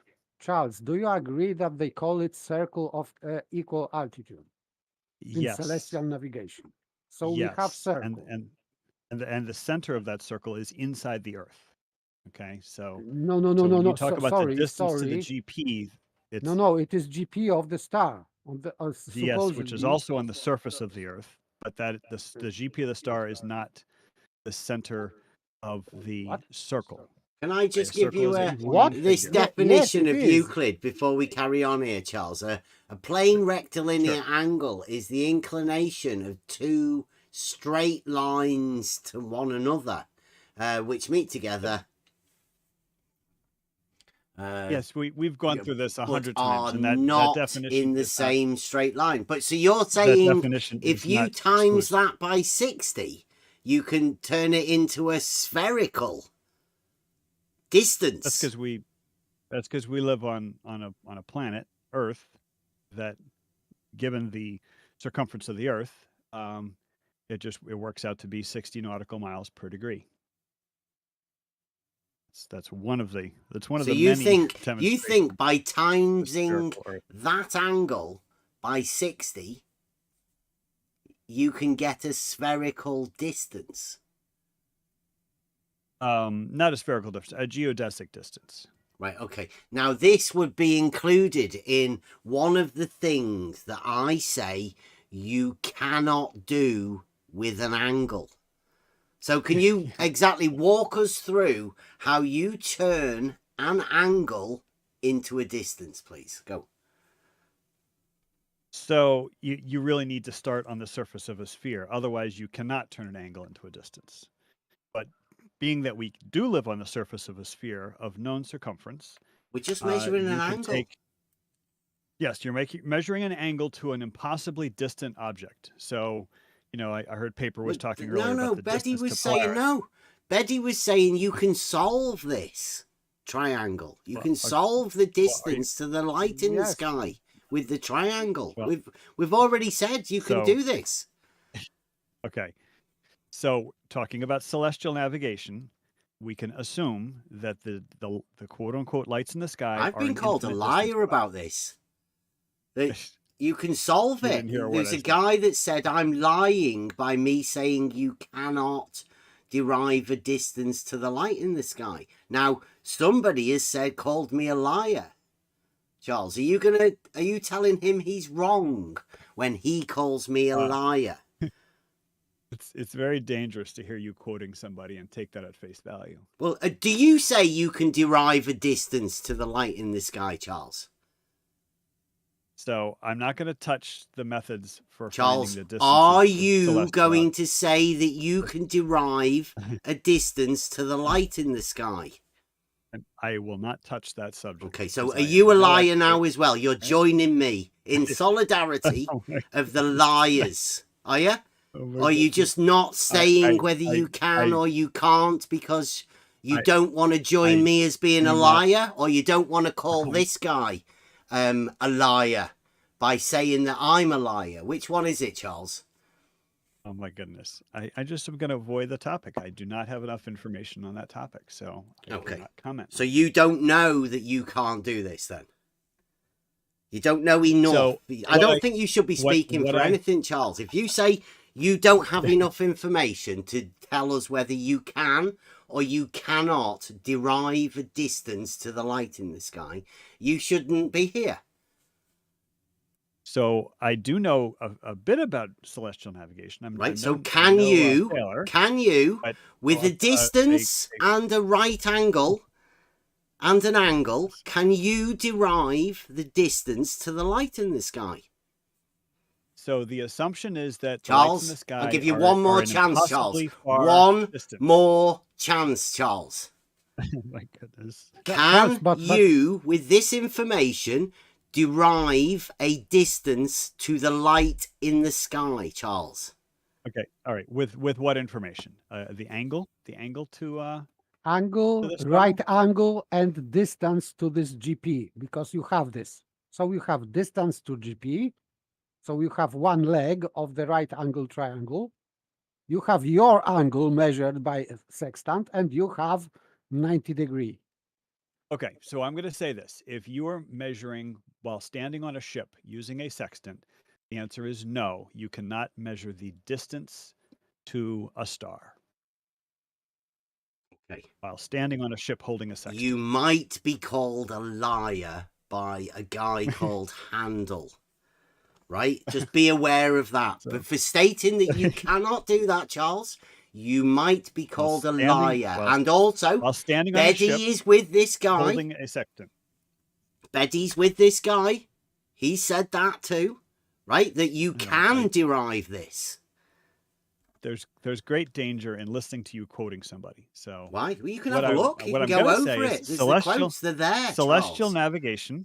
So you keep interrupting me when I'm trying to just say just a few basic concepts. Yeah, it's all right because I've been called a liar for saying these things. I'm just trying to warn you, Charles, that if you say certain things, you may be called a liar by some people. Okay, that's now the fifth time you've said that. Are you going to say it a sixth and a seventh? Because I'm just nothing trying to to be warn gained you, by Charles. just repeating. I don't want other people to fall into this thing where people start slandering and, libeling you for saying things. I just don't want that to happen. I'm looking out for you. Thank you for the 6 identical warnings. Okay. I don't need a 7th identical warning. But celestial navigation starts with the assumption that the stars are an impossibly far distance away, so that you could treat them as infinitely far.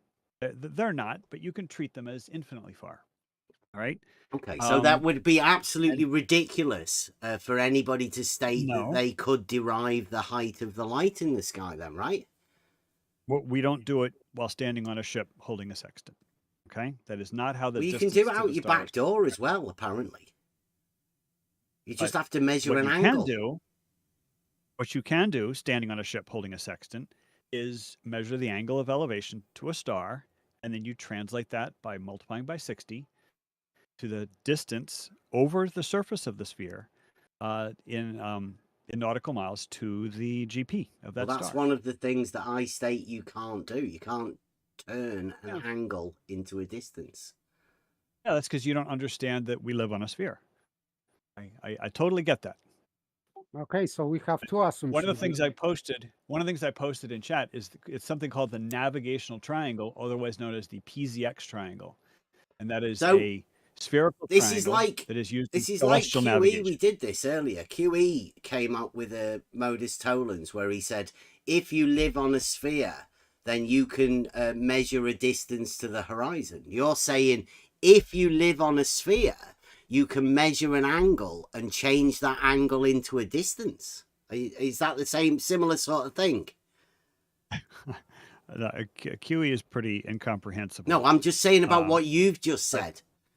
You've said that if you live on a sphere, you can change an angle measured to a light in the sky into a distance. Is that what you're saying? Yes, that is correct. Yes, that's what I'm saying. Yes. It is impossibility. Sorry. I know, but celestial navigators have been doing it for centuries. So you can say it's impossible, but don't interrupt the people who are doing it. Are you doing it, Charles? Have you done it, Charles? No, I am no. Well, so we're not interrupting somebody that has done it then. So we're not doing that. I'm talking about. We're just interrupting you because we're saying there's something that's impossible for you to be able to do. Yet you're saying if you live on a sphere, you can do impossible things, which to me sounds fucking ridiculous. I know, because you don't understand the. And this is the second assumption, Charles. You made second, because first assumption was like Baby was creating these assumptions with Eratosthenes. So first assumption was that the star is incredibly far, so infinitely far. The second, that the light is incoming parallel, because they are infinitely far. This is conclusion from that. And third assumption is that the Earth is a sphere. So we have three assumptions here.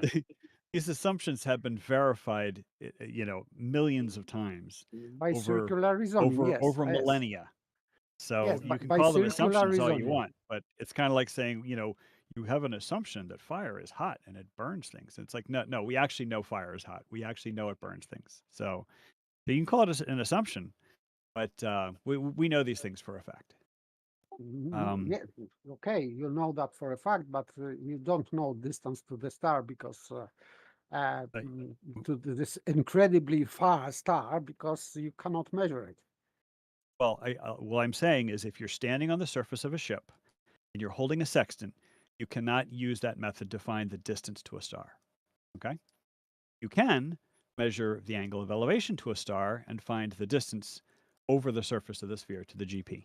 That's the cornerstone of celestial navigation. This person here has said, yes, they do. You can use angles within a triangle to solve for the length of the legs or the hypotenuse. This is very basic math, Bev, right? Is that what you're saying, right? Or is this person been led to believe by people like you saying these sort of things that you can actually do this? Has somebody got mistaken, Charles? So you're quoting Handel, and it sounds like he's talking about a right triangle, a planar right triangle. Yeah. Is that what we're talking about, Charles? Because he's been led to believe this one angle and a right angle, it makes a right angle triangle, right? I think that's what QE has been led to believe by 10th Man too. Celestial navigation, because there's no planar triangles in celestial navigation. Okay, so this person who's saying this and calling us liars has been led to believe that he's talking about something different than what we're talking about, right? So just for everybody else that's been listening tonight, right? When Beddy's talking about an angle and a right angle, he's not talking about a connection between the angle and the right angle, is he? Well, you've quoted him saying something very elementary about a right triangle, a planar right triangle. So I don't have anything to criticize about what you've quoted him saying about a planar right triangle. Handle. But there is definitely no planar triangle in celestial navigation. Okay, so what this handle is talking about is something completely different right now. I'll get another clip about what Betty's saying, right? But Bev, and I thought I heard you say this a couple days ago. It's like, why have an argument about what some third party says? You know, like, why don't you talk to me about what I know, and I can talk to you we're about not what talking you know. about you. You've just come into it, Charles. We're All right, talking all about right, but what I mean, all of the people from the rest of the show we've been talking about, right? The people that are calling us liars. That's what we're talking about, right? You've come in to defend them, obviously. No, I know. I The came in Blue to say Marble a couple scientists words have about sent you in celestial because they navigation. can't come in on their own, right? Now, have a look at this one. No, This is what nobody Betty's said. talking about, right? So we agree that with just an angle and no additional information, right? So he agrees with that statement that I make. He's agreed with it. Would you agree that with just an angle, you cannot determine anything? Or would you still say that with just an angle, you can actually determine something, i.e. a distance? Yeah. So, and I've So said you this would before. disagree with Betty on that point, right? Okay, we've sorted that one. The second point, No, the thought that you no, can derive no. the height of a light in the sky is not a ridiculous claim, Betty says, given that we have two angles and the length of a base. Would you agree with that? So I agree with everything Betty has to say. What, you've just disagreed with him. So don't say that you do agree with him, because that sounds like you're a diletheist. When did I disagree with him? Right, look, it says, we agree that with just an angle and no additional information, we cannot determine or conclude anything about geometric properties or relationships. What's your point? That's what he says, right? But you've said you can get an angle and derive a distance from it. But the quote says no additional information. Yeah, well, you haven't got any additional information, have you? You've just got an angle. That you're standing. No, that you're standing on a ship and you measured the angle of elevation to a heavenly body. That's the additional information. Well, you've just measured an angle with an angle measuring device. With the additional information that angle was not just any old angle, it was the angle of elevation to a heavenly body. You sound like QE. It's just an angle. In fact, you need to know how high you are above the water to apply the dip correction. So yeah, you can't just, if I just handed you a piece of paper and it said 37 degrees, no, you cannot do anything useful with that piece of paper that says 37 degrees. But if I said I was standing on a ship and I measured the angle of elevation to a star and it was 37 degrees and I was exactly 12 feet above the water, now that's additional information, and you can now find the distance to the GP over the surface of the Earth. Okay, that's so that would seem to me like you've still just got an angle, one angle. No, it's additional information. Okay. Additional information. All right. What's the context of the angle? We go to the next one, right? He says, the thought that you can derive the height of a light in the sky is not a ridiculous claim. He says, given that we have two angles and the length of the base. Yeah, I agree with that 100%. Okay. So you've got two angles, haven't you? One of them that you've measured, right? And then you've derived the length of the base, which gives you the position of the right angle, the other angle, two angles, length of the base. You're making up a bunch of stuff that is not stated in that point number 2. What? It did not say that we're standing on the deck of a ship using a sextant. No, it says the thought that you can derive the height of a light in the sky is not a ridiculous claim. Yeah, that's true. Well, you say it's not. Well, you've already said we're not measuring at an impossible distance, right? Unmeasurable distance. From earlier, that's what you said. Standing anyway, on the deck of a ship. Yes, yes. If you're standing on the deck of a ship holding a sextant, it will be impossible to find the distance to a star. Okay, but fortunately, it's not a ridiculous claim to say that. Apparently, Well, you're putting in a bunch of information that No, Betty I'm does not not putting have in a in bunch of his information. I'm literally just reading what Betty's wrote. Yes, he didn't say anything about standing on the deck of a ship holding a sextant in point number 2. No, nobody's mentioned So- anything about standing on the deck of a ship other than you. Okay. So that's the astronomers information have that very, very everybody's precise- been missing in all of these conversations. Are you saying you astronomers have to very be precise standing on the instruments. deck of a ship in order to do No, this stuff? I'm saying you cannot find the distance to a star while If holding you're a not sextant standing on the deck of a ship. But astronomers have much more precise tools Oh. than sextants while standing on a ship. Okay. So you can do it as long as you're not standing on the deck of a ship, or if you are standing on the deck of a ship. Tell us what's the difference. I'm gonna say it. I'm gonna say it the 5th time. You cannot find the distance to a star while holding a sextant standing on the deck of a ship. Astronomers have far more precise tools, ground-based tools, that they can do that. And even folks like Red's Rhetoric have even measured not the distance to a star, but the distance to the sun. He's measured the distance or he estimated the distance to the sun using some pretty precise tools. He's even estimated the height of the ISS flying He's overhead. estimated it precisely, or he's estimated it using precise tools? Estimating. Still just okay? got an So angle, though, maybe right, Charles? Maybe he's plus or minus just 5%. got an angle. His right? angle measuring device. Much more than that. What more than the angle measuring device? What is there other than the angle measuring device, Charles? Tell us the other thing other than the angle measuring device. You seem to be stuck on a broken record. How about a second angle and a baseline, just like Betty said? How'd you get the baseline, Charles? Using geometry. Mm-hmm. A measurement. Right? I mean, you have maps, right? A measurement, Charles. You know how to use maps, right? So yeah, Red's Rhetoric and many other people. A measurement, have, Charles. Just using like a P900. They've measured or they've estimated measured using a P900, Charles. You could do lots of stuff.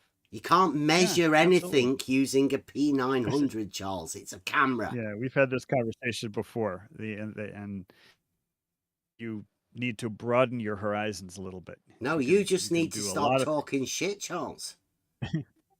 Charles, you are just making some calculations. I've tried explaining to you many times, Bev, how you can calibrate a zoom camera, and then you can use it to measure angular separations. Once you've calibrated it.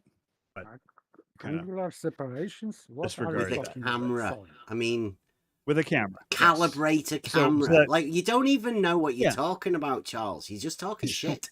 I used to be a professional photographer, so yes, I do know what I'm talking about. But you've never measured any distances. That's what you claim. Charles, what you have just said about camera. Zooming doesn't help because it doesn't change angular size of objects. Therefore, that's why you don't zoom. Yes, because it is useless. Well, the point behind calibration of a camera is you have it at a fixed focal length, and you can make a correlation table between your fixed focal length and the number of pixels in the final image. I disagree. Completely disagree. Of course, because you've never done it. No, I was just amateur photographer also. Yes. To say it's impossible. But you've never calibrated a zoom camera, though. You've never calibrated a telephoto lens. You can't calibrate for a what? zoom camera, Charles. Yeah, that's because you lack imagination. It's just got a geometry no stadia hairs on it, Charles. Charles, you admitted that zooming with camera will not help. So why you are calibrating? Fixed focal length. Why don't you do a fixed focal length? Have it be maximum optical zoom and keep it You there. can calibrate a theodolite and an auto level. Yes, and with a little bit of creativity, not you can calibrate a camera, Charles, let's clarify. If you are shooting star, you have focal length at infinity. Okay, so No, please, your focal yes, length. yes. No, your focus is at infinity. Your focal length is is the length in millimeters of the from the objective to the middle of the lens. I forget the name of it. Where the lines cross. The focal length is measured in millimeters. The focus is set at infinity. How the hell did we So get from clearly, an angle so, to a clearly, camera? paper. I hate to say this, paper, but you P900. don't I know mean, what what's you're he talking talking about. about? sorry, but if you Focal length is not focused. No, you need to have the star in being in focus. So Yes. it is, so And focal focus length not focal is length. so focal length is calibrated, as you say, into infinity. No. So it is No, the, you're the it is confusing. the longest. It That is would be the longest. maximum ideal. It is the Oh my longest focal point or focal length as you can have in camera. No. If you are shooting, No, you are It confusing. is. So my understanding, paper, and I don't mean to really, insult you, Father but like Ahmad, please. in English, paper, in English, the word focal length has nothing to do with focus distance. Okay? Focal length talks about the effective length of your lens, right? Where the light is diverging as it goes through the lens's optics. And that's focal length. It's usually measured in millimeters. Like, a big zoom camera may have a 500 millimeter focal length. But focus is the apparent distance at which things are in focus. So focus on infinity, yes, and the stars will be in focus. But that doesn't Yes, make you have an infinity focal length. Yes, of Infinity, course. the focal length may still be 500 millimeters. You have this focal point somewhere between your lens and matrix of camera. Yes, I know that. But this is the longest distance between lens and this focal point as you can get with camera. So, and this occurs when you set your focus at infinity. Right, focus on infinity. Yes, that is correct. Yes, and then But you my are you point have behind and then Go you ahead. have this focal point as far as possible from lens. So it is the closest focal point to matrix. Okay, I'm not quite sure I follow what you're saying, but that none of this has to do with how you can calibrate a camera. If you are changing focus,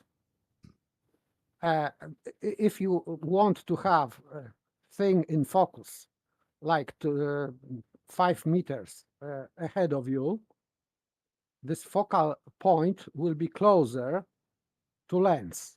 And if you want to have in focus a very distant object, this focal point will move from being near, let's say, a lens. It will go farther, closer to matrix. Not at an infinity. Okay, so I don't understand what your point is. It seemed like you were disagreeing with me when I said that you can calibrate a camera. None of what you've said is contradicting the fact that you can calibrate a camera. Okay, but it is a sign as infinity, but it is not infinity, of course. You cannot set at infinity. It is just set on your camera with this mark infinity. It is just the longest focal point you can achieve with camera. Yes. Because but angular none of this is... because your angular size changes is very small. It is insignificant. So if you have in focus, let's say, object with 1 or 2 kilometers away from you and 10 kilometers of you don't need to change focal point because it is just already set to infinity and they both will be in focus. Yes, which is why none of what you said contradicts the fact that you can calibrate a camera. You appear to think that I'm talking about focusing a camera. I'm not talking about focusing. I'm talking about calibration. for me, it is just meaningless. You have just Okay, so you if you don't are understand shooting what I'm saying, it because you which is if you are shooting a star, you already have this focal point as far as possible from the lens, and therefore you have this sign on your camera to infinity, which is not really infinity, yes. but it is just So paper. from some kind This of happens. distance to infinity. It is focused from, This let's say, happens 1 a lot. kilometer to Paper. infinity. Paper. You're talking about apples, and I'm talking about oranges, and you seem to be trying to contradict me by talking about apples. I'm talking about oranges. I'm not talking about focus. I'm not talking about whether Okay. stars are in focus or whether a mountain 2 kilometers away is in focus. I'm not talking about any of that. Yes, I And know, I'm but talking about calibrating. You're right. You say you know, but yes, you but keep trying to still, contradict me with the talk of focus. It has no, but nothing to do with we focus. are talking about, because you are segueing from the topic completely, because Well, we are talking about angular size and angular measurements. So yes, which you can do with a it doesn't camera. matter how. So you are saying that focal length changes angular size of an object. Never said that. So why we are talking about this focal point length? It is just meaningless, as I said. Right. And this you do this a lot, paper. When you don't understand what somebody is saying, you make it. I You understand. seem to believe that what they're He saying is definitely not. understands. So calibration is what I'm talking about. Calibration of an optical piece of gear like a P900. You can actually do it. I describe it on many videos on my channel. You Calibrating can for what? translate Just for the audience, Charles. for angular size. Angular size. Calibrating for angular size. For measuring All right? an angular size. Sorry. This is yes. So you are contradicting yourself. Not I am contradicting you. You are contradicting I'm not. yourself. You admitted No. that changing focal length will not change angular size, but you are now I you are just never telling claimed us that. You words of you my just mouth. said I never that said that you are calibrating for angular size. You don't yes, you're change calibrating for angular size. I never said anything about focal length. Okay? You're You said calibrating for that. angular size You using just a said that. P900. My You can play the point tape back. is I'm that if talking you are about using a sorry, Charles, P900 and calibrating. my point is that this calibration has nothing to do with measuring an angle to the star or whatever I object. never claimed it was. That's what you would use a sextant for. Okay? Yes, so We got off on this segue by talking about what you could and could not do with a P900, and there's a lot of things you can do with a P900. And the one thing right? that you cannot do with a P900 or any other camera is to change angular size depending on your focal length. This is what you cannot do that. This is what you cannot do. So what's the point I'm not of sure how that. Yeah, I'm not sure how that came into the conversation, but the point that I was trying to make is that Red's Rhetoric and Astronomy Live have teamed up together. I think Wolfie and what's the guy's name? Where's Wally? They've teamed up in Australia and they've measured distances to The a lights bunch of in the things like sky. ISS. You could say the lights in the sky. So dismissive. But okay, what's the they've done a lot of the things with distance? measuring. What distance carefully. did they get to Polaris? They did not measure the distance to Polaris. Okay, but you can estimate the distance to the sun across the width of Australia. You may get So I've been called a liar for saying that you can't do that. But you just said earlier that you could. Well, I'm not sure who called you a liar and what the context was, but I'm not calling you a liar on this topic. So I don't know why you keep bringing that up. So you're putting on the side of the lying side, right? So the person that called me a liar would also be calling you a liar for saying that too. I have no idea the context. So like I said, there's great danger in Well, hearing the context was being able to measure a distance to the light in the sky. There's not much more context needed, right? I say you cannot There are lots of do lights in the that sky. by measuring an There are angle. lots of lights in the sky. Yeah, So, I know. the, Yeah. So are you saying like, there you are know, some lights in the sky that you can measure a distance to then? Using well, camera some are with easier focal than length. others, right? Some are easier than others. For example, the ISS, people have measured it to be about 200 some miles up, give or take a few percent, and that estimate was pretty accurate for the orbit at the time. So Red's Rhetoric and Astronomy Live, I guess they had a vantage point 1 kilometer away from each other, and they both measured, the ISS transiting the moon. Both measured And angles. they did the math. They both measured Can I angles. Well, they were using the moon as a very distant They both target measured against- angles, did they? Well, angles were part of it, but it was more accurate to talk about the face of the moon. And since the moon is, Face of the 240,000 miles moon. away. No, Yes, we're the talking moon- about the measuring moon- angles. Don't change the subject now, Charles. I'm just saying. Are you saying that they they've can measured use the face of the moon to measure distances now? Yes, they did accurately. Well, hang on, Bev. I think we need to give Charles a little bit of deference here because, like, I don't keep up with the scientific community all that much, but it sounds like Charles is tuned in to the top astronomers of our day. I don't know who these people are. Did you say Rhetoric. Red's Rhetoric, top Red's Rhetoric astronomer, and and who Astronomy else? Live, yes. Yeah, Bev, we may Astronomy want to Live. reach out to the top astronomers and get that, because Charles can give us their names, but I'm not sure he can give us the exact procedures of how these top astronomers are. They published by any chance, Charles? Could we go out and look at any works that they've done, papers they've published, any of that? Can you let us know? Yes. There's lots of scientific papers published on YouTube. No, not on YouTube. I'm being completely serious. Like, I don't keep up with You're science absolutely and not being scientific astronomers. Yeah, you're Now bringing you're up lying. these names, and they've done these fantastic things. I'm assuming On that they're YouTube. top astronomers. Am I wrong? I've mentioned their work on YouTube, okay? And you made up everything else. Why are you dodging, Charles? I'm asking you a simple question. I'm just yes, asking: which is not in good faith. are these top astronomers? Because you're building them up as if they were, and I just don't know. Honestly, I've never heard these names. Honestly. All right. So I don't they're know. YouTubers. Okay. They're YouTubers. YouTubers. So they're not actual astronomers like published or anything. I don't know if they? Astronomy Live has been published, but he's the astronomer of the pair.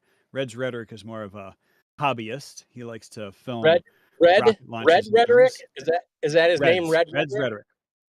Red's I Rhetoric. never heard Reds. Is that short for Redmonds or something? What's Reds? I don't know. You'll have to ask him. Okay. Right? You'll have to All right, ask him.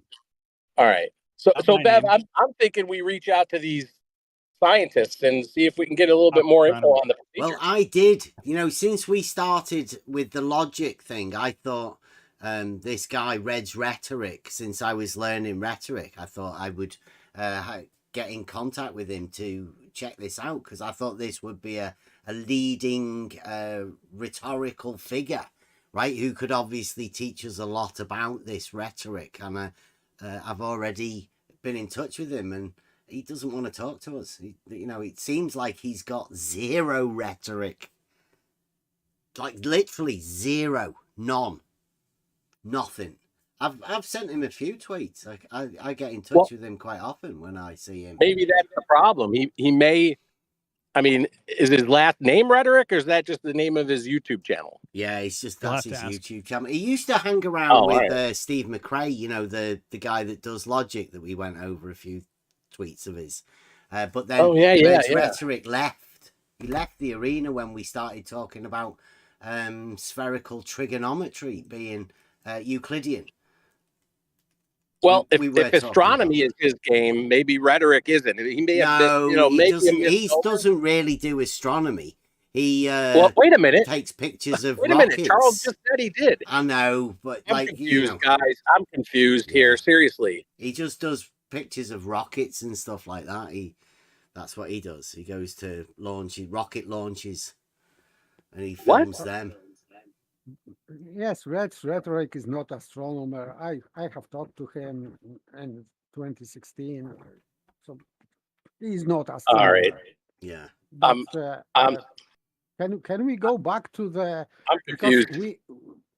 supposedly Charles was going to explain to us how this celestial navigation works, and not with P900 or GPS or whatever, but this, let's say, classical. So like 200 years Yes, ago. with the sextant. With the sextant. Yes, with the yes, sextant. on the Absolutely. boat. Yeah.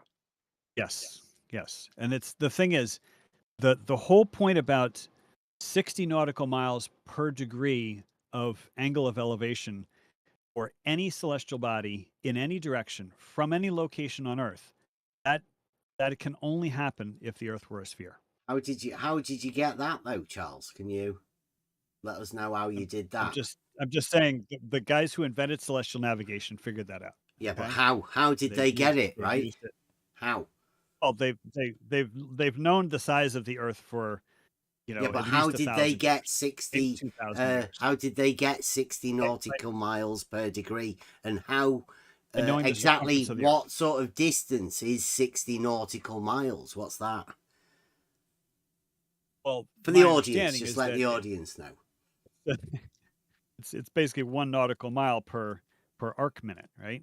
Yeah, but what's a nautical mile? It's the distance you can travel when you have a change of elevation to a heavenly body of 1 arc minute. Yeah, but how far is it? What is that distance? It's the distance that you'll travel if you have change of elevation angle of 1 arc minute. Yeah. Is right? it like a mile where distance? It's close to a mile. I think a nautical mile is what, longer, slightly longer than a mile. Okay, so it's slightly longer. It's like a mile plus. Now, It's like a mile when we plus. think of a mile, I do anyway. I think of a straight line distance. Is that similar in that way too? Just a little bit longer. There's nothing about a mile that says straight line, because you can have a curving road and measure that curving road in miles. So the word mile does not mean straight line. Oh, so it could be a circle then. You could actually go a mile and end up at the same place. Is that what you're saying? Sure. Yeah. Yeah. Okay, so like a there's lot of nautical tracks, mile could be zero distance. Well, no, it's not zero distance. It could be on a curved path that ends up where you started. Yeah. It's not zero distance. It's a nautical mile Well, that distance. would be a zero distance, right? Because you would end up where you started. No, but you've traveled a nautical mile. That's the point. Okay, but that's something wrong here, because you are measuring.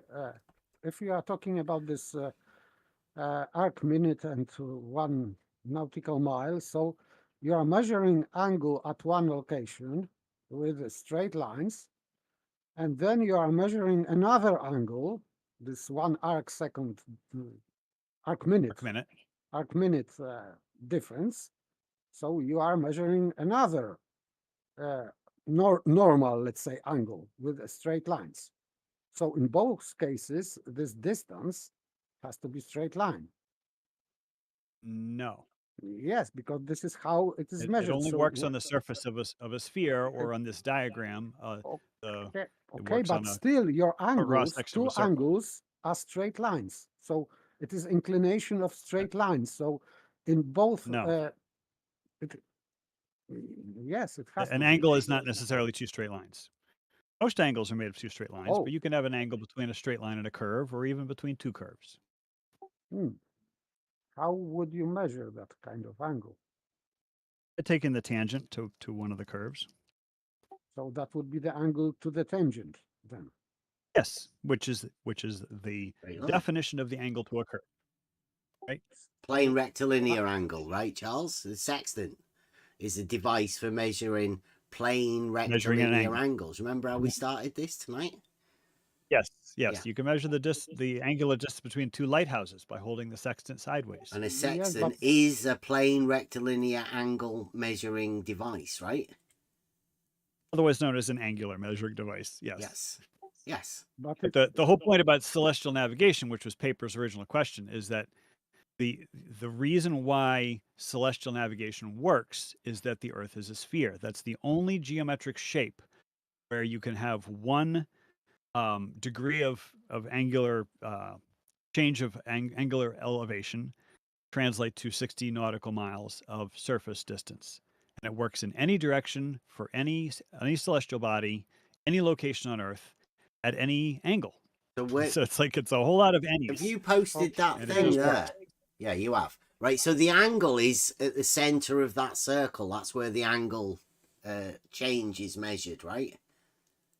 No, you don't. That's the center of the Earth. You can't measure an angle at the center of the Earth. You're But on the isn't surface. that where the angle's going? It's got like 90 degrees measured there, and that's measured from the Yeah, center, yeah, right? it's- I didn't realize right, that was well, the it's a center of the diagram. Earth. That, It is that the is center of just the Earth. that's where the angle's measured.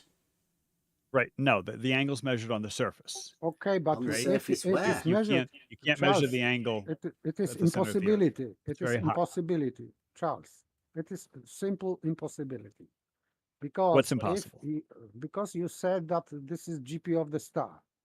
So that would be a 90-degree to tangent of at some point on the Earth, on your spherical Earth, right? Right. The GP is where the star is directly overhead at zenith. Yes. Yes. So, but if you are measuring angle using straight lines, so No one said this you measuring angle, angles with yes, straight lines. so You said this angle, sorry, it cannot create 90 degrees between your, let's say, horizontal line or whatever,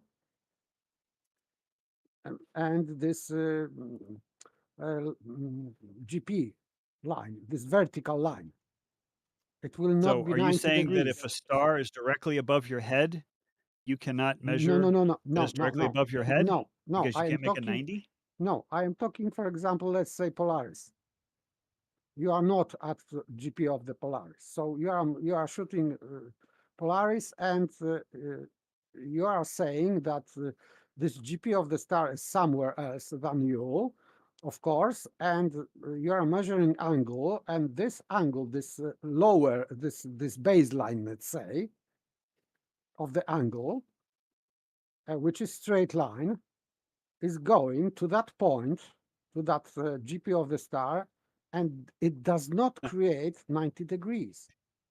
No one said the baseline of your angle goes to the GP of the star. You made that up. Hmm? No one said that. So I don't understand really, because you are using straight lines with angles, so and you have this all these numbers from this triangle supposedly. So why? And now you are saying that it has, this baseline has nothing to do with triangle. That's correct. There's no planar triangles anywhere in celestial navigation. But at the beginning you said that this angle is planar on vertical plane, planar angle. No, we're talking about what a sextant can do, and a sextant can measure an angle, and that angle you can put it on a planar triangle, but there's no planar triangles anywhere in celestial navigation. Yeah, the only triangle Charles, that can I'm aware can of I just in run celestial through this navigation with is you? the Because this is what I know Yeah. about Sure. these measurements. The 69 miles, which is I know on the land, right? And a 1 degree change. There's a drawing in the chat, right? I think I did this a fair bit ago to explain Yeah, I'm familiar what with a this 1 picture. degree change over 69 miles would be. Yeah. Right? Would you agree in that? That is a change of 1 degree over 69 miles. That's what it would look like. Yeah, so presuming that the 30 and then the 31 and then the 32 were measuring a distant celestial object like a star or That's just a Yeah, change absolutely. of 1 degree over that distance. Yes. Okay. Yes. Now, when you state a change of 1 degree on a boat, obviously, if you're stood on a boat measuring an angle to a light in the sky on a boat, right? Would that be a similar sort of thing? You know, the way that you would imagine on a boat, the change of 1 degree over, but you call that for 69 miles, for right? 60 nautical miles. Yeah. So absolutely. would In each any of those direction for any heavenly degrees body. be like where it states there 69 miles? Could we just call that 60 nautical miles? Yeah, more or less. Absolutely. Okay. Yeah. So where would But where would the curve be? Because that's well, the curve is the surface of the Earth. I mean, you can't tell in that diagram, but that because it's less than a pixel. But where it says 69 miles and where it says 69 miles again, that segment is actually curved. All right, it's but not, the curve those, is so look at those. Can you small. see the squares? Yeah, I'm just saying the There's curve no is actual smaller than a curvature pixel. there because that was done But on in GeoGebra. AutoCAD, right? But it's a diagram. Okay, it's a diagram that does not measure, that does not accurately just depict reality. Well, that's why I said the 69 miles, because that 69 miles is a straight line, right? To my understanding. No. The 69 miles is over the surface of the Earth, over the curved surface of the Earth. No, this is measured angle. Sorry, Charles, but it is but not the true. Earth's curvature is probably less than a pixel in that diagram. There's no curvature. They're straight lines, Charles. Okay, well then it's just a diagram. Okay, but that line depicted their angles, Charles. Those it's angles are to the baseline, right? The change in angle is over distance. The distance is along a straight line. No, it's not over a straight line. Then in that picture, it is, Charles. Yes. Misunderstood. In that picture, it's just a diagram. The diagrams yes. can be misleading. Diagrams. Yeah, but you keep saying that there's a curvature there. There is not a curvature in that picture. No, there is not. Okay, well, what I'm saying is Earth curvature at that scale might be less than a pixel. Right, okay. So what is Earth curvature, Charles? Can you define that for us? Well, it's the curvature of the Earth because the Earth is a sphere. I mean, you just stated it was the curvature of that straight line, not the curvature of the Earth. Well, the curvature of the straight line of a pixel, you said. That straight line is supposed to be the surface of the Earth, would be a curve. Okay? If that line that's marked 69 miles, if that's supposed to be Earth, then it's got to be a curve. Well, that 69 miles is meant to be a straight line, and you're saying straight line. Then that's no longer okay. So let's clarify. It is line of sight. Sorry that I interject, because we are talking about line of sight. No. If you're talking about paper, if you're talking about the 69 miles measured on land, it would be on a horizontal. Like the angle that you're measuring, the 30 degrees, 31. That's a line of sight. Okay. Yes, I agree. So, Bev, if we can clarify. But you have angles, so you have anyway, you have to assume that this is straight line because you have this angle measurement. So two straight lines. So no room for a curvature. Yeah, measured at the same elevation, right? So, Charles? Yeah. So can we clarify my interpretation of your diagram?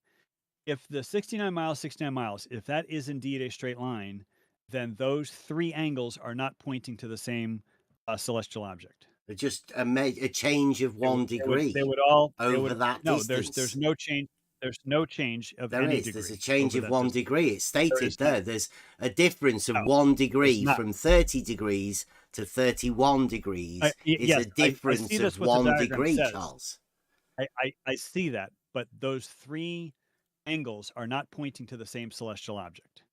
If that baseline is a straight line.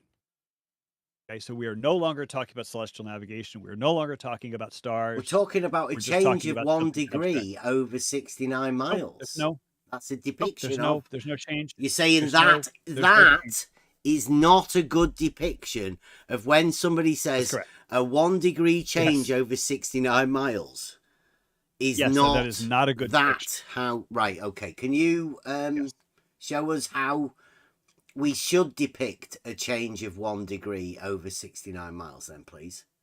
Well, with that, the thing that you've marked 69 miles, that needs to be a curve. Can you show us? Can you draw it for us so we can have a better depiction of it, Charles? Because, like I said, it would be, when I imagine a 1 degree change over 69 miles, that's what I imagine. Now, can you show us what you imagine, please? Yeah, and the Earth curvature is probably less than a pixel. All right, so can you show us, Charles? Very, very similar. It would be very difficult to show you because the diagram that I would come up with would look almost identical to your diagram. All right, because the Earth curvature is so small. Okay, sorry, I have to drop. So all right. I wish you good conversation. So good night. All right, take care, sir. See you later. Good talking with the paper. So you're not going to show us your, I mean, take that one as an example, right? Copy that one and just draw on it what would be the change. How you would change it, where I've made a mistake in my understanding of a 1 degree change over 69 miles. Well, it would be very subtle. All right, it would be very subtle, and that's why just show us, diagrams just are copy usually it. run. You can do a copy. So, by my calculations, the Earth curvature would be 2.4 miles at that distance from left to right, and so you've got a distance of like what 178 miles. Just 69 miles. I did 2 of them just so people could see what the change was. Because, I mean, it would be no good if I just did one angle change at each end of the 69 miles. Do you agree that the 69 miles is a straight line distance? No, it's not a straight line distance. No. Okay. Well, I'd say that I've done a bit of research and I've never actually found anybody that can verify this, anyone that's actually done it, because obviously 69 miles is quite a distance to be able to measure. You'd have to rely on maps, obviously, wouldn't you, in order to do that? And they've obviously already been measured. Now, I state, I've talked with a guy earlier today, Stefan Mudd, that points of equal elevation are on a horizontal plane. So therefore, when these measurements are taken, they're taken at an equal elevation, because if you're higher or lower, then the angle would change. So you have to have an equal elevation. And I state that distance, if they're in equal elevation, that would be a horizontal distance. Yeah, you said a bunch of things in there that actually aren't accurate. Which things? A horizontal plane is not comprised of points of equal elevation. That's the first mistake. Well, points of equal elevation would neither be higher nor lower than each other, i.e. right, in terms of no elevation. slope, That's and correct. that's how a horizontal is defined, isn't it? With zero slope. That's not. No, that's not. I mean, yeah, you're a horizontal mixing and has matching zero the slope, geometry on surely, Charles. But a level surface on the Earth is a curved surface. Yeah, but points of equal elevation, right, have zero slope. There's level, no change in level, elevation, Charles. Slope, yes. So that's a zero slope. That Level. would be defined as a horizontal plane, wouldn't it? No, only locally, like on a sheet of graph paper, sure, but not any. So there's no change in elevation to a horizontal, is there, Charles? Yes, there is. There's For example, no, LIGO. you can't, because that would be a slope, Charles. LIGO is a straight You've line. heard of LIGO rise is a over straight run, line. Charles, right? Sure. Well, Yes, the run but is LIGO a is horizontal slope. distance and the rise is a vertical distance, my right? goodness Any gracious. vertical change so would funny. be a slope, rise over Yes, and run. LIGO is sloping at both ends. LIGO Right? It's a sloping straight at line. both For some ends. What are reason, you it's talking sloping about? at both ends. Charles, Because it's a if perfectly straight line. Charles, if zero slope is level, do you agree with that? You just said it. Yeah, zero Zero slope is level. You sure or yes?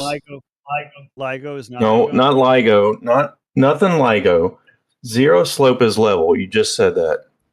Yes. You stand behind that. Sure. What's the equation for a horizontal? Well, now we're talking about graph paper. We're no longer. No, left the no, we're earth. not. No, we're not. Yes, we are. We're talking about geometry. Yes, geometry on graph paper. No. Oh my goodness! You guys need to learn about context. What is it? What do you know it? Sure. I've taught algebra for years and years, and if you're going to talk All right. about graph paper, Should be easy for you. you know, yeah, y equals, say, some constant. Pick a constant, k. Y equals k. K could be any number. -1, +50. Okay, pick a number, and that is a graph paper horizontal line. Has nothing to do with the Earth. It's a coordinate system, right? What's a It's coordinate? not graph paper. It's a coordinate system, right? Sure, Cartesian coordinate system. Sure. So what is the equation for a horizontal? You just asked me, and I just answered. You didn't say what it was. Y equals k, where k could be any number. Numerically. Well, there are an infinite number of horizontal lines. Which line would you like the equation of?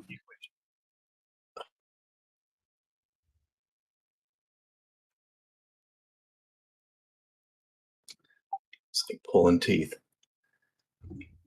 Give me a number. You're the one asking the questions.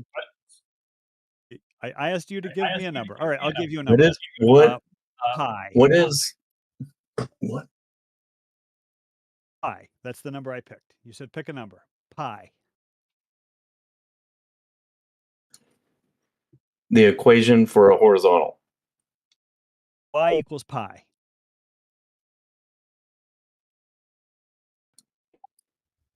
Wow. Y equals C over D. No. Are you sure? Y equals pi. Pi is a number. Pi is C over D. Pi is a number. One of the applications of pi is the ratio of the circumference to the diameter. There are many, many other applications of pi. That is not the equation for a horizontal. All right. So what is the equation for a horizontal, since you're saying that I'm wrong? I asked you. Why don't you? I asked answered, you. and now you're telling me I'm wrong? So clearly, you think that you have information that I don't. So what is the equation of a horizontal? If you think I'm wrong? Zero, Charles.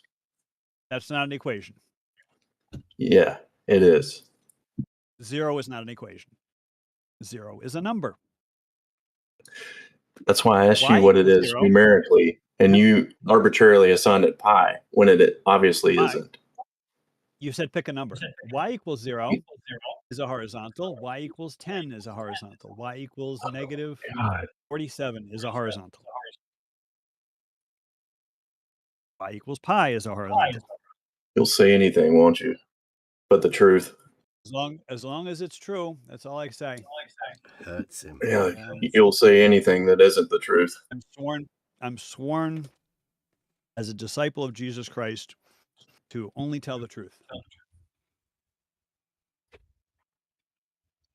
Let me fire up GeoGebra. Let me see if I can get a real calculator, graphing calculator real quick. Horizontals don't change in elevation, do they, Charles? On graph paper, no, they don't. Okay. What about in reality, Charles? Because graph papers are in reality, right? Is that what you're saying? Well, is the horizontal on graph paper any different than the horizontal in reality, Charles? long as you're not using the word horizontal and trying to mean it to have it mean the same thing. Right? Because What, the the word horizontal in horizontal? reality. In reality, is that the same as a horizontal, Charles? Because there's a lot of people. So the There's a lot horizontal. of people who've been to school, Charles, and Right. they've seen graph paper. They've seen the X and the Y. They've seen how they're called vertical and horizontal. So in mathematics, in schools, they've been taught that the horizontal is aligned on one of these axes of these graphs. Yeah, parallel to the x-axis. Right. Okay. Is what we call horizontal on graph paper. Okay. Now But in that reality, horizontal that they've been taught in schools, is that any different than the horizontal in reality? locally, they appear to be the same. They In are reality, the same, aren't they, Charles? horizontal. Come on. No, They they're not are the same. exactly the In same. reality, There's no difference they're not between a exact. horizontal within mathematics classes and a horizontal in reality. Well, the rest of the world begs to differ. What, Bev. you're saying there is a Absolutely. difference, Charles? Yes. Because the horizontal in maths class is a straight line or plane. Well, there's lots of things that are straight lines or planes that aren't horizontal. Yes, but the So you gotta be a horizontal little more in specific. maths, Charles, is a parallel straight to line y. or plane. Now, is that different? When people say the horizontal is parallel to the plane of the horizon, do they actually mean parallel to the plane of the horizon? With the understanding of where the you are. mathematical understanding of parallel. Yeah, but where you are, and the horizon is a circle. A plane. Yeah, The and plane of the a circle. horizon. Parallel Yeah, to. what they mean. Right, so right. how And is the that shape of the horizon. different than the mathematical in the maths class? How is it different? Because the plane of the horizon and a horizontal line are not the same thing. The horizontal is parallel to the plane of the horizon. And Yes, which is horizontal is a impractical. plane within mathematics, Charles. It's hard to know where to start. Horizontal is perpendicular to plumb. That's the best Absolutely, definition. yeah. And vertical in is real world. perpendicular to the plane of the horizon. No, it's not. The plane of the horizon is endless, and you can make many perpendiculars to that, only one of which is vertical. Now, vertical is perpendicular to the plane of the horizon, Charles. Only one of them. Only one of them is. No. Vertical is want me to do that? perpendicular to the plane of the horizon. There's no numerical value placed to that, Charles. There's context. Context is key, Bev. Okay, you got to start with plumb, and then you can make a horizontal. Let's start with Perpendicular to vertical, plumb. right? Let's do a search Start for with plumb. mathematics vertical. Yeah, how about that? Would you go along with that? Oh, you're just talking about mathematics. Yep. Then you talk about graph paper. We're no longer talking about the planet Earth. No, I'm talking about mathematics, Charles. Yeah, Yeah. like graph paper. No, not graph paper, mathematics, Charles. Because perpendicular to the plane of the horizon is not graph paper, is it? It Yes, doesn't they're say just- they're talking perpendicular about- to graph paper. It says Right. perpendicular to the plane of the horizon. Yes, and the horizon is a optical phenomenon that changes where you're standing. The plane of the Okay. horizon, Charles. The horizon is plane. an optical phenomenon. The plane And of the the plane horizon. of the horizon Yes. is the plane that encompasses the circle that is a horizon. Because the shape of the horizon is a circle. No, that's not what a plane of the yes. horizon is, Charles. It actually is. So it's funny that you keep quoting it, Bev. So the that you don't even circle, understand. the circle that You don't even understand comports, what you're Charles, quoting. the circle that comports Yeah. with Euclidean understanding, pi. The Well, no, the Euclidean circle is a pi. planar. plane or shape. A planar shape. What's the shape of a plane, Charles? Yeah, a circle. Circle. No, the plane is endless, but you can draw shapes on that plane, one of which is a circle.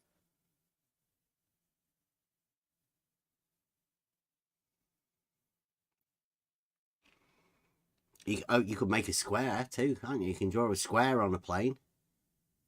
Absolutely. Triangle. But the plane of the horizon. Triangle. That's another People say plane. the plane of the. There's a lot of plane Absolutely. shapes, isn't there, Charles? Yes, but the plane of the horizon, Bev, is a plane that passes through the circle that comprises the horizon. But my understanding is that you don't believe the horizon is a circle, but the horizon is in fact a circle. It's irrelevant. The plane of the horizon changes where you are. The plane of the horizon is horizontal.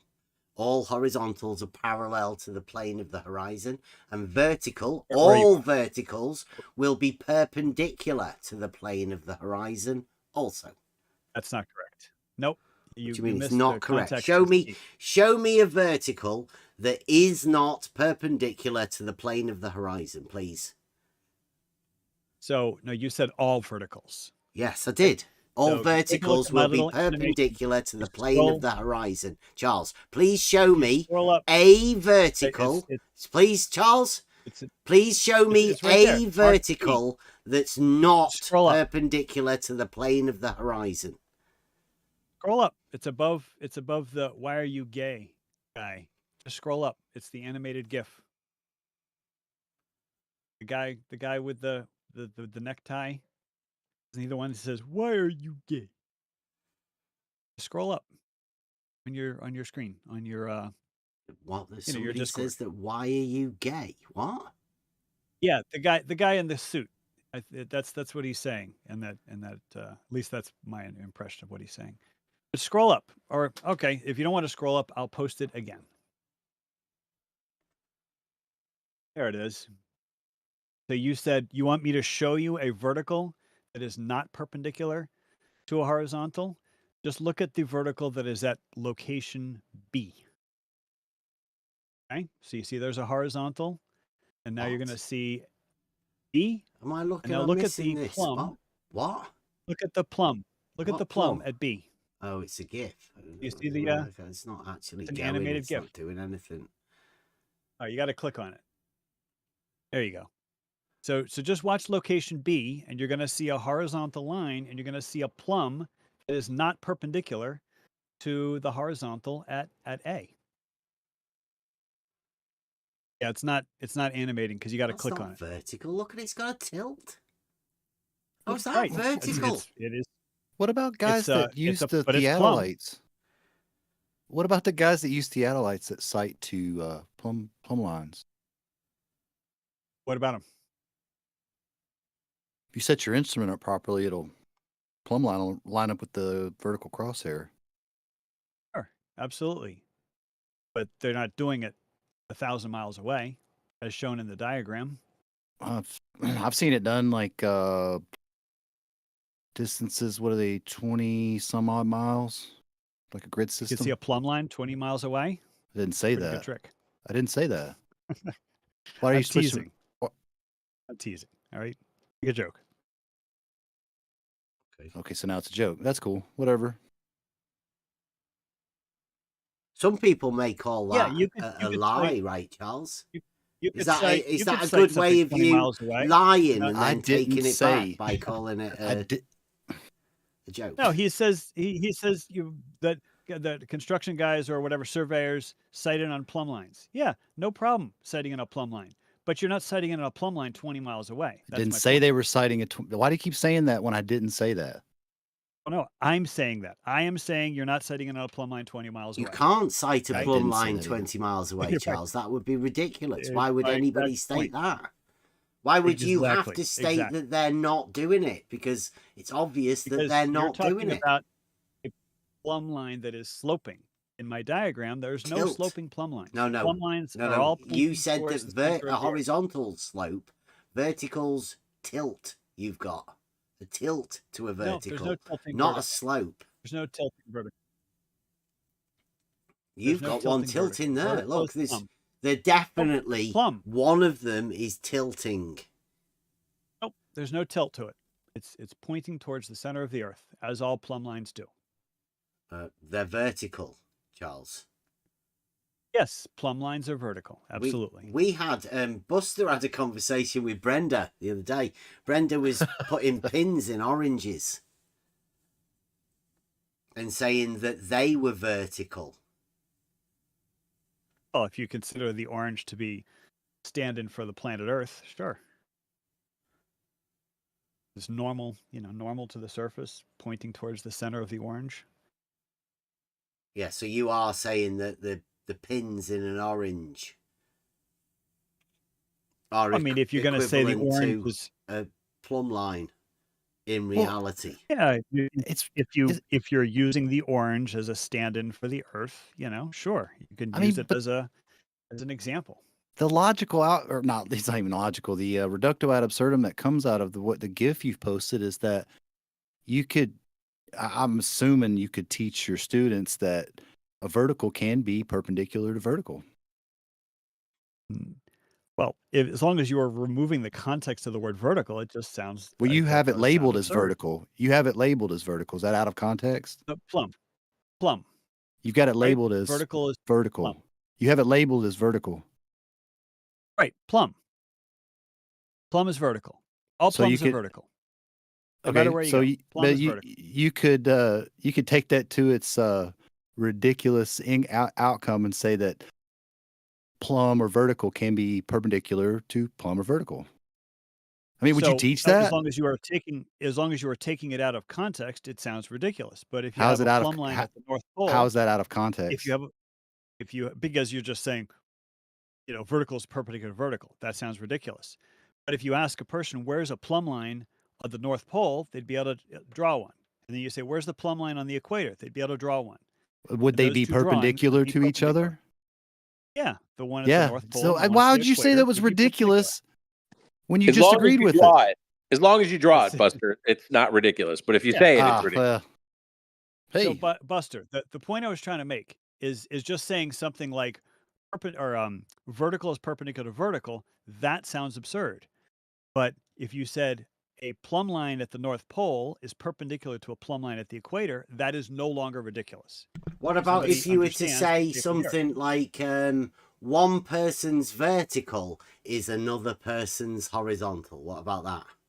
Yeah, if you're talking that sounds about ridiculous people, to me. That sounds utterly ridiculous. If one person's at the North Pole and the other person's at the equator, then that sounds perfectly reasonable. But it doesn't. It sounds ridiculous by saying that vertical and horizontal are parallel. Right. I mean, it sounds ridiculous absurd. If two people are in the same room, but if you have the context, remember the whole name of that diagram. It sounds ridiculous no matter where you hear it, even if you're not in the same room as the person saying it. Like there's loads of people listening to you say that now, and I bet they reckon it sounds fucking ridiculous. If you take any school child, well, I don't know. I mean, some people might accept it, a contradiction, right?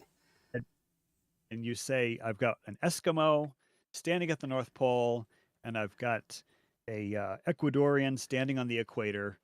Then you can say one man's horizontal is the other man's vertical, and everybody knows what that means, and that does not sound ridiculous in the context of an Eskimo to me. and an It sounds Ecuadorian. like you've accepted a contradiction to me. There's no contradiction. There's vertical at the vertical equator and horizontal are parallel. You don't think there sounds like there's a contradiction in that? No, because they're 4,000 miles apart or 6,000 miles apart across the surface of the Earth. One's at the North Pole, one's at the equator. Instead of the Eskimo and the Ecuadorian man, can we use Santa and Wonder Woman? Wasn't Wonder Woman born in the Amazon somewhere? I think. Isn't that right? Santa. I think I'm right. Lore is. I think she's supposed to be an Amazonian. Yeah. Yeah, I think so. All right. And who is the other person? Fanta? Santa. No, come on. Santa. Guy with the red suit. Yeah, Santa. Yeah. Big white Christmas. beard. Yes, St. Nicholas. Yes. Yeah, Okay. red hat. So Santa Claus, and Wonder Woman. Yes. They are perpendicular to each other. Excellent. Oh, we're making progress. This always reminds me of the we used to call it Baller's Canal or Aporia Canal. It sounds as ridiculous as that. I mean, I think if I go back through my thing when we did this one here. Do you teach this to children, Charles? I'm currently teaching statistics, astronomy, and computer science. Yeah, I mean, but would you teach this to children? This one person's horizontal is another person's vertical. But that's perfectly obvious to anybody who knows the shape of the Earth, which everybody does, except for wait, knows or just believes? knows. Well, how would they know it? Well, I think you're taking the school word. I child- think you're taking the a- word a "know" out school- of context here a because you don't know school the child meaning of it. knows because he's been told. Okay, so that's That's a fair, not that's a fair knowing. criticism. That's not Okay. knowing. You obviously are taking take this an out of adult- context because you take don't an know the adult- definition of knowing. Okay, so take an adult who is capable of making observations in the real world, and you can discover that the Earth is a globe. Yeah, this or is the Earth why I a was sphere. saying, like, Right? do you teach it to children? Because But all the kids know would that you the be Earth is a globe, implanting a right? knowing, right, with your authority as a teacher to be I mean, like, handing this for over example, as some sort of? Could it be a literally- paralogism that you're teaching, Charles? No. 'Cause This I've measured the shape couldn't of the be a Earth. paralogism, right? No. There's no Because I've measured possible the shape way of the Earth this personally. contradictory statement could not possibly be a paralogism. It's not contradictory. I love how he was getting ready to just say all the kids know that it's a globe. Well, all the kids know that Santa's real too. So, I mean, I don't know. That's what. Thank you, Buster. The parents That's are teaching that exactly also. Why, yes, They that's know it. exactly They know why I Santa's brought up real. Santa. Yes, and Wonder Woman. Everybody knows Wonder Woman is real as well. Because Charles says all you have to do is documentary. Two of them, I've seen them. Yeah, They weren't very. They were documentaries. by Charles's own statements. You just have to tell a child something, and then they know it. So wow. I mean, I'm amazed. Didn't work so well for maybe it was just my kids, but it didn't work so well when I told them the stove was hot. I mean, I told them the stove was hot, but There both you of them ended up somehow hurting themselves on a hot stove. But I'd say they knew it after they touched it. Oh, they definitely knew it after they touched Yeah. it. Yep. That's a knowing for sure. The thing is in that all the cartoons, anything that's hot is red. And if you see the stove may look just as plain and colorless as a cold stove. So of course, But that doesn't matter, Charles, because I told them that it was hot. But they didn't believe They you. should have had a knowing. Don't you agree that they should have had a knowing that the stove was hot? No, There's different levels of knowing. there's different levels of knowing. So what level of belief does it turn into knowing, or what level of belief does it turn into a level of knowing? I don't know. I mean, I don't even know how to ask the Extreme question. faith and confidence, I think. Once you Oh, do that's away knowing. with the belief and the faith, then you get the knowing, I think. That's why Nathan Oakley's done it. Confidence, yeah. Loss of belief. One of the right? one Knowing of the, comes after the loss of your belief. Right, Charles? Well, after one of the the things extreme faith that- stage. Well, you have to have evidence. At some point, you have to have evidence. So when Confidence. you're a little kid, I think confidence. you think of Santa Claus as being real, and then at some point, you catch mom and dad putting the presents under the tree, and then So you get a little older. what and then evidence others do start you talking, have then for and the then you realize that Santa tilting Claus is not vertical, real, right? or the sloping horizontal? What's your evidence, Charles? That the Earth is a sphere. That's my evidence. That's just a That's statement. not an evidence that at all. That's just Well, your statement. Well, I've measured the Earth to be a sphere multiple times over multiple occasions. I know you can laugh all you want, but you could do the same. Did you All measure right? a tilting vertical or a sloping No, I did not measure a horizontal? Which tilting- one I did not you measure do? Either of those things. I did not do either of those. Okay, so But what anybody did could you follow do any then? of the instructions. What was the measurement DIY. that They're you all did, over. Charles, that determined you to be able to believe there was a tilt to a vertical or a slope to a I never said horizontal? anything about it.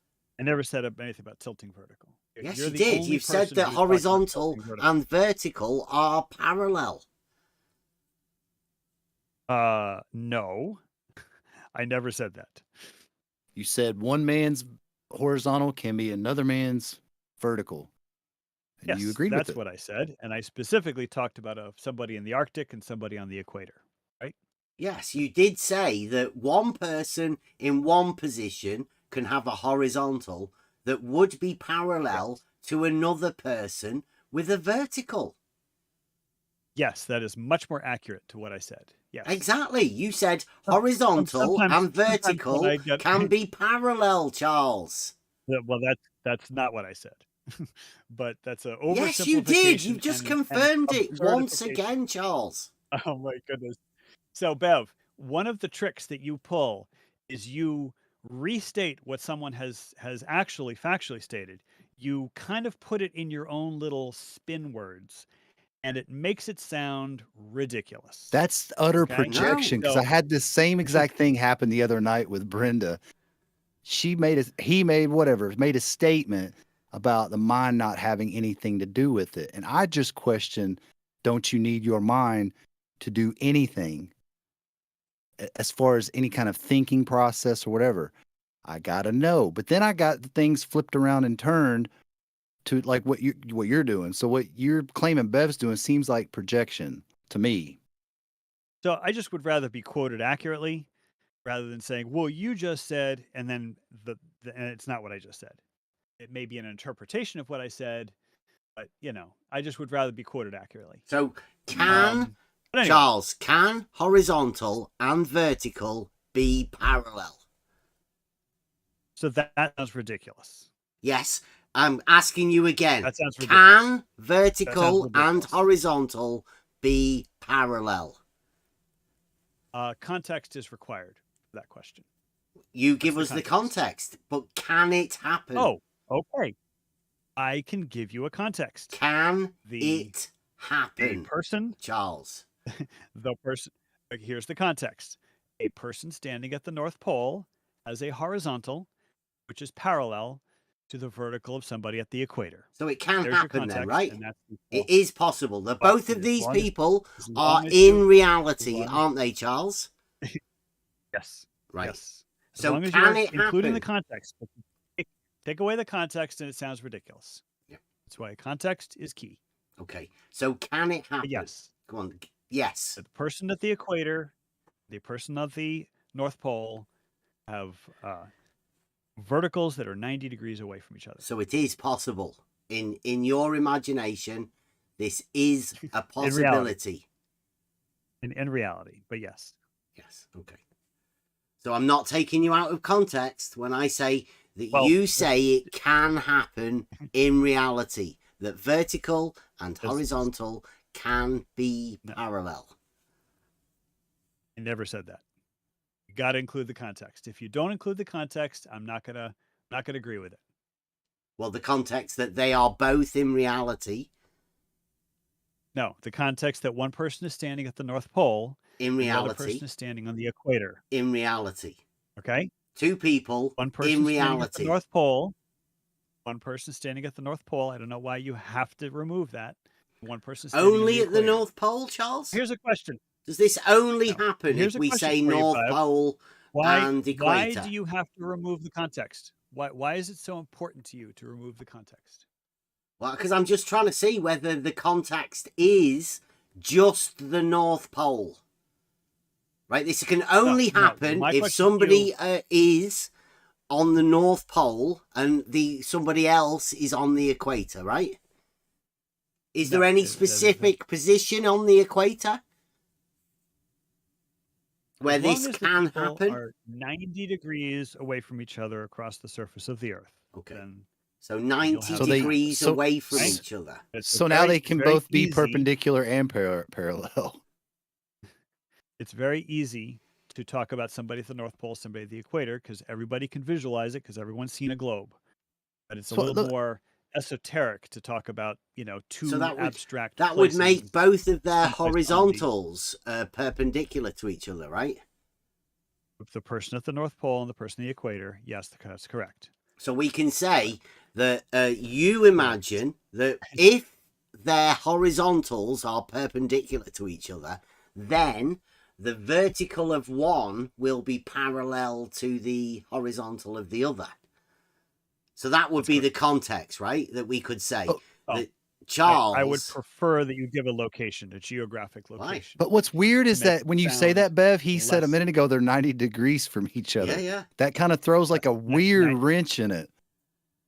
90 degrees away from each other. Like, for Yeah, example, the Greenwich Meridian, that doesn't work though, Easter does it? Island, because two people, Easter Island is two at people 90 from degrees anywhere, right? west Let's say I'm in the front room and Buster's in the back room. We could say that we were both perpendicular to each other because we'd just have to make a line that was perpendicular, right? But that wouldn't make horizontals perpendicular with each other, would it? You could say a lot of things, but that's not. That's why I not said 90 degrees from each once the horizontals are perpendicular with each other, then we could say that the vertical and the horizontal were parallel, right? Yeah, that's part of it. But you could also take somebody who's in Kenya and somebody else who is in North Brazil, and they are approximately 90 degrees away from each other. Okay. And would their horizontals be parallel to the verticals of the other? No. One person's horizontal would be the other person's, or parallel to the other person's vertical. If one person's in Kenya and the other person's in North Brazil. But that's the context. Otherwise, it sounds ridiculous. It kind of sounds ridiculous that they're 90. Yeah. I mean, if you have a globe in your hand, it's very easy to visualize. By putting like pins in the orange. I was going to say toothpicks in Like orange. putting pins in the orange. Absolutely. It's a visual tool. So one of the things I was telling my astronomy students, is I was trying to express to them maximum Western elongation, which is something that both Venus and Mercury go through. When there are people who say, how can you see Venus and Mercury if they're closer to the sun than the Earth is? And that's true. Their orbits are closer to the sun than the Earth is. But when they're at maximum Western elongation or maximum Eastern elongation, then they're quite a few angular degrees away from the sun, in which case you can. Would you say that putting pins in an orange would be a valuable learning tool for teaching people about verticals? I don't know. That seems to be a bit abstract. Yeah, I'd say so too. I've heard a lot of people say that sort of thing whenever they go to describe what a vertical is. But I mean, it does sound ridiculous to me. Well, that's because you don't understand the shape of the Earth, which is why that tool might be a useful tool. But most people understand the shape of the Earth, so it's. Would you say understanding the shape of the Earth is useful? Well, it saves you a lot of ridicule. I would agree. So it just doesn't the social really affect your day-to-day life. So just the social standing is all that matters. I mean, it is nice to know a little bit about how reality works. It's never good to be delusional. There's a lot of people fair walking enough. around with delusions. Fair enough. But what you just said was within the context of understanding the shape of the Earth, as you say that one person's horizontal at a position can be parallel to another person's vertical. Right. That's in reality, and that doesn't seem useful because if like Bev said, wait, hang on, let me finish. It said like what Bev said was, can horizontal from one position be parallel to another vertical? And you disagreed. You said that sounds ridiculous. So in the context of the globe, ask it as a question. He did. I'm sorry. He did not ask it as a question. If you ask it as a question, the answer is yes. He said, you're saying that horizontal is perpendicular to vertical, and that sounds ridiculous. That was a clarifier. Right? So every time, that's because I was just repeating back what I just asked you. But if that sounds,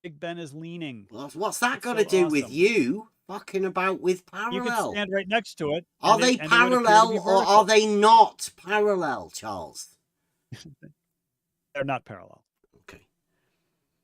So they're not essentially parallel either, then, are they?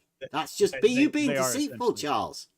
You're being dishonest. You're being. You should just be able to have your big man balls and be able to state what you actually mean rather than fucking about. That's you being a sophist, Charles, not me. You. They're not parallel. There, I put my big boy pants on. I said it. They're not parallel. That's good because this is why I asked about the size of the molecule, because imperceptibly divergent, and then you're the one who said molecules, Charles, not me. Yeah, it's actually to clarify. a few molecules. But, quite a few. Just do the math. Just do the math.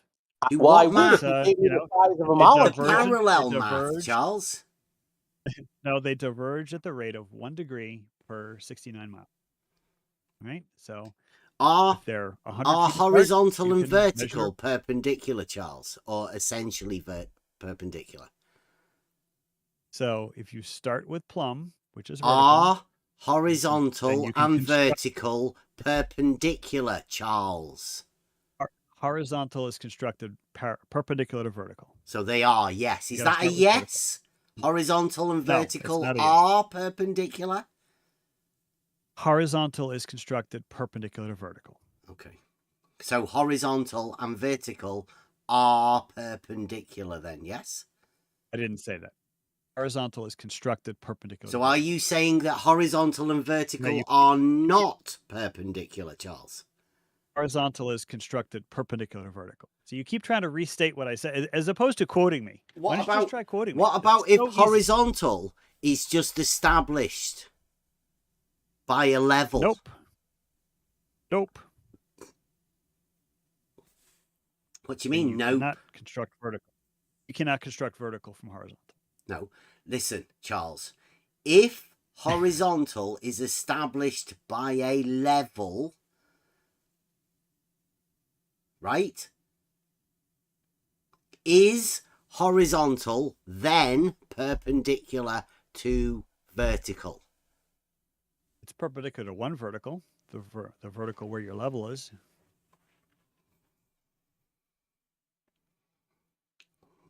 Well, just like the water level tool that Captain Caveman posted, you could just hang a plumb bob anywhere within that, and it's going to be perpendicular to that hydrostatic equilibrium, that pressure state.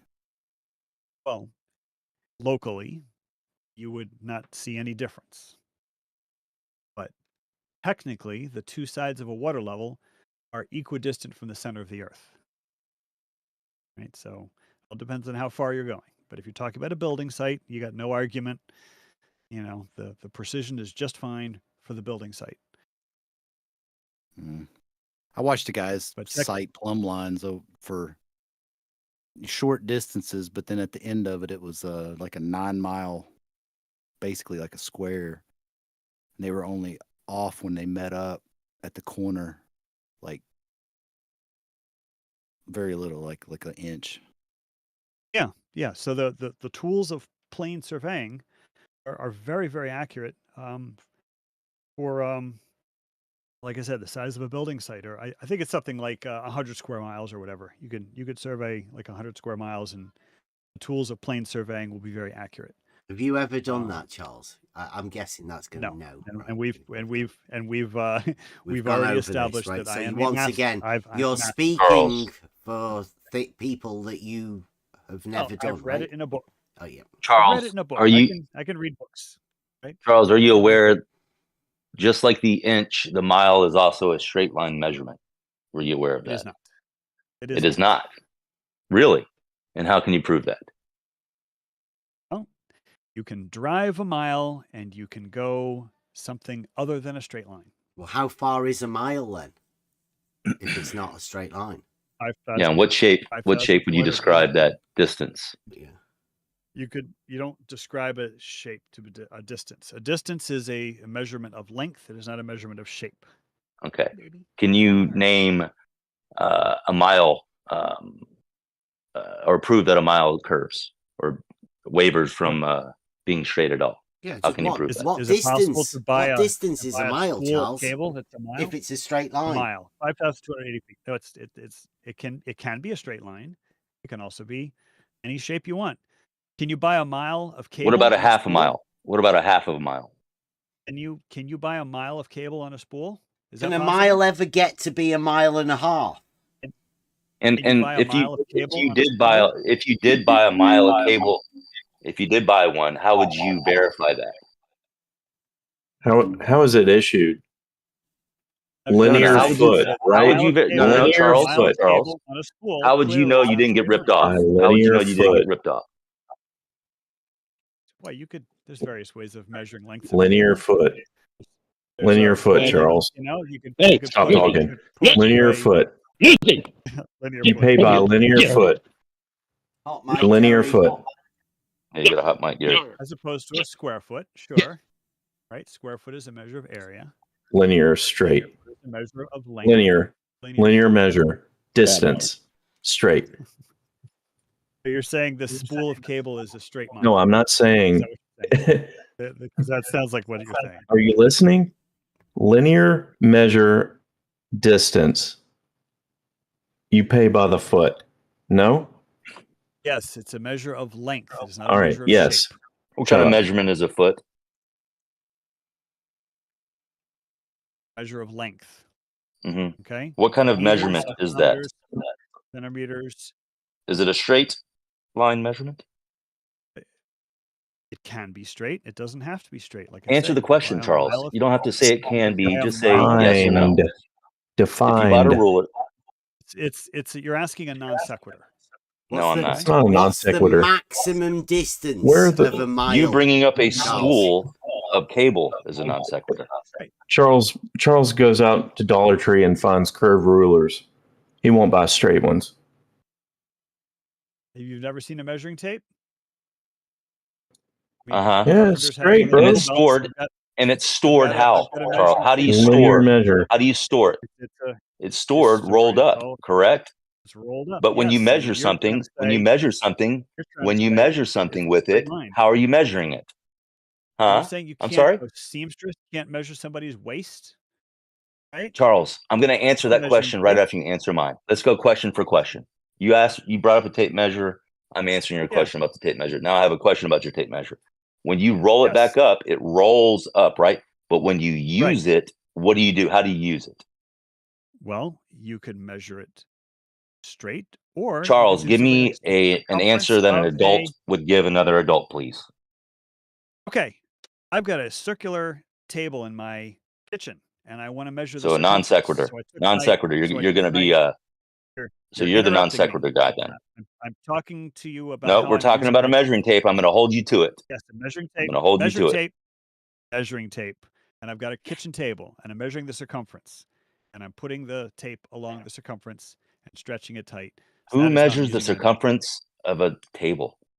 Who does that? Do you do that? That is one way of using a measuring tape. Charles, do you go around measuring circumferences of tables? Tailors measure people's waist. Or can we get back to the tape measure and the fact that you use it as a straight line measurement? How come you won't answer that? Measure people's waists. Have you ever been to a gym? People measure Correct. their biceps And the with a inch, tape measure. just like the foot and just like the mile, is yet another straight line measurement. How do you defined by? If you get a 36-inch waist pair of pants, the material that's been cut is 36 inches based off of a straight line. Correct, Charles? The tailor wraps it around. Correct, Charles? Waist, okay? When you cut that material off to make some pants, and it's a sure, 36-inch waist, would that be a straight cut? But most people don't cut their pants up. Okay.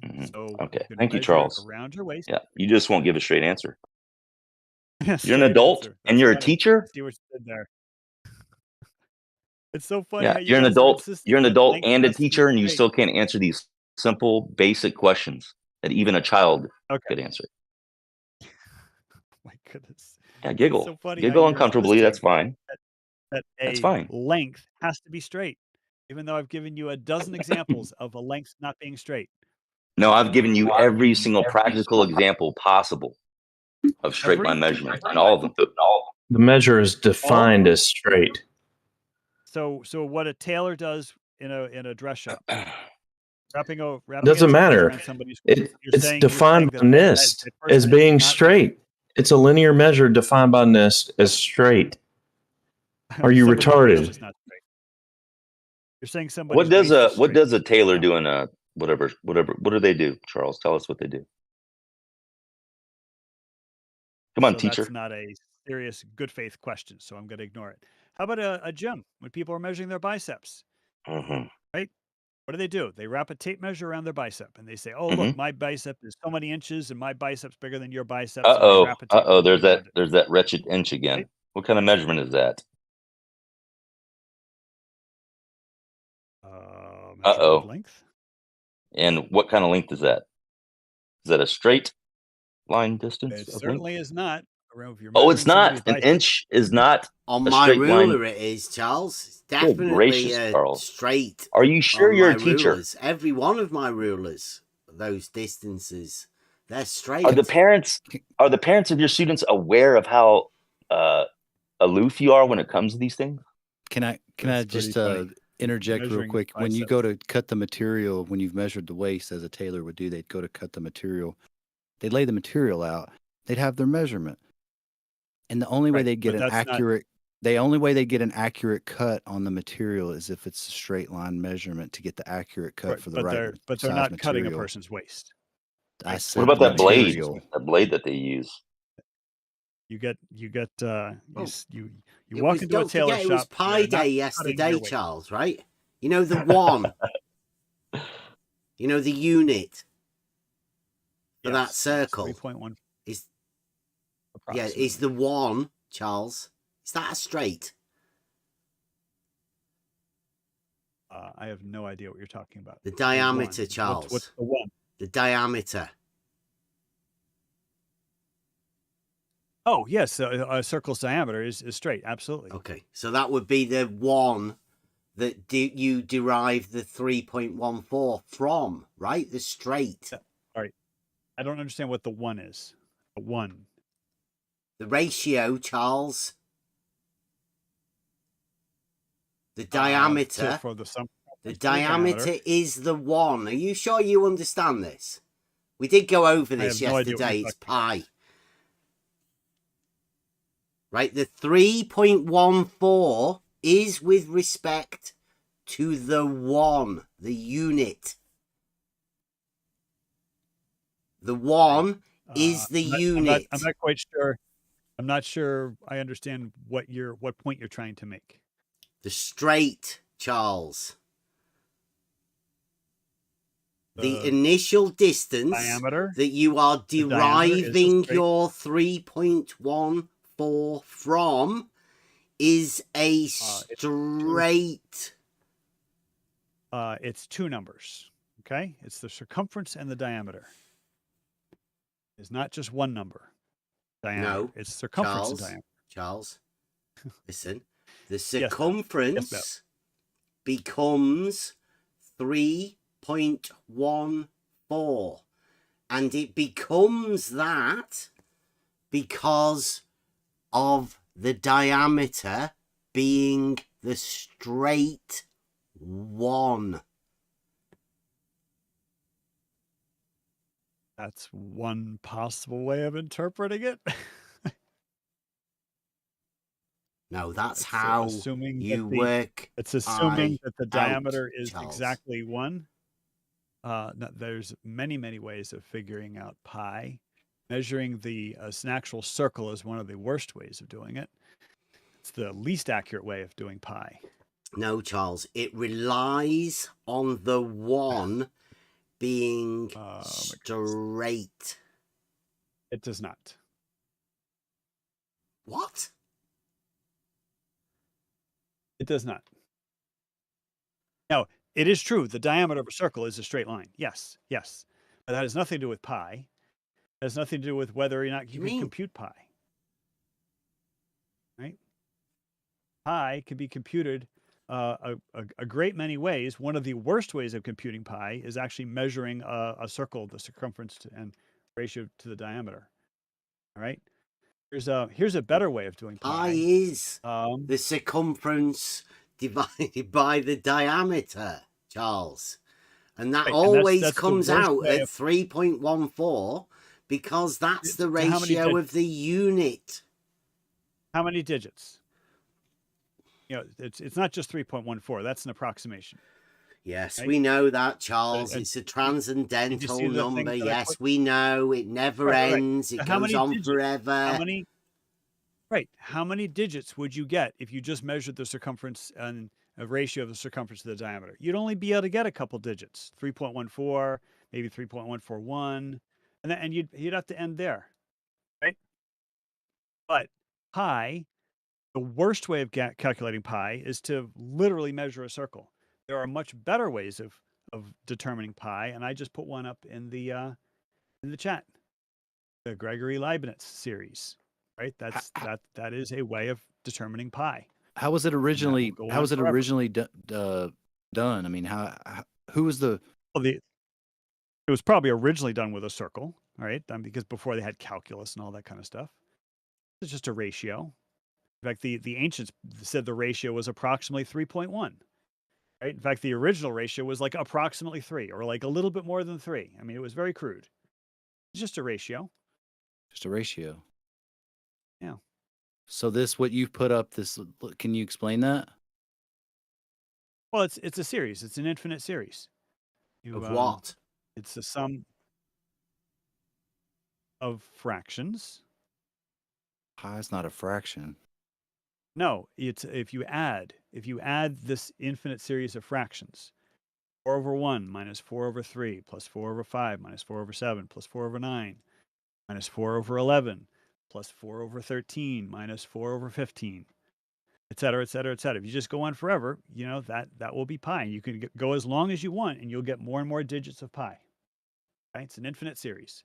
And that will give you a very accurate measurement of pi. And there's many other ways. There's I don't know how to pronounce this. Let me see. Copy image. Like I said, the worst way of calculating pi is to measure a circle. All right?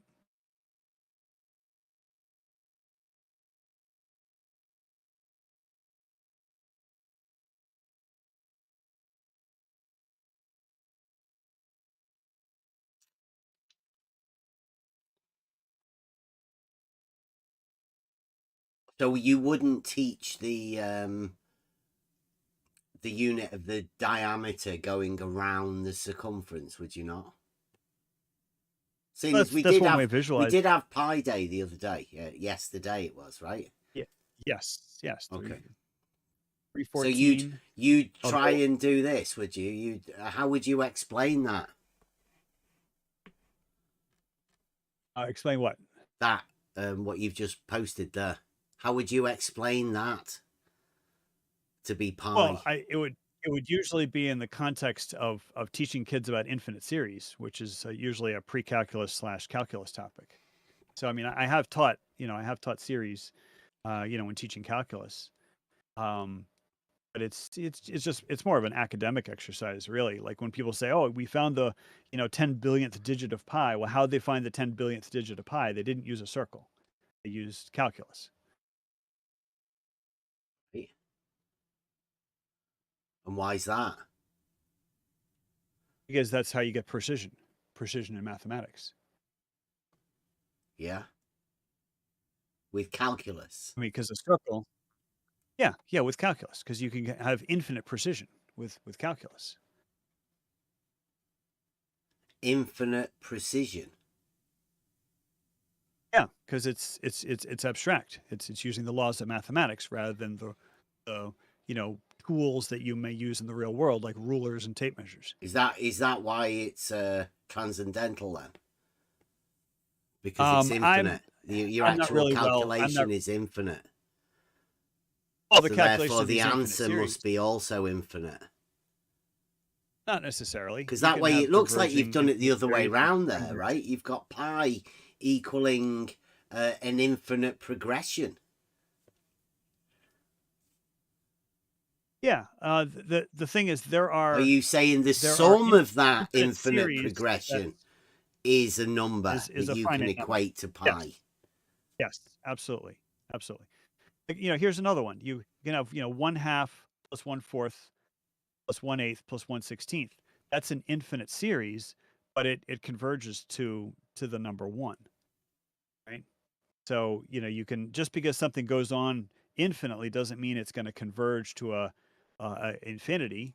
It can diverge to a number, like those series that diverge to the number pi.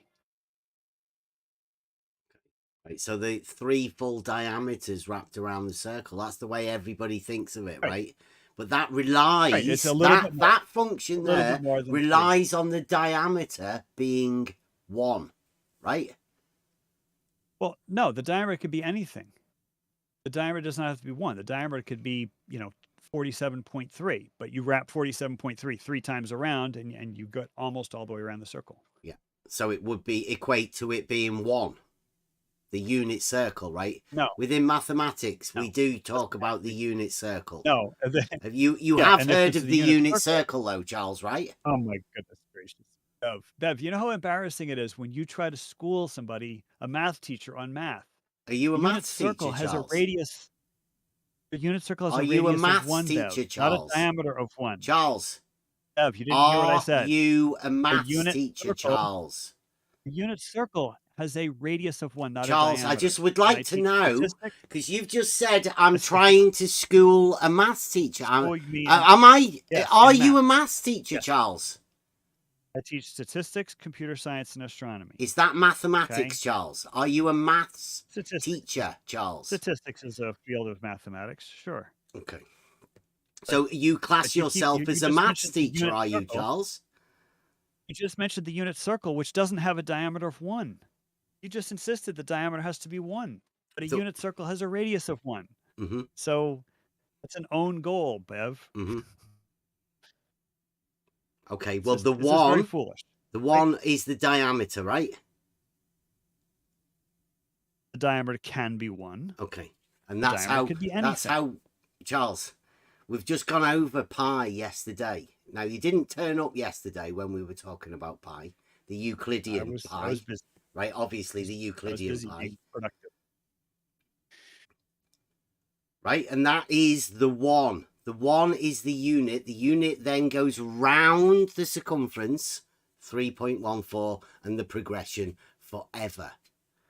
As far as we know. Transcendental is called, yeah? Sure. Right.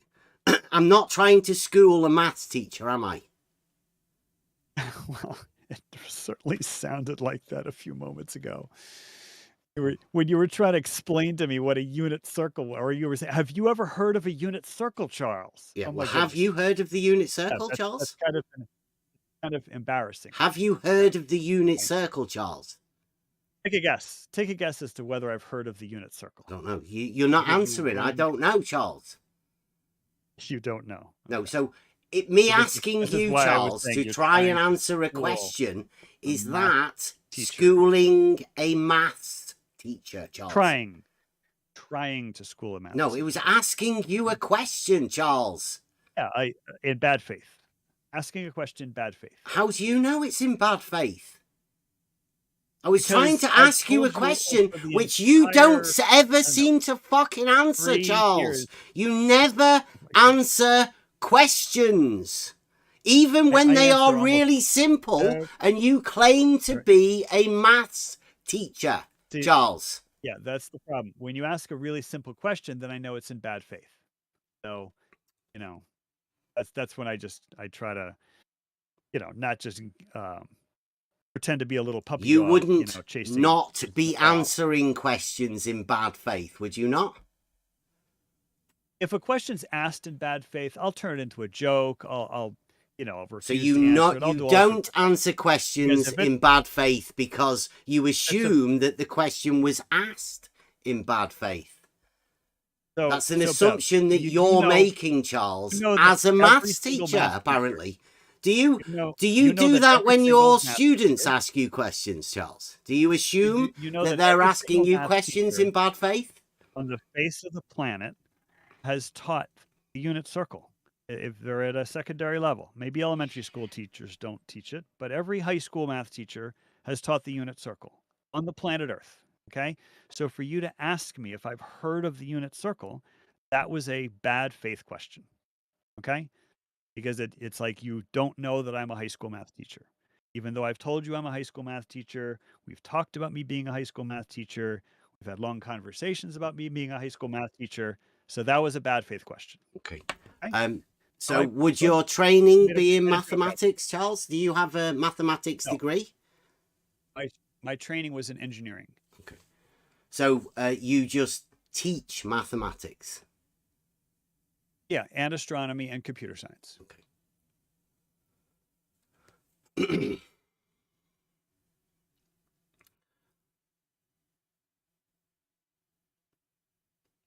I guess nobody wants to ask you any questions, Charles. I guess there's no point you being here, really, then. Yeah, I probably overstayed my welcome. It's 10:21 p.m. here near Philadelphia. I do appreciate your hospitality, Bev. Thank you so much for the open mic and the rest of you guys in the Discord. So I hope you guys have a great weekend. Yeah. It was good talking with you, Bev. Okay. I Please, enjoy that Charles, back and can I forth. say one thing?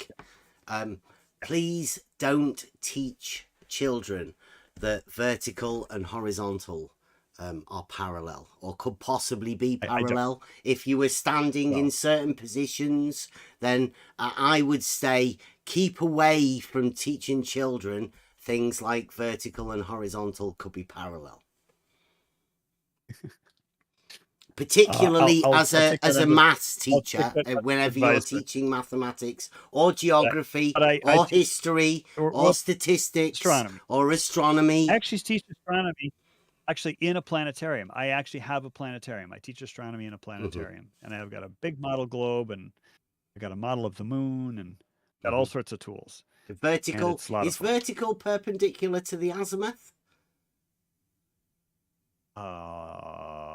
That seems like a non sequitur. The azimuthal plane is usually the horizontal plane, so vertical would be perpendicular to the azimuthal plane, but all of the azimuth plane? is not a orientation. The entirety of the Azimuthal plane. plane? No, azimuthal plane, which is measured where you are Yeah. in a circle. Yeah. Anyway, I'm going to take off, Bev. Okay. It's great talking with you. I hope you have a great rest of your night and a great Plane's weekend. measured. Bye-bye. Okay, that's good, that though. The plane being measured, Charles. I think Nathan Oakley would be interested in that. The measured horizontal plane. Somebody get Nathan Oakley on the go there. You might be able to measure the horizontal plane. One of the most perhaps annoying people I've ever known.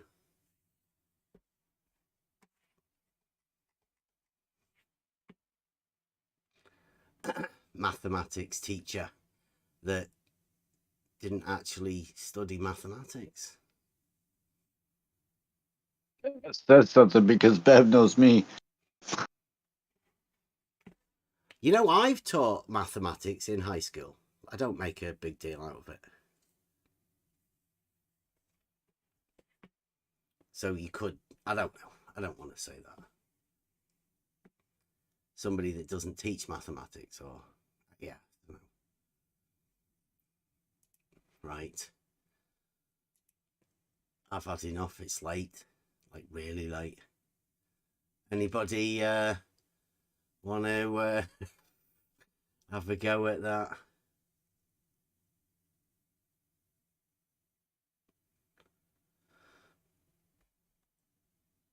Okay.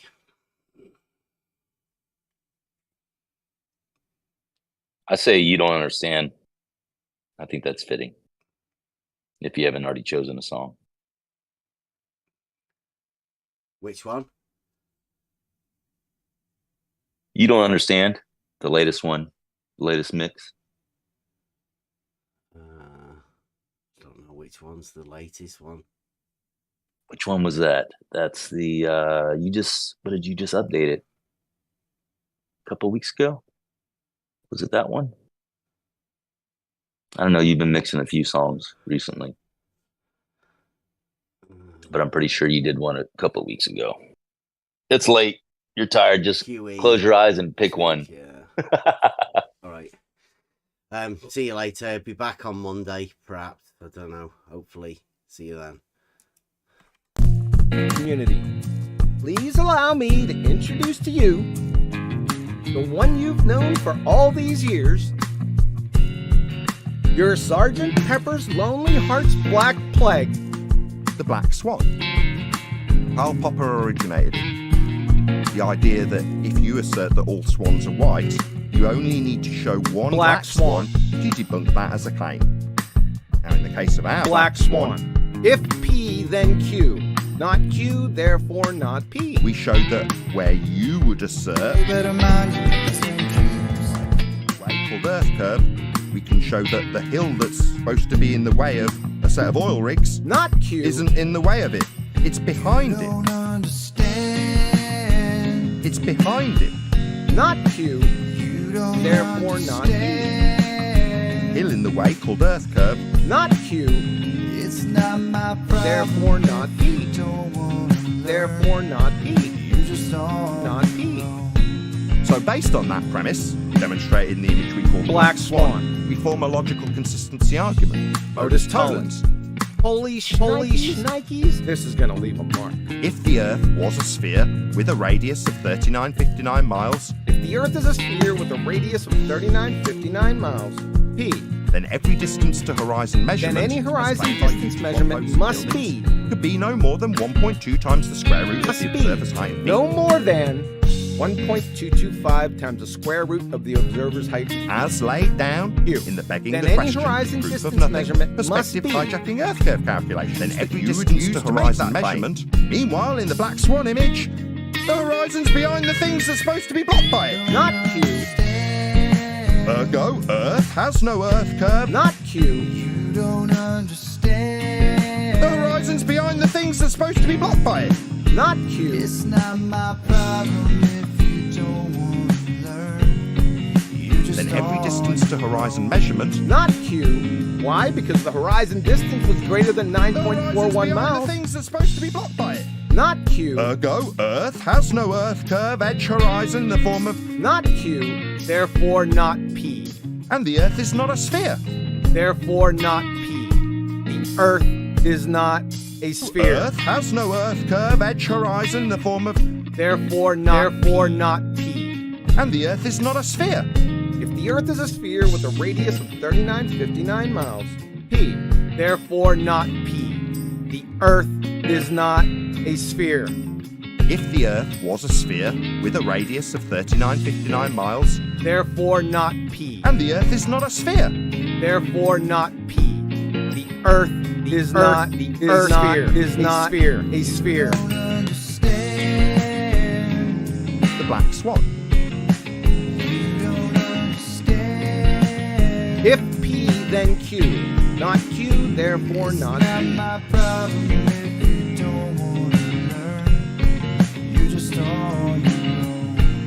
Because that's what physical bridges that obscure fire hydrants do. Yeah, they don't do that. No reason, no logic, no wisdom, no demonstrably not blowing up to vast times bigger than you'd have to have. Yeah, they don't do that. no reason, Yeah, they don't do that. no logic, Yeah, they don't do no that. answers, Yeah, they don't do that. no questions. Yeah, they don't do that. You're just on your own. Here is the final kill shot. You only need to show one black swan to debunk that as a claim. No, that's debunked. Then every distance to horizon measurement. No, that's debunked. Ergo, Earth has no Earth curve. No, that's debunked. Therefore not P. The Earth is not a sphere. No, that's debunked. Because physical hills don't do that. And if you're saying there's a physical hill blocking boats and buildings, we debunked it in 2020. So that's debunked. I thank you.